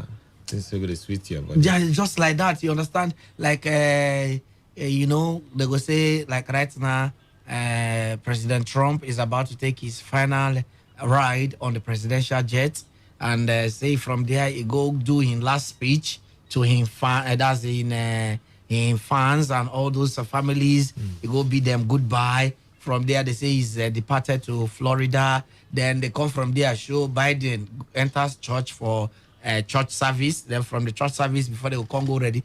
And see the way everything can't take, they go, it just sweet me and say, why? You sure not be black American? we go reach there. You sure? They say Rome was not built in a day. You get why them talk am. Okay. We go reach there. Wait till we go pray. Now may God fit help us and this country, make it be safe for this our generation. We'll feed their life to experience all this kind of things. Like 2023. Well, 2023. If you know this kind of way, the are very close. This one don't stammer. Leave them. Moko leave. This guy question when I ask you where can't they stammer, so Moko just leave and there. Okay, we did inside studio live and direct. In case you just join us, the show now waiting, they happen, and the voice where they hear now you're still one and only pastor talking drum, the Lord of the mic. So Dr. Tokam, they with me inside studio here, and we sit down to summer you all the big ones and small ones we don't happen inside Pitakwa, River State, Nigeria, and the world at large. In case maybe somehow you never get opportunity to buy calendar. I don't know whether people see they buy calendar. Okay, see, and I see the thing I need to even show you Washington DC, Biden, them, Bill Clinton, all of them done the ball in small. Okay, I don't know whether people see they buy calendar, but I doubt. But if you not get calendar for this year, today now Wednesday, 20th day in the month of January, all of them sit down inside 20 21. So make you just sit down, put for there. I think tomorrow will be 210121. So everything about tomorrow now 11111. Then now only 11 minutes. Don't kind of a capacity hour of 5 o'clock for evening. We day on top today 95.1 FM, the voice of the people. Okay, today what we want to look at today now very important topic because even since last year, I think since last year March or there are first or second week of March, where we experienced the breakout of the pandemic for here. You don't deal with you in the try battle and before we finally experience here November, December, January 2019. I don't day. Then 2020 March we come feel the heat, the lockdown and everything.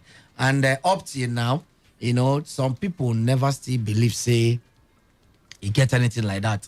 But on the recent development, also vaccine don't come out, you know, and a lot of people, I just they give overview before Doc go take over from there. A lot of people call the talk say since we HIV come outside, they never get vaccine for them.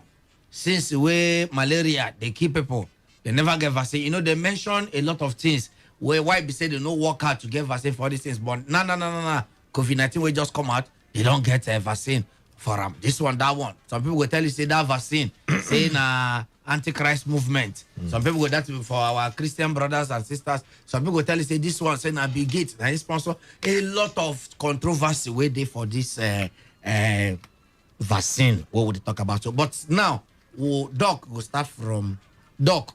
The first question when I go ask you this evening, first and foremost, now where you go answer first. Answer first before you go begin talk any other thing where you carry come. Coronavirus. This coronavirus over here. Is they real? Abi no they real? Is they? Abi no they? You now as a human being when I know and as a doctor friend very close to us, yeah. Anything you tell us today now, we'll take up. This coronavirus over here everywhere. Would you say so thousand of people don't die? So this 100,000 of people don't contract this one, that one. Ide, abi no day. I don't answer this question for another forum before. Okay. I say something where person never experience. Sometimes it will be like say, not be true story. Okay. If you don't see relative, maybe your relative, where nothing happen, just suddenly come sick. Can't die because of coronavirus. If anybody tell you to believe say coronavirus, you know go waste time, they believe them. You understand? Okay. Yeah, because if you they talk say the thing no day, people with their parents and brothers, sons, grandparents don't die because of the thing, then they feel insulted and then they feel very bad. Okay. Because realistically, it's in day. You understand? Okay. In reality, it day. People, as we talk like this now, you get people whenever come out for where health workers whenever come out for where they isolate them, where they treat coronavirus patients for long. They just stay inside isolated place where they secluded. Okay. They take care of people where they fall this illness. They bring them from different places, company, from society, from different communities, everywhere. We just they. Then they go their family, not only on phone, then they talk with their family. You understand? I get friends where they do this work now for a very long time. I never see them, only on chat or phone calls I hear from them as colleagues. You understand? So people as we talk like this now, then they for all those centers and they treat them. Some of them they very ill. Some of them they use oxygen. You get documentary they show recently for Lagos now where people they depend on oxygen now because the complications and the symptoms they there. And a lot of people, then they show the way that they use oxygen for hospital. Hospital admission don't full. You understand? So anybody will talk say the thing no day. I don't know whether I thought I will blame them or I know thought I will blame them, but I know the person experience them too. Because the thing day, the thing we say many people don't even seek the sickness in different forms. They don't really know say now TB because the testing they everywhere. Everywhere. Or not just where they within your reach like malaria. You go test for malaria for lab. Come outside. Yeah. Okay. The test is not there everywhere. Because a lot of times people don't seek sickness where ordinarily you gonna say, oh boy, think ordinarily they treat malaria, not be like this way, this my malaria they be. You understand? Eventually your immune system can't fight them. You can't get back yourself. For some other person, if I go another way, maybe they will carry the person go church, go they pray, person come from there. Die. You understand? So anybody will talk say the person they make mistake because me I don't see people where don't die from coronavirus. I don't see people where then they treat for coronavirus. I don't see people where don't come out from treatment of coronavirus. And I don't see with people where they treat them too. You understand? They tell me within and they see. So not be something where you could just wish away. Because if they talk say this, so why we say would they doubt say this sickness not day?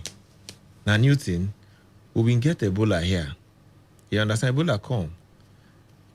It kill people, some people recover and all that. So why coronavirus? What be the rationale behind not they make believing people it? they doubt the thing? Okay. Sickness day, not be new thing for any sickness to come. Once in a while, one new sickness go enters. Many sickness we dey now, then feel no day 20 years ago. Some sickness we been there some years ago too. Vaccine don't make them come out finished. Something like yellow fever now. That sickness, no they come on again. Again, yeah. You understand? Because of vaccine. Some other sickness like that, even polio don't almost go for Nigeria itself. During Jonathan time, they been declare Nigeria free of polio. Something where those days it make people they no get their leg, they waka where their body, their leg, they know they waka well because of polio. What make and go na vaccine. Okay. So that one go directly now they lead us to the main topic where we talk about today.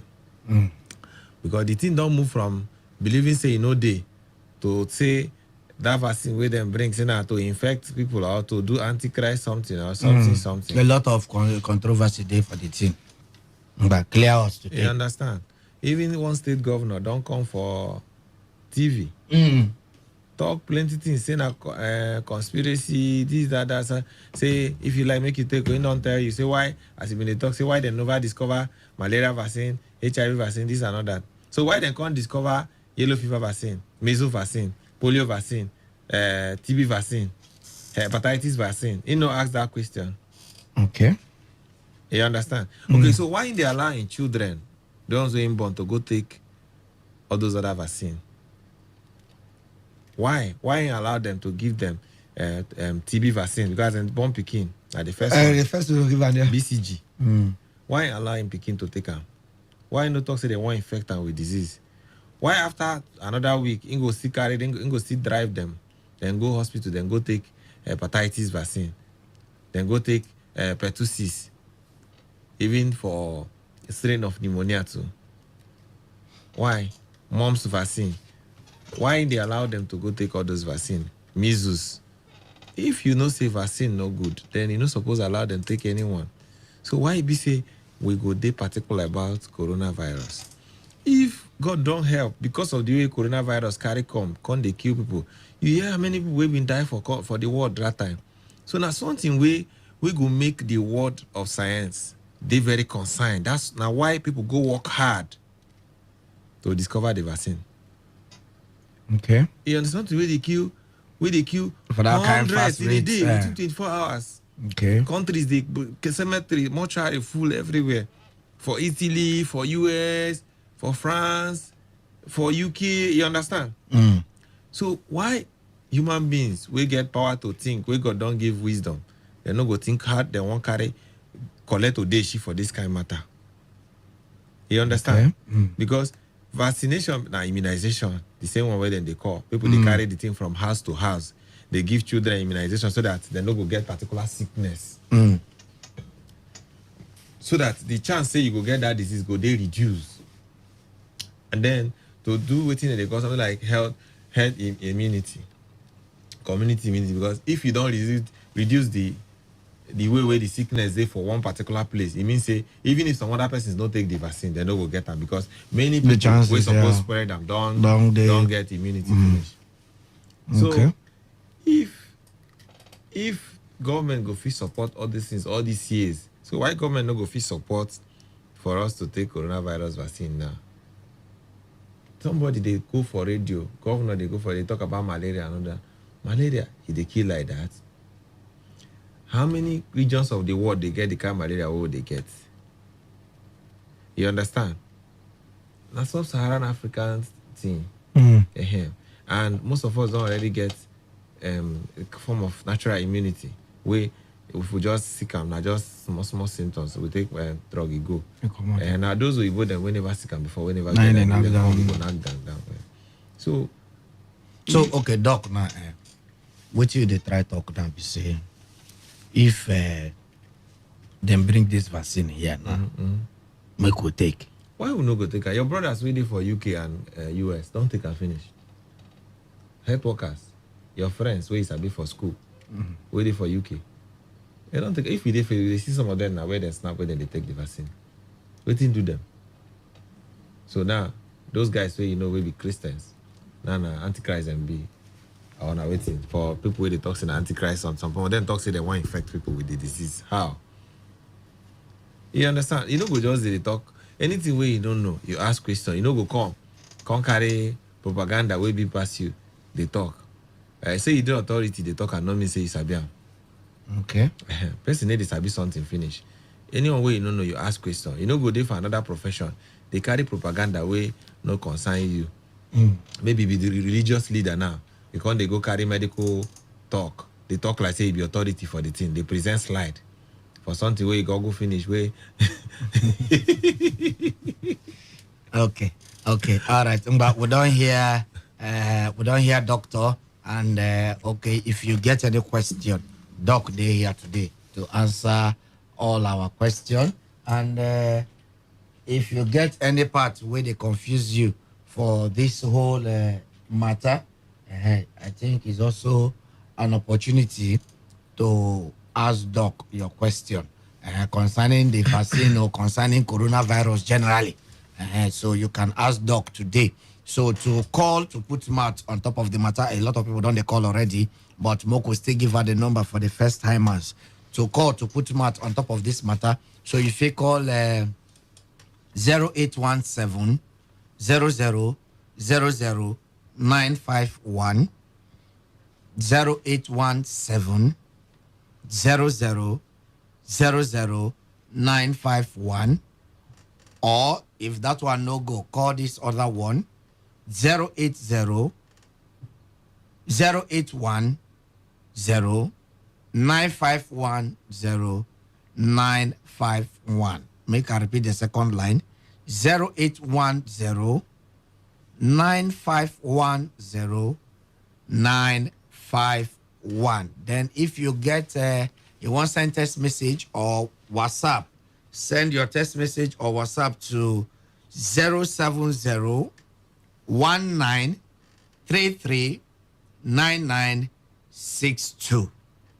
070 1933 9962. Then if you want also watch us live for Instagram, if you want to see us live for Instagram, you want to join us, or yeah, enter inside Instagram, type Pastor Talking Drum, PASTORTALKING, Pastor Talking Drum, PASTORTALKING.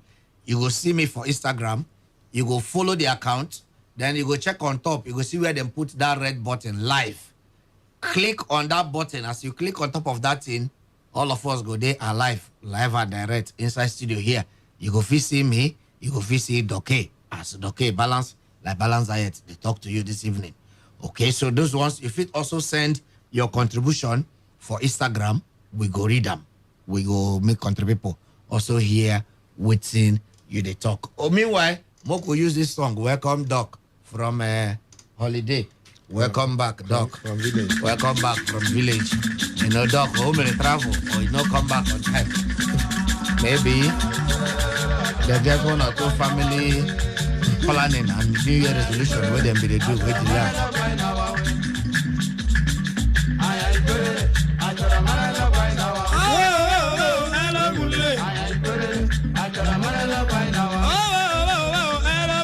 Okay,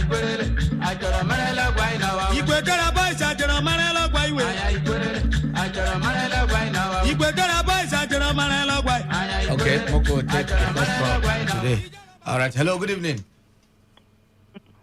Hello, good evening, doctor. Good evening. Good evening. Doctor, this Chief Sonoboma, calling from Obogoro community. Meka.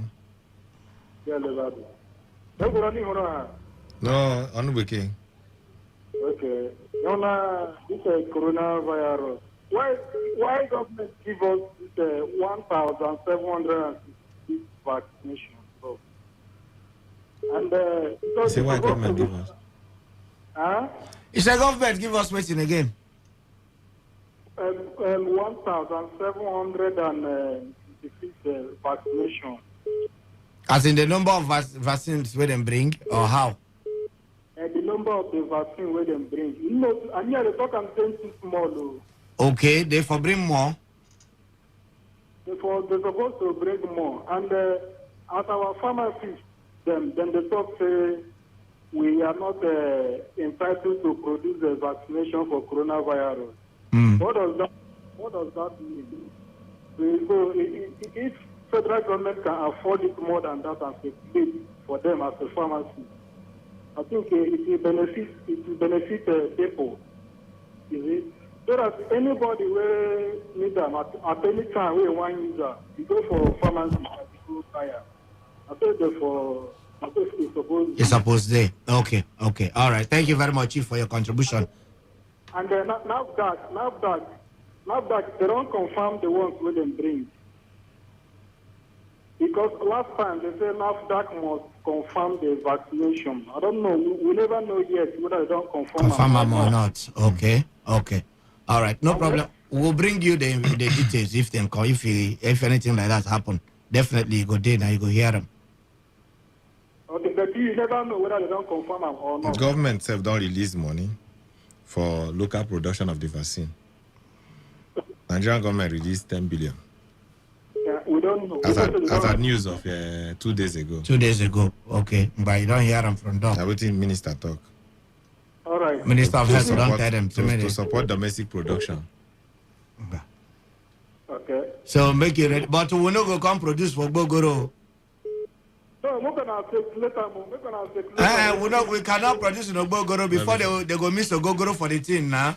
No problem. Before the end of this month, 100,000 doses. Nigerian government don't make arrangement with Pfizer. No problem. Pfizer Pharmaceutical to take another one. Hello. Hello, talking drum. Good evening. Art. Thank you. I want to ask you. Track of men that the world bringing the information to the entire nation that there is COVID-19, and there are the same people giving deadline for the registration of national identity number. And how the deadline they give, if they say that it's COVID-19, the deadline they give, how they think that people will stay for social distance? Because the crowd is too much. Instead of them to do it from ward level and to unit level, so that local government level, ward level to unit level, so that the system will not affect the information they give the nation concerning COVID-19. For me, I look at it as quality and super people. That is it. Okay. All right. Thank you very much. Thank you. We don't hear your own. Hello. Okay. We don't lost that one. You understand this last one we call now? Because in the try compare, say, okay, since federal government, they claim, say, this COVID-19, they true. Say, why they go come, they do things where go make plenty people gather for one particular place. If I understand you well. They talk, they make sense. Now, why we, about 2 days ago, I've been read for news, say, the man, the Ogapota way in charge of that national something, say, the man don't decentralize the thing plenty for Abuja. They don't close their national headquarters. Open about 20 centers or so for Abuja. Make people reach out, they go, so that people know they can't gather one place they do them. So for that moment they think too.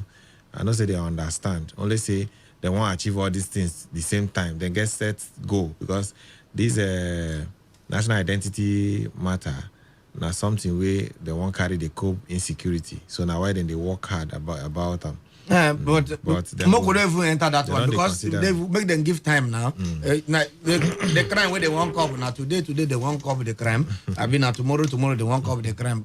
After all, for how many years now we have been in crime? Everybody is the crime up and down. Hello. I'm welcome.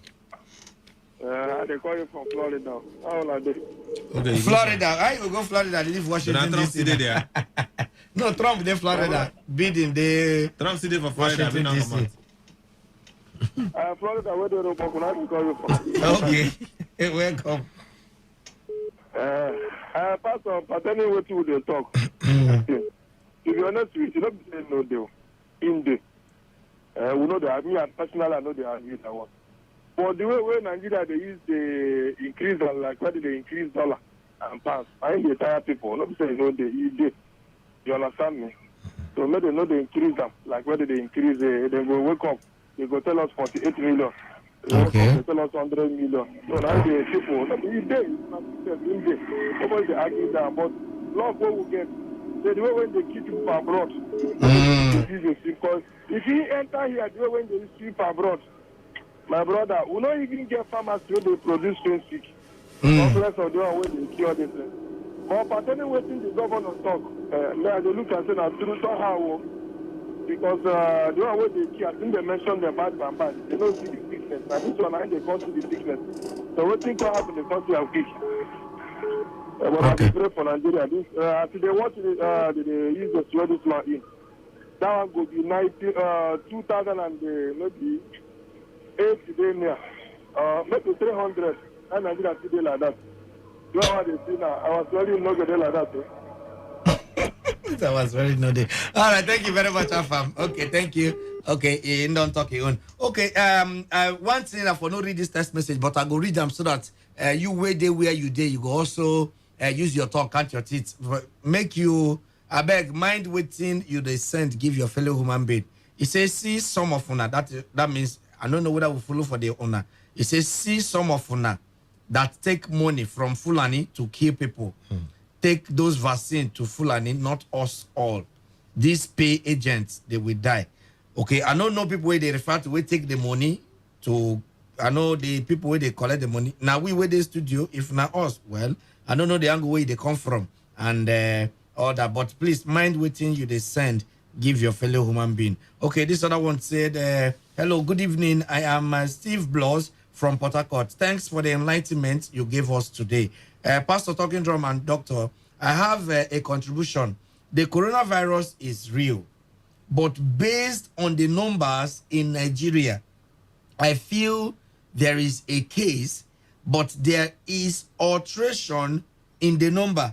The number cases are too much. Thank you. Okay, this another person where they talk within the other caller talk. So he say now the number then get a problem with the way they take skyrocket this number for us. It can't be like say the thing.